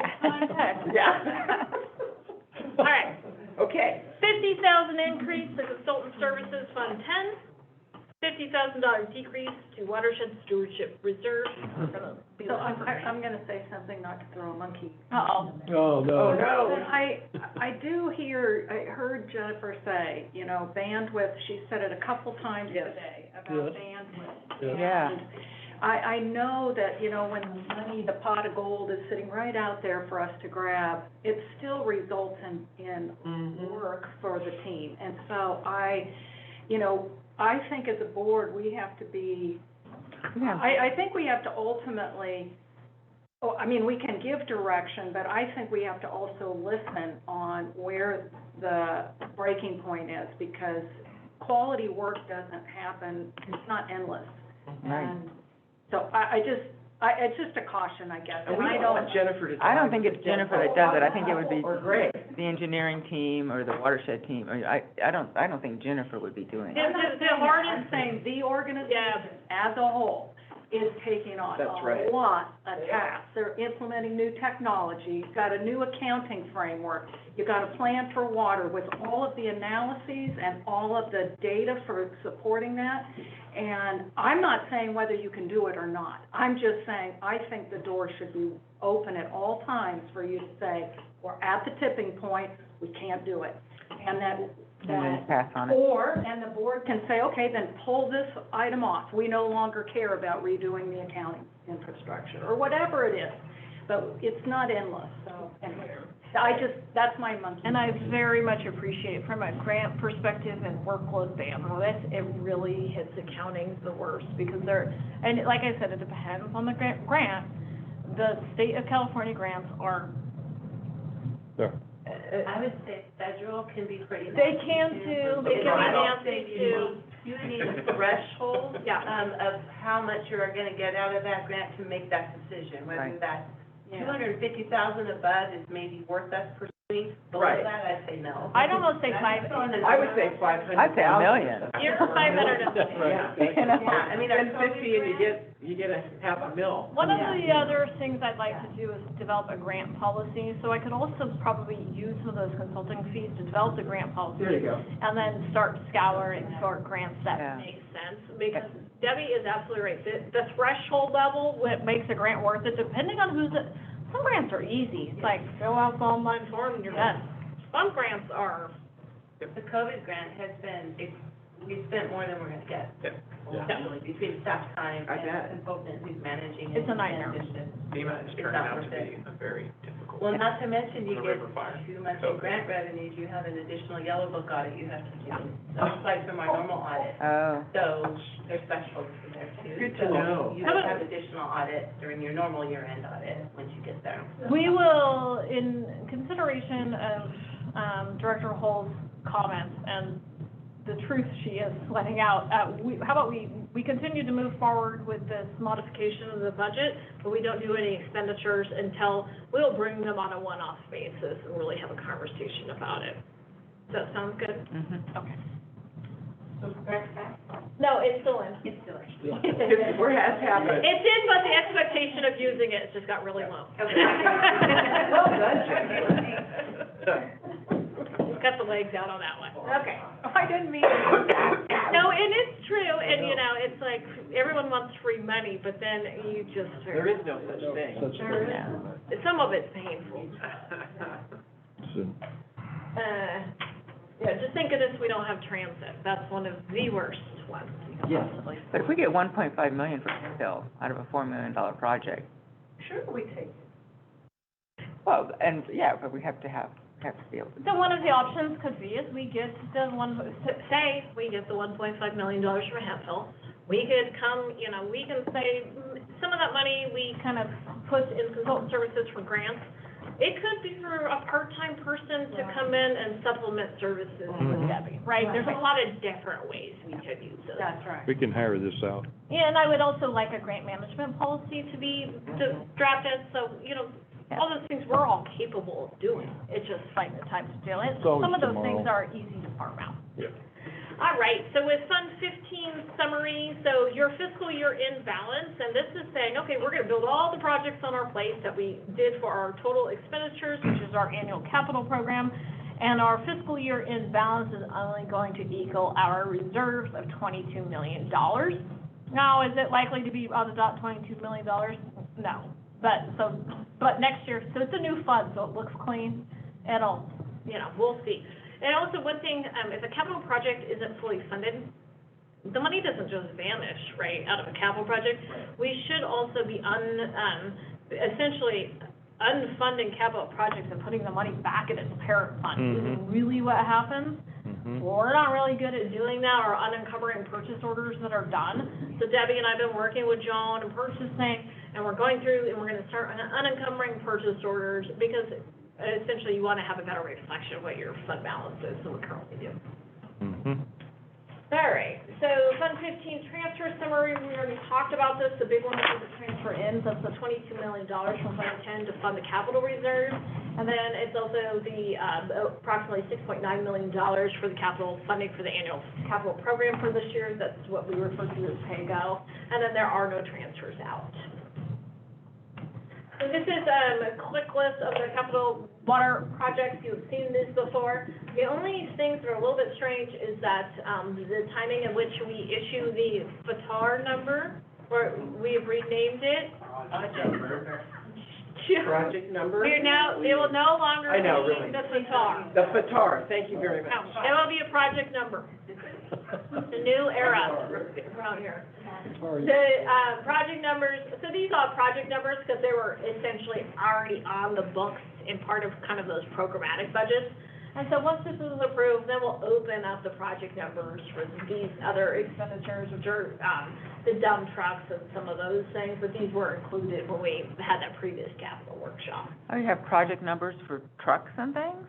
Every capital project would essentially have a capital number. It's just for our reference. Isn't this just a loader, that's not a project, that's just a purchase, isn't it? So it's a capital But it's capital. program. It's a capital It's a expenditure. capital expenditure. It's just our way of keeping track of it. Oh, okay, all right, Otherwise, in my capital list, I'm gonna have numbers and then stars. yeah, It just will be, yeah, okay. I could do different shapes, But hearts. if we sell the dump trucks that we're replacing, and that goes into regular revenues, Yeah. and is there a corresponding, Now, so we don't currently fund, so there's a number of ways you can fund capital assets. We're essentially, I've said this several times, kind of doing pay-go.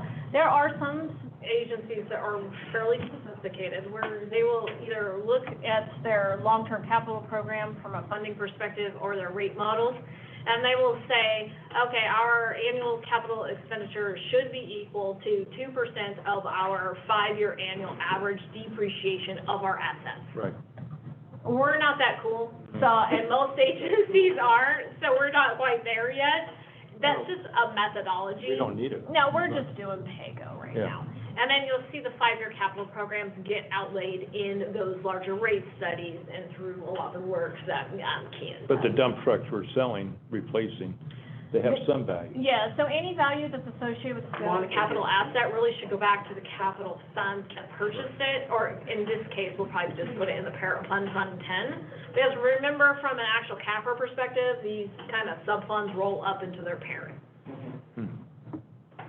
All right. Here's Fund 21, Cement Hill, and Fund 22, rodeo. Flats, I forgot the flats part. It is rodeo flats, not just the rodeo. These are assessment districts. These have been hanging around for a little while right now, and they're associated with essentially water line extensions that had some type of loan component to them. So with Cement Hill, there was a bundled loan that was between the district, Fund 10, and Cement Hill for the State Water Resources Control Board. There is still some debt service remaining on the loan. So the water fund pays a portion of the debt service, and then the assessment district pays a portion of debt service. The split on the debt service is 64% and some change to Cement Hill, and then water pays for 35.75%. And then the rodeo flat, technically, at this point, it's considered the rodeo flat owes the water fund. The only revenue coming into these two funds is associated with the annual assessment that's placed on the tax rolls. So this is the parcel owner that is located within the district, their payment of their debt service obligation. Then the fund pays its debt service obligation, and in this case, essentially it's paying Fund 10 for rodeo flats. And then Summit Hill pays part of its State Water Resources Control loan. And so you do see revenue coming in that comes through the tax rolls. So the total inflows is equal to the revenue. The expenditures are real similar to the annual revenue. And so what you'll see is once this gets paid off, you essentially, if there is any beginning balance or any money left at the end of the day, which there really isn't, this is just as much money as you want as a buffer to be paying their bills. And then you would defease the rest of the assessment, close the assessment down. So these now get rolled up from a capital perspective into Fund 10, and that was essentially with what Debbie and I were referencing, the GASB change that occurred last year. The capacity fees, we did talk about this with Mr. Roderick today. So Fund 12 capacity fees are collected per the capacity fee study that needs to be redone. They are intended to build new infrastructure that's essentially needed for kind of new development. So we do get annual revenue. We do have a beginning fund balance of $9.4 million. We get revenue. This revenue we're projecting this year, this $1.5 million, is essentially associated with Loma Rica. So you don't usually see revenues that high. The only expenditures that we are currently budgeting for this year is the development of a new plan. So that's the big one. Oh, that was my question, to develop the new capacity fee. Yeah. We believe there's a new capacity fee study that needs to be completed, and then expenditures we need to start making them. One mistake you see a lot of agencies do is that they do not expend their capacity fees in a timely enough manner, and they don't kind of watch them. So it is a really good thing that we're doing a capacity fee study this year, so then we can start planning out projects. Our purpose isn't to hold money, but with that said, huge water projects can take, well over a decade to save the money for, so it's not overly abnormal. And the expenditures, there is just a little bit of a legal fee. There is some analysis that needs to be completed when we are doing tax rolls. And then we will have a little bit of legal fees associated with the review of the capacity fee study, so I just earmarked a little bit of money for that review. So those expenditures are pretty minor.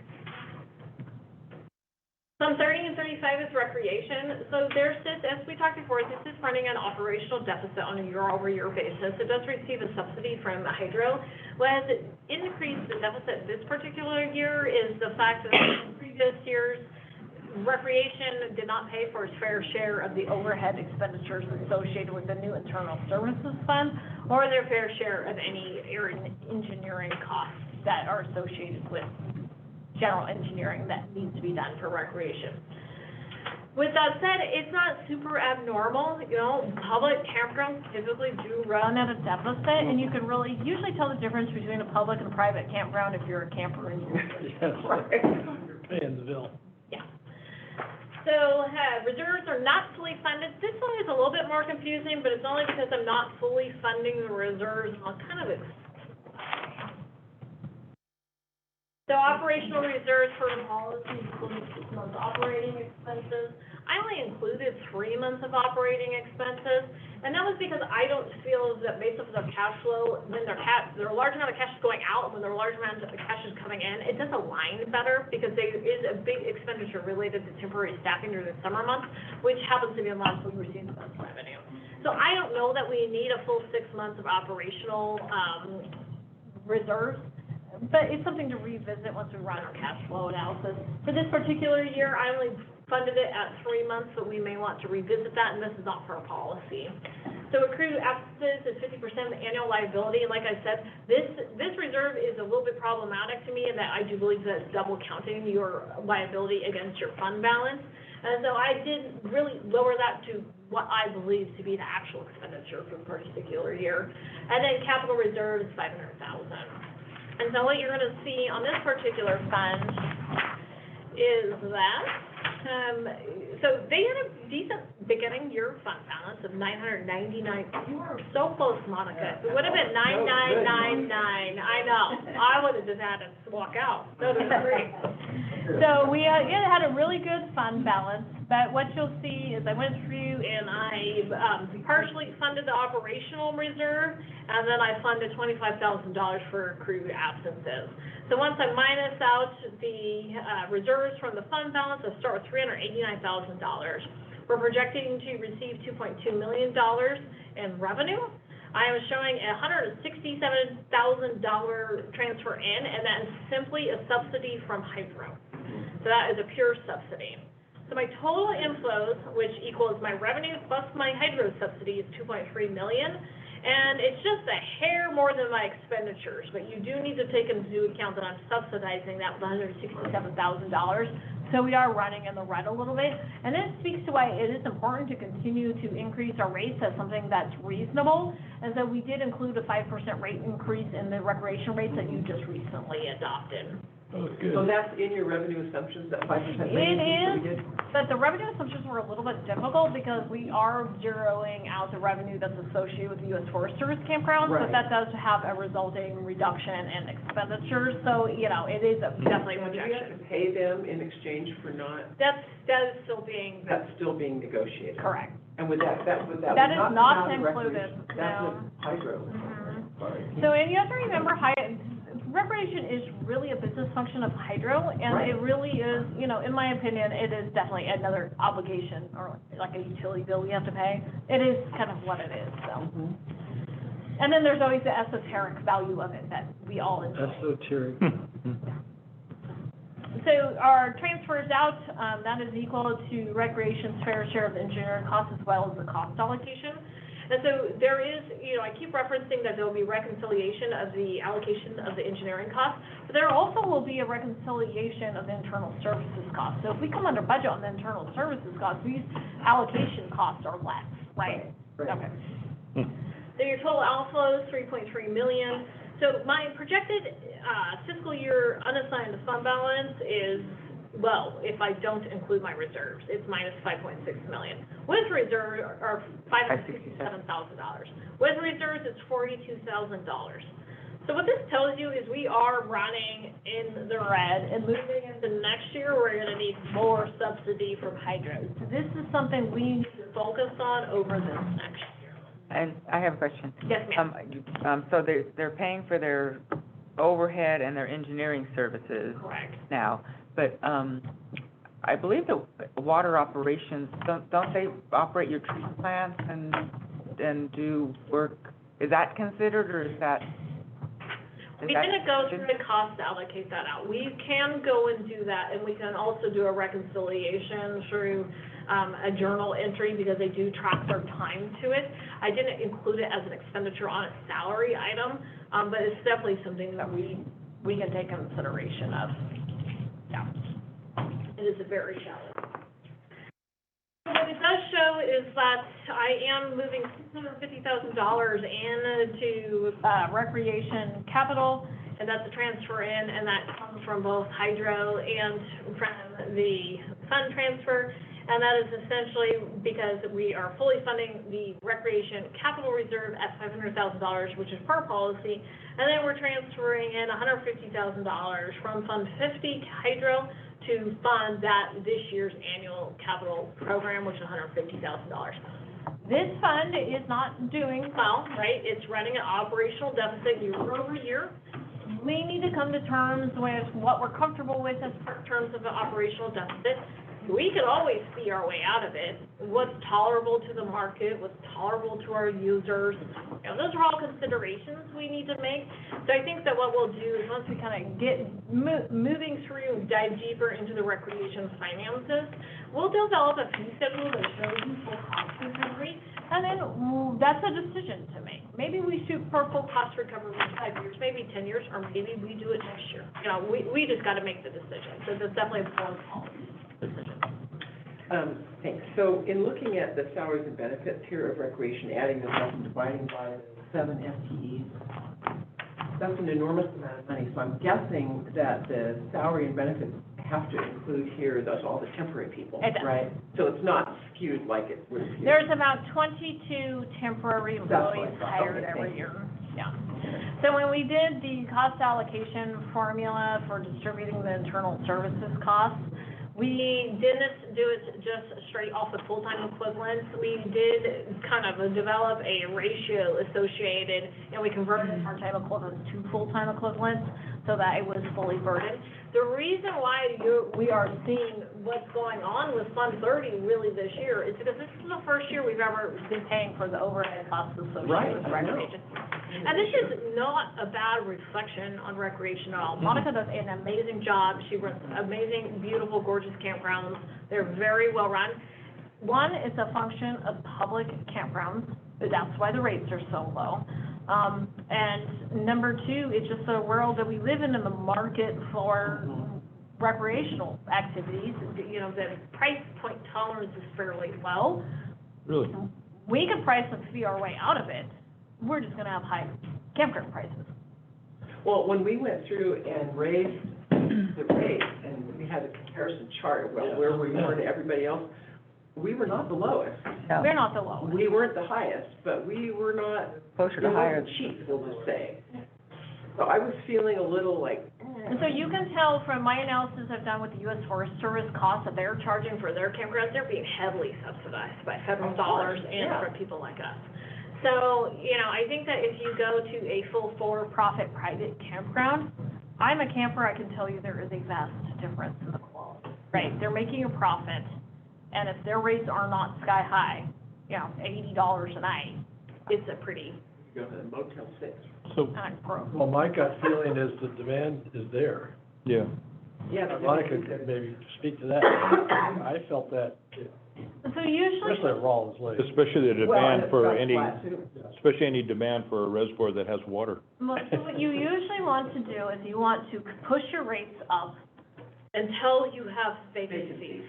Yeah. If you don't have vacancies, your rates are too low. Pretty basic. If you have a waiting list, your rates are too low. So That's right. this is something we should tackle this A next year. drought surcharge. Yeah. The drought surcharge. Surcharge on recreation. We could apply it to your management tree. Then we can subsidize We'll agriculture. launch your boat without a launch, we'll launch your boat. I have some feedback from the boating community that they felt that our rates for boating was way high. Yeah. I've never heard any Too private This person. was before you got here. This is when we were Yeah. Yeah. doing some other stuff with the boating community. I can just tell you from my experience setting rates, fees for community center, it doesn't matter what it's for, you will never have one member of the public come and say your fees are too low. No. They're always too high. You won't have that. I have a But question. the truth is, they were higher than a lot of the surrounding areas. But we have yearly passes.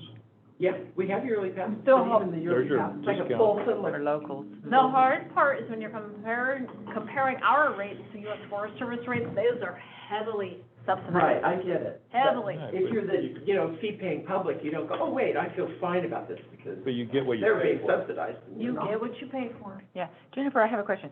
So we've reduced staffing by 2 FTEs this year, and you said that was just attrition, that people retiring or leaving, or is it, since we're not operating the upper division campgrounds in 2022? One was the, senior park ranger for the upper division. We don't need that person anymore. And basically what happened is that I had an empty, a park ranger available. So he just moved down to Scott's Flat. So that was good. And then we had a facility ranger that he moved on to operations, and we just decided not to fill it. Yeah, so sure. Why should, so, okay, so we don't have surplus staff that was servicing up the upper division now? We didn't backfill the position. Okay, there was only 2 people doing the upper division. No, there was more than 2 people, but as far as, we just had the senior park ranger, he was designated up there. Yeah. And then we had a facility rangers that were going up and helping out with leaks and stuff like that, and then we had temporaries. Okay. But now we still have a campground at Jackson Meadows. Yes, we're still gonna run our campground, We have one there? Aspen Group, Yes. Silverfish Group, and Fostery. Washery, yeah, okay. We Which- will still have those rates. Grocery sells out in what, hours? Yeah, The rate needs to go the up. rate. That rate needs to go up. Yeah. You could put that rate up high. Yes, and that's a beautiful, I've camped there. It's amazing. It's a beautiful place. You used to camp there every year. Yeah, so we will bring recreation back. It's certainly something we need. Okay. All right, transfers are ready. Expenditures, we were just touching on those. Monica does run a very tight ship. One of our challenges in our district that does make our labor costs higher, well, there's two things, and I've actually, thank you to Cameron Price and maintenance for finally getting it through my thick skull.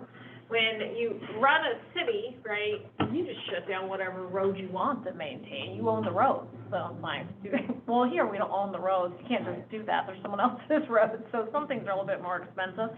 And we have a large geographical area. So our labor costs are reflective of our bigger footprint.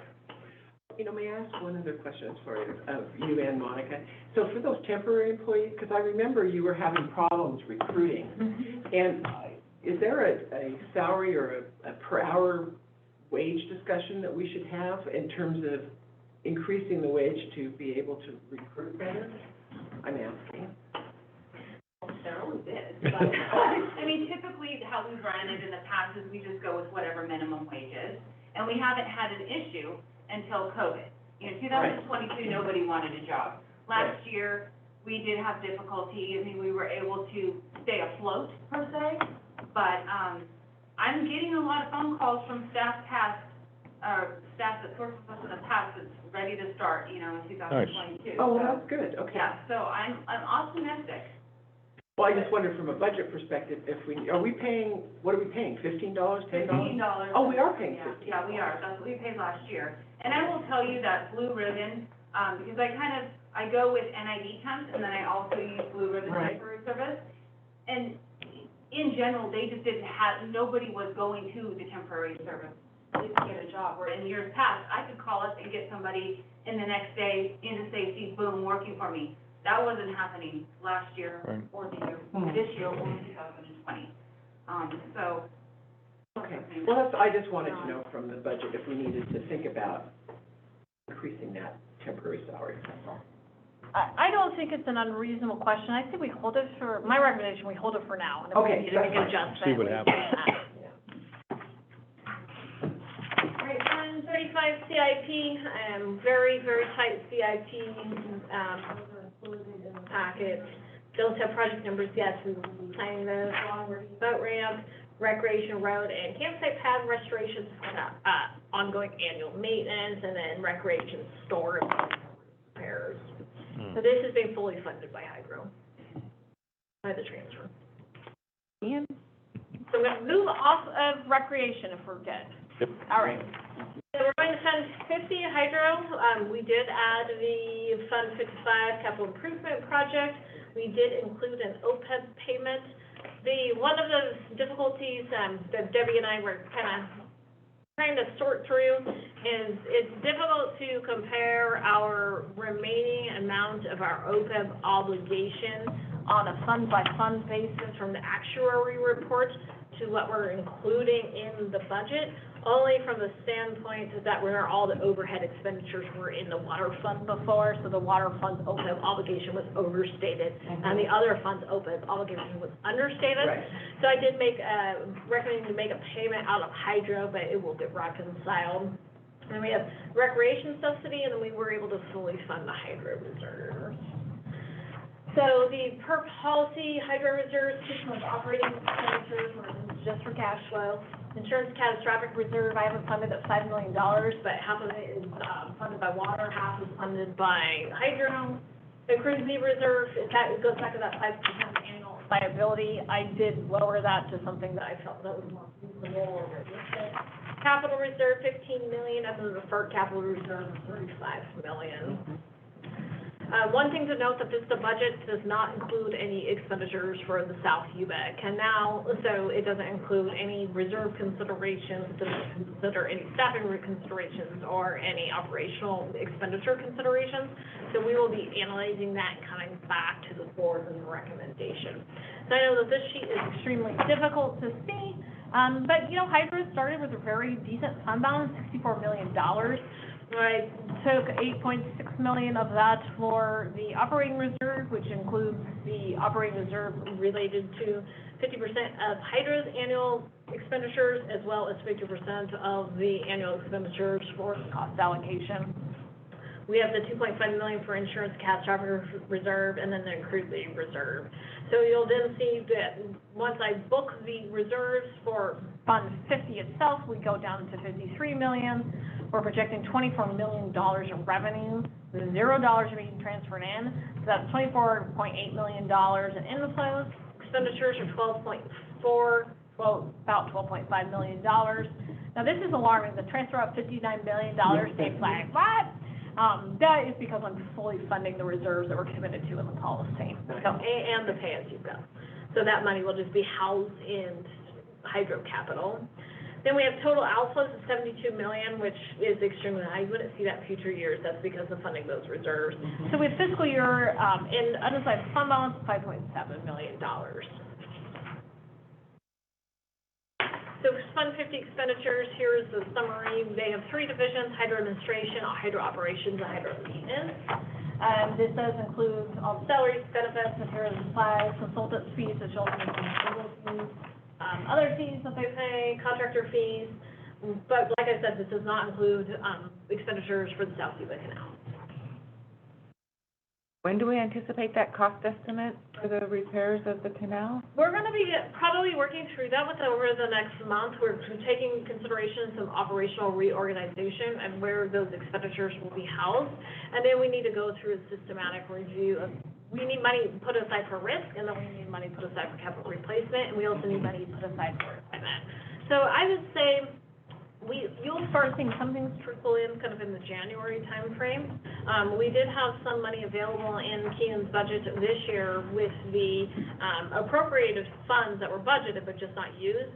So we have initiated some of the pre-work that needs to be completed, but you will see a larger budget amendment come through. Well, we have a lot of rollovers. In past years, there's always just massive amounts of money rolling over. Well, so which is normal, so but around here we kind of interchange rollover and encumbrance. Encumbrances, yes.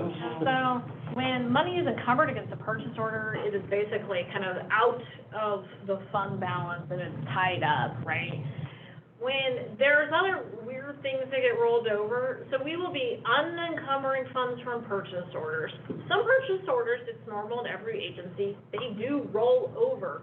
But we are right now, we're making these, your fund balance does essentially include what we think will be completed to the end of the year. It does include things that might cross the year, but it's not gonna be until kind of that, end of the first quarter that we really have a handle to close out.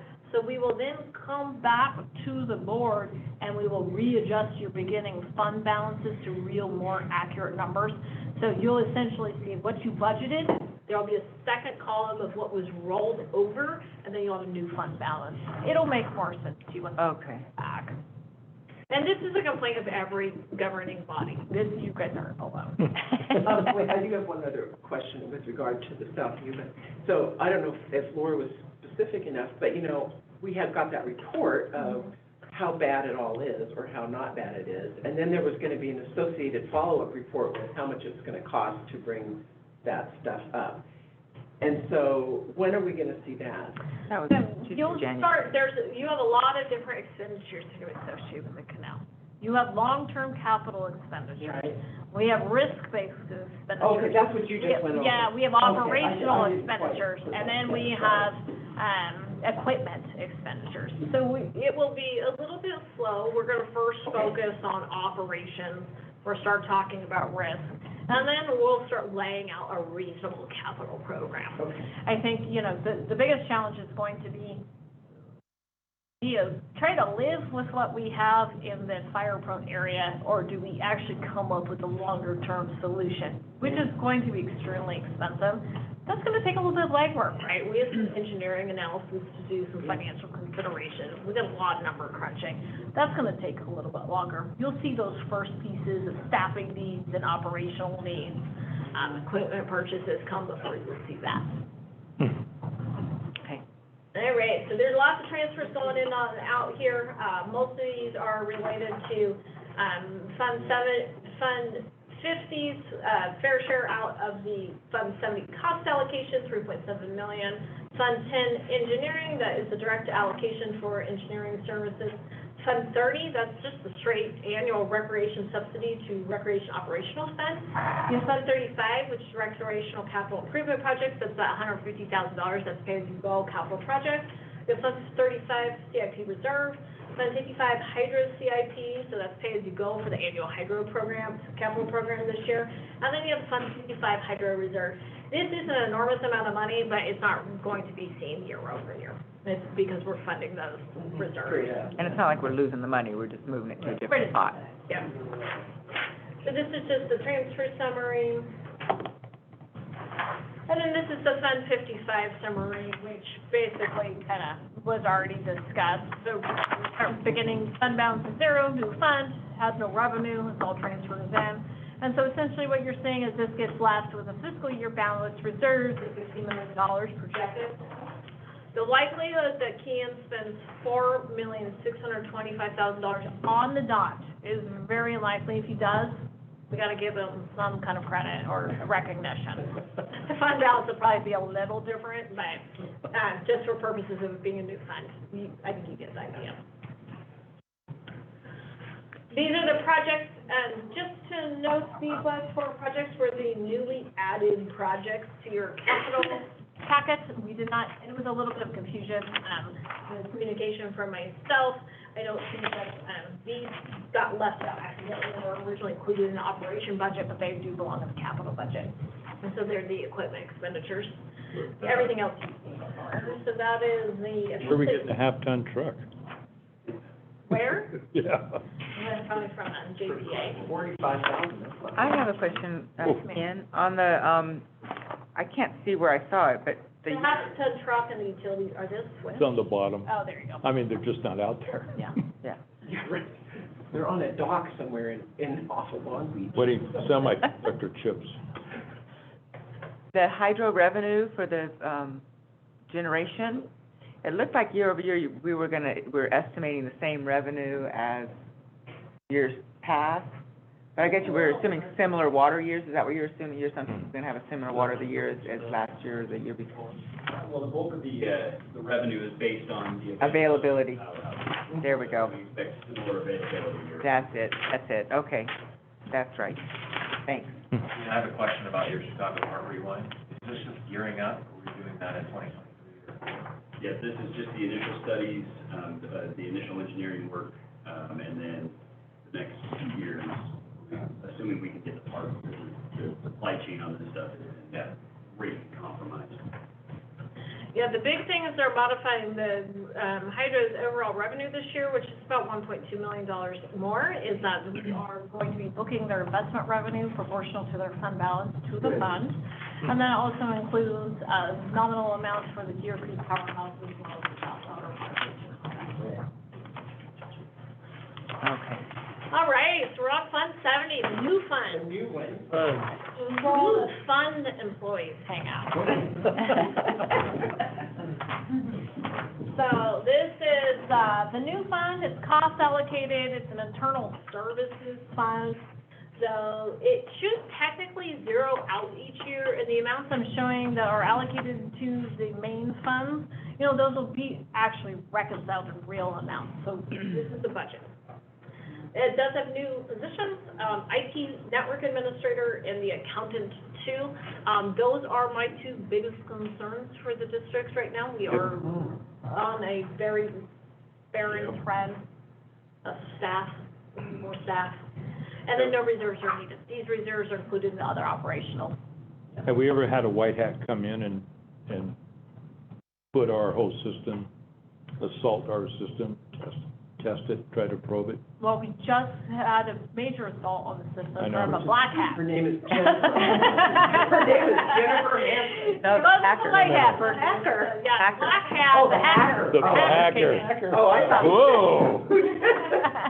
I didn't hear assault, I heard sort of analysis. No. I think, Real life thing happened. yeah, I think what Rich is referring to, you can have a just a kind of white hat, that What come in and, if somebody sold the NSA playbook, so anybody can hack anything now. Right. no. So how good a person can you buy or hire? There will be, across the board, over the next 5 years, significant expenditures in IT. Yeah, we did. We are just behind, from our servers, our security, everything is behind, but also, the technology that is available, what it can do for us is just increasing at an amazing pace. And you can't keep up with it if you don't have people who know how to do it, right? So we do need to focus on this area. Yep. And the Debbie needs more people. Yes. We need to take care of Debbie. Yes. Okay. So we have directors, management, watershed, and this is one, you know, we kind of bounced around. Where does this watershed go? You know, I think Greg and I and Debbie, we all just kind of, it does seem to be a component of all three funds. Yes. It's integral. Absolutely. It absolutely is. I would agree. So just allocate a portion to each one. Yeah. Yeah. It is, yeah. So a portion's allocated to each fund through the cost allocation. HR, IT, safety, communications, accounting, purchasing, and shop. This year, the cost allocation was extremely simple. It was a blended calculation. It's essentially based off of revenue of full-time equivalents. We did convert recreation's part-time folks to full-time equivalents. I do recommend the completion of the full cost allocation study. I think that it will give us a basis for better fees in the future, for better cost recovery. It's just going to be pretty consuming. I would recommend that we have a consultant do it. Actually, Aurora would be great at doing it, but she probably doesn't want me to steal her for something else. Who would be? Aurora. She would be. She's really Good. Yeah, she's amazing. And so, I think that we have a split, I think it's decent though, you know, this is also one of those things, right? You can analyze this to death, and I'm gonna guess that the split comes up something pretty darn close to this anyways. So we ended up with a 64-5-31% split. So the Fund 70, summary, so it has no revenue, it has no fund balance. And so it's all transfers in, and so the transfer summary is shown right below. So these are transfers in from those three funds based off of those allocation percentages. Expenditures equal basically the inflows, and that's the idea. Theoretically, you want your fund balance for your internal services funds to zero out at the end of each year. And that is also, you know, there's different methodologies for how you do the transfers. For a cost allocation, you can do on a monthly basis, quarterly basis, or at the end of the year. And we just have to set it up on whatever's easiest for Debbie. So that those amounts will get reconciled. But just remember, there are no reserves for Fund 70. I did account for the reserves in the operational reserves for the main operational funds. And so this is, directors, management, watershed, HR, IT, safety, communications, accounting, purchasing, and then the shop operation. So this is a little bit different, you know, shop operations, that's really a maintenance function. You know, they were, oh my gosh, did I burn your eye? We need to add some money for Dustin's lawsuit against us for his retina being burned out. If you can see his way. I think it went straight through.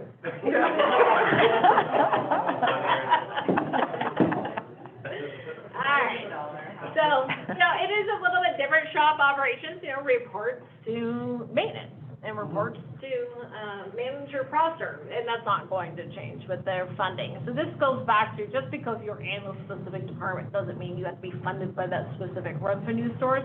You can have split funding, and we'll get more sophisticated at this. And why is shop operations an overhead? Wouldn't it be tied to the projects or to the? Shop operations, it's fleet maintenance. And Usually. so, yeah, so this is Repairs. where you can get really fancy. You can split a cost allocation by computers and cars and, yeah, I mean, you could go down to key cards and cell phones and you can get super fancy. It's essentially all the folks that work for everybody. The shop is fleet and stuff like Yeah, that? yeah. Okay. So, management. No, okay, never mind. Director management is Greg, Yeah, no, myself, Central Files. IT's the new one that moved in. Yep. Communications, we did increase the communications consultant budget just and nod to the plan for water.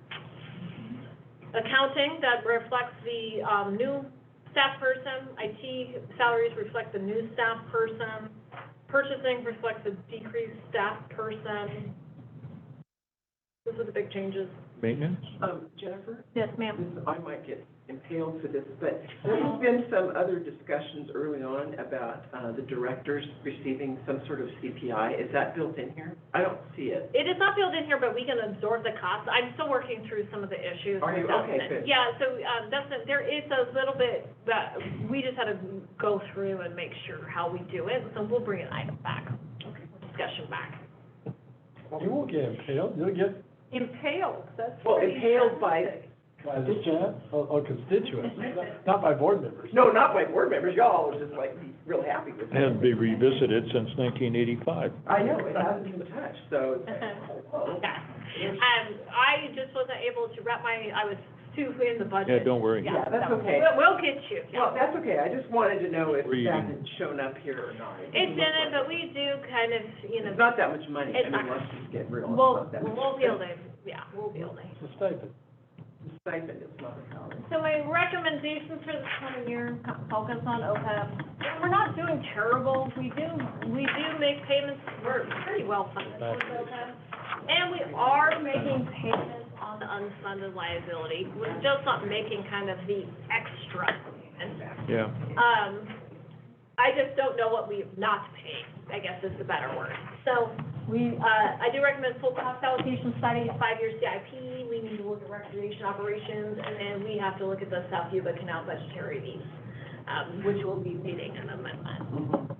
And so then kind of the next steps is that we would, we did hear some feedback. I will make that change, and then we would bring this back to hearing next week. Boy, nicely done. Very nice. Well done, oh my gosh, thank you so much. Oh, you're welcome. Yes.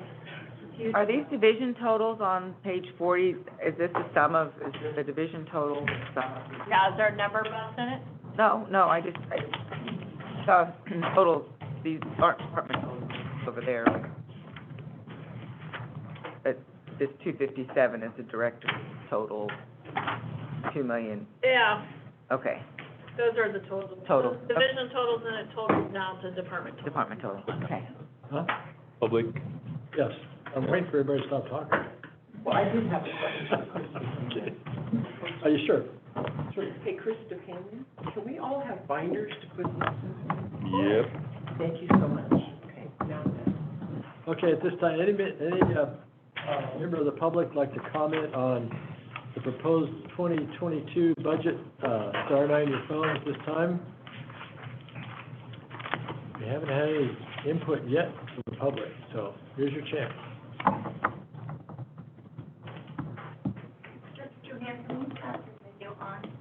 Who? Last chance, if you'd like to comment on today, on the budget for 2022, star 9 your phone. Okay. Thank you, Jennifer. Thank you, staff. Thank you, Debbie. Yes, thank you, Debbie. Yes, yay, Debbie.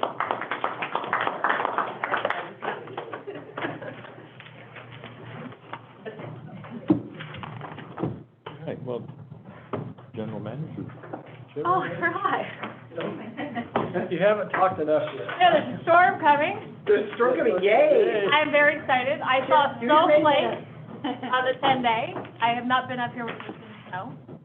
I'm Going excited. to happen. Yeah, I thought that we would, Greg already stole our other thunder with our grant announcement. Yeah? And then I thought maybe Chip just give us an update on your curtailment update. Oh, right. Okay, so, I put on the spot. you all may have heard that, the State Water Resources Control Board is doing a curtailment analysis on a week-by-week basis.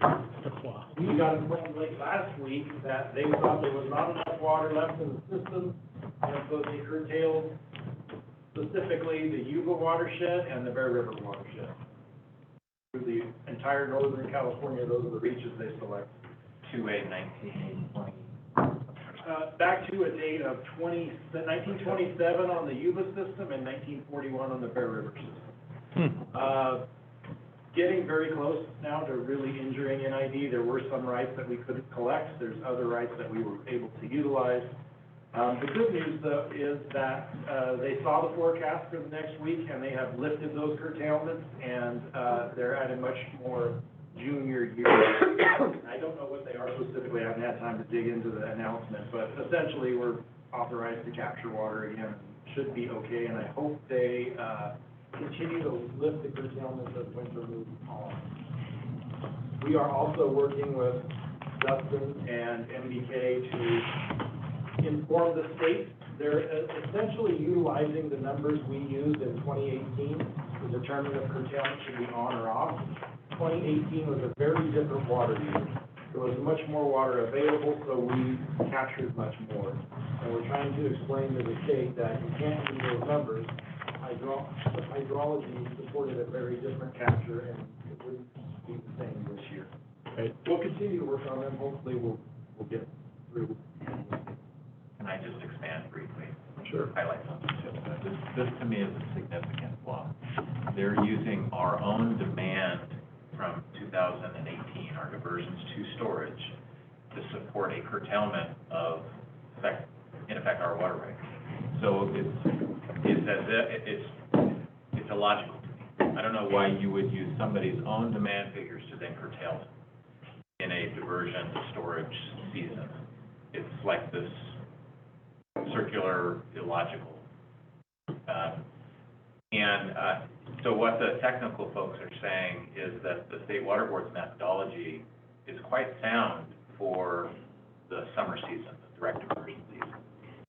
But it's very significantly flawed during the storage season. So we're working with the state. Chip informed me that we're going to have a visitor from the state to come and do an inspection of curtailments. But hopefully this does not ripen into a dispute, because as we've talked about in the past, you just cannot forego a diversion to storage opportunity. You cannot allow water to essentially just be wasted when you're in the second year of a drought, potentially facing a third. So, a very significant issue. We're trying to work with the state, raise concerns, ask questions, and we'll see where it goes. How about a 22nd year drought? 22nd year? I mean, that's Colorado River and the whole west interspersed with wet years. So it gives more emphasis to the storage. Yeah, there's also some very interesting geographical challenges. So in a curtailment analysis, there should be a larger downstream demand that is senior to you, right? Upstream, junior, downstream is senior. You curtail the upstream junior to satisfy the demand needs of the downstream senior. There is no downstream senior. Again, back to the circular type analysis that your spreadsheet methodology employs. The Feather River, Sacramento River main stem, those don't have curtailment. So it's very odd. Essentially, by the implementation of the curtailment, it just means that we can't capture the water we normally would. We pass it down the system to nobody's benefit.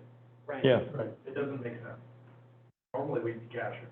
Well, it goes to the Sacramento River and goes to the Delta, doesn't it? It does, you're absolutely correct. However, right now, when you look at that analysis, the delta is in excess. So there's nobody below us that's injured currently. So why would they curtail us? So it's just very confusing. Yeah. So we're trying to give them the data to help correct some of those decisions. And what about the zero allocations that they also announced?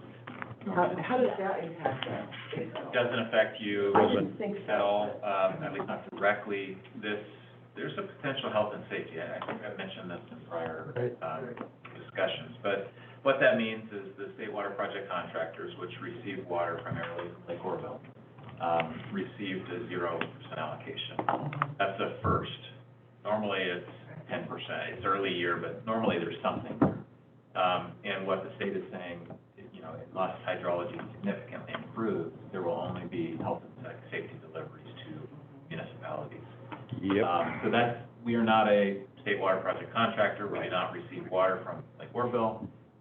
It doesn't directly affect us, but, if there's a need for emergency transfer supplies, to satisfy a municipal health and safety need, that's where I could see it becoming an interesting, we'll see. Hopefully, we'll get enough weather here to avoid that type of emergency situation, but it is possible.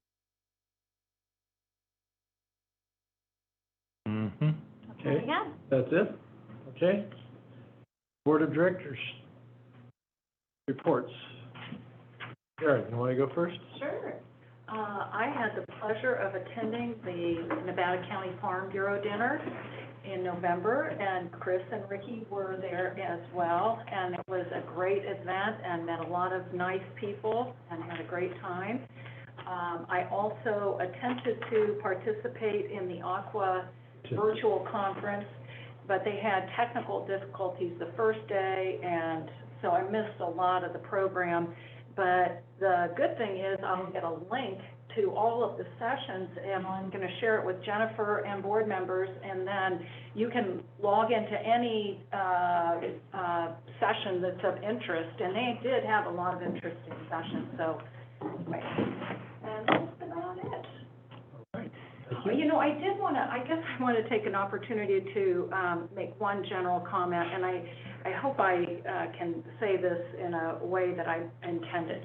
So today we had a tremendous amount of information that we went over, and obviously I think the level of change that is being brought to bear in the district is very significant and very, very positive.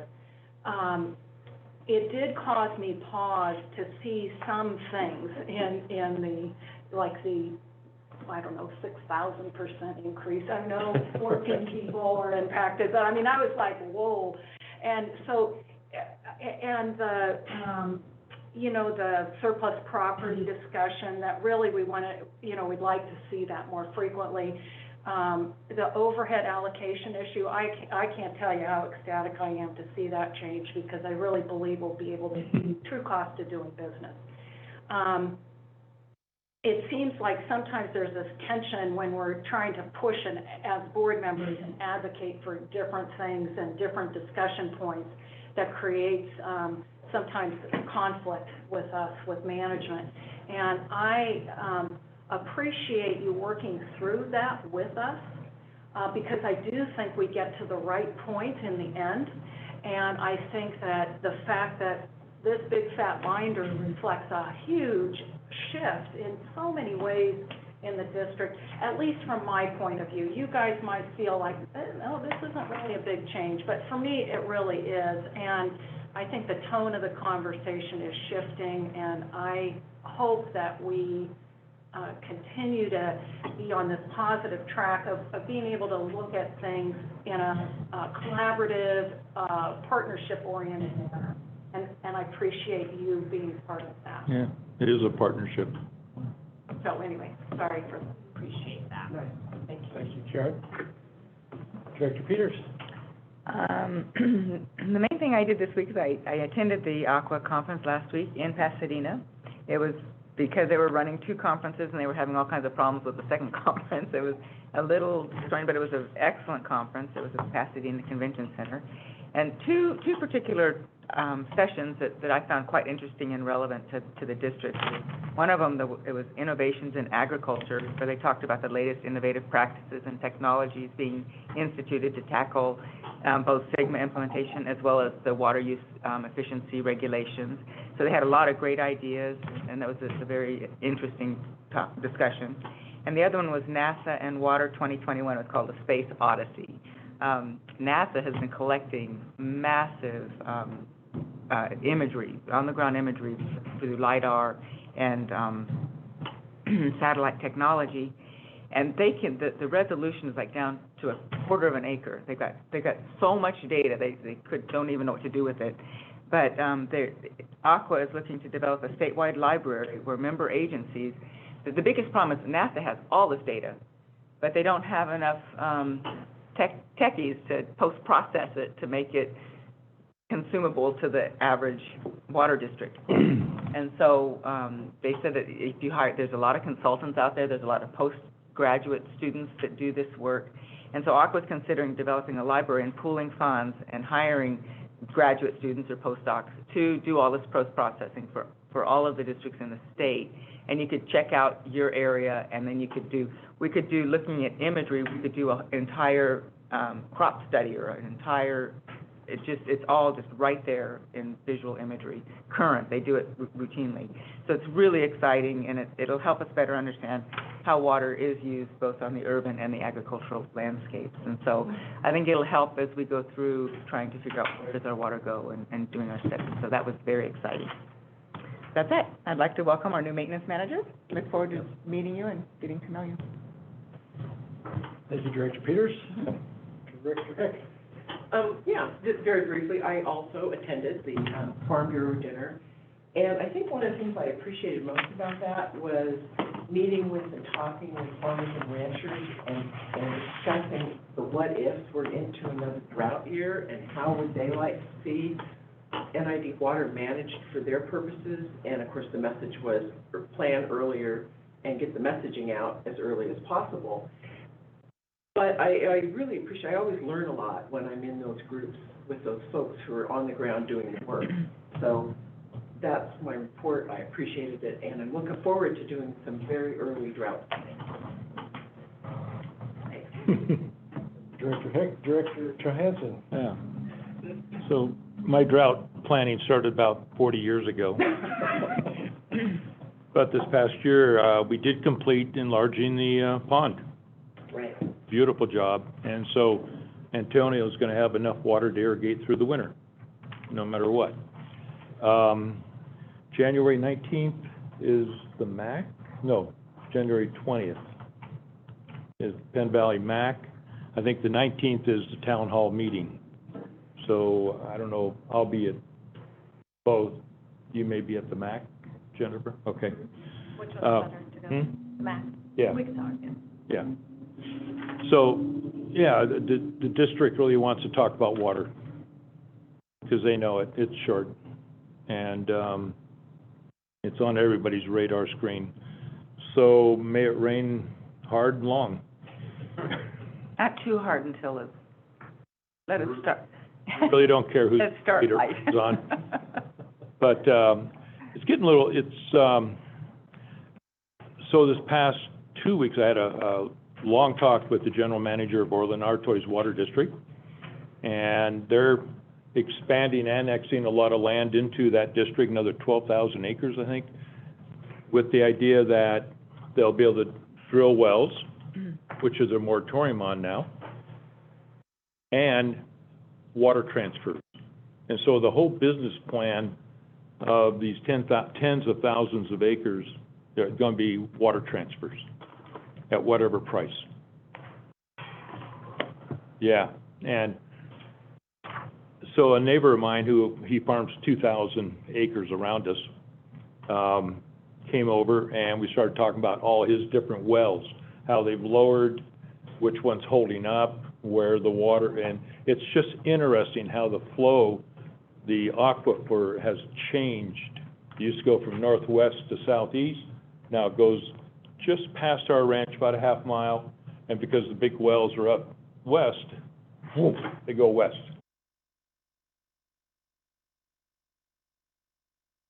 Yes, hi, we're reconvening, but we're going to continue this meeting next week at our special meeting, December 15th at 1 p.m. We'll continue with the remaining items. Renee, so let me help you there. Okay. So items 16 and 17 we're tabling for today, and then we will agendize them for next Wednesday. Items 16 and 17 of this agenda will be tabled for today to be continued and heard next week at 1 o'clock on December 15th. We're adjourned. And we're adjourned. Thank you.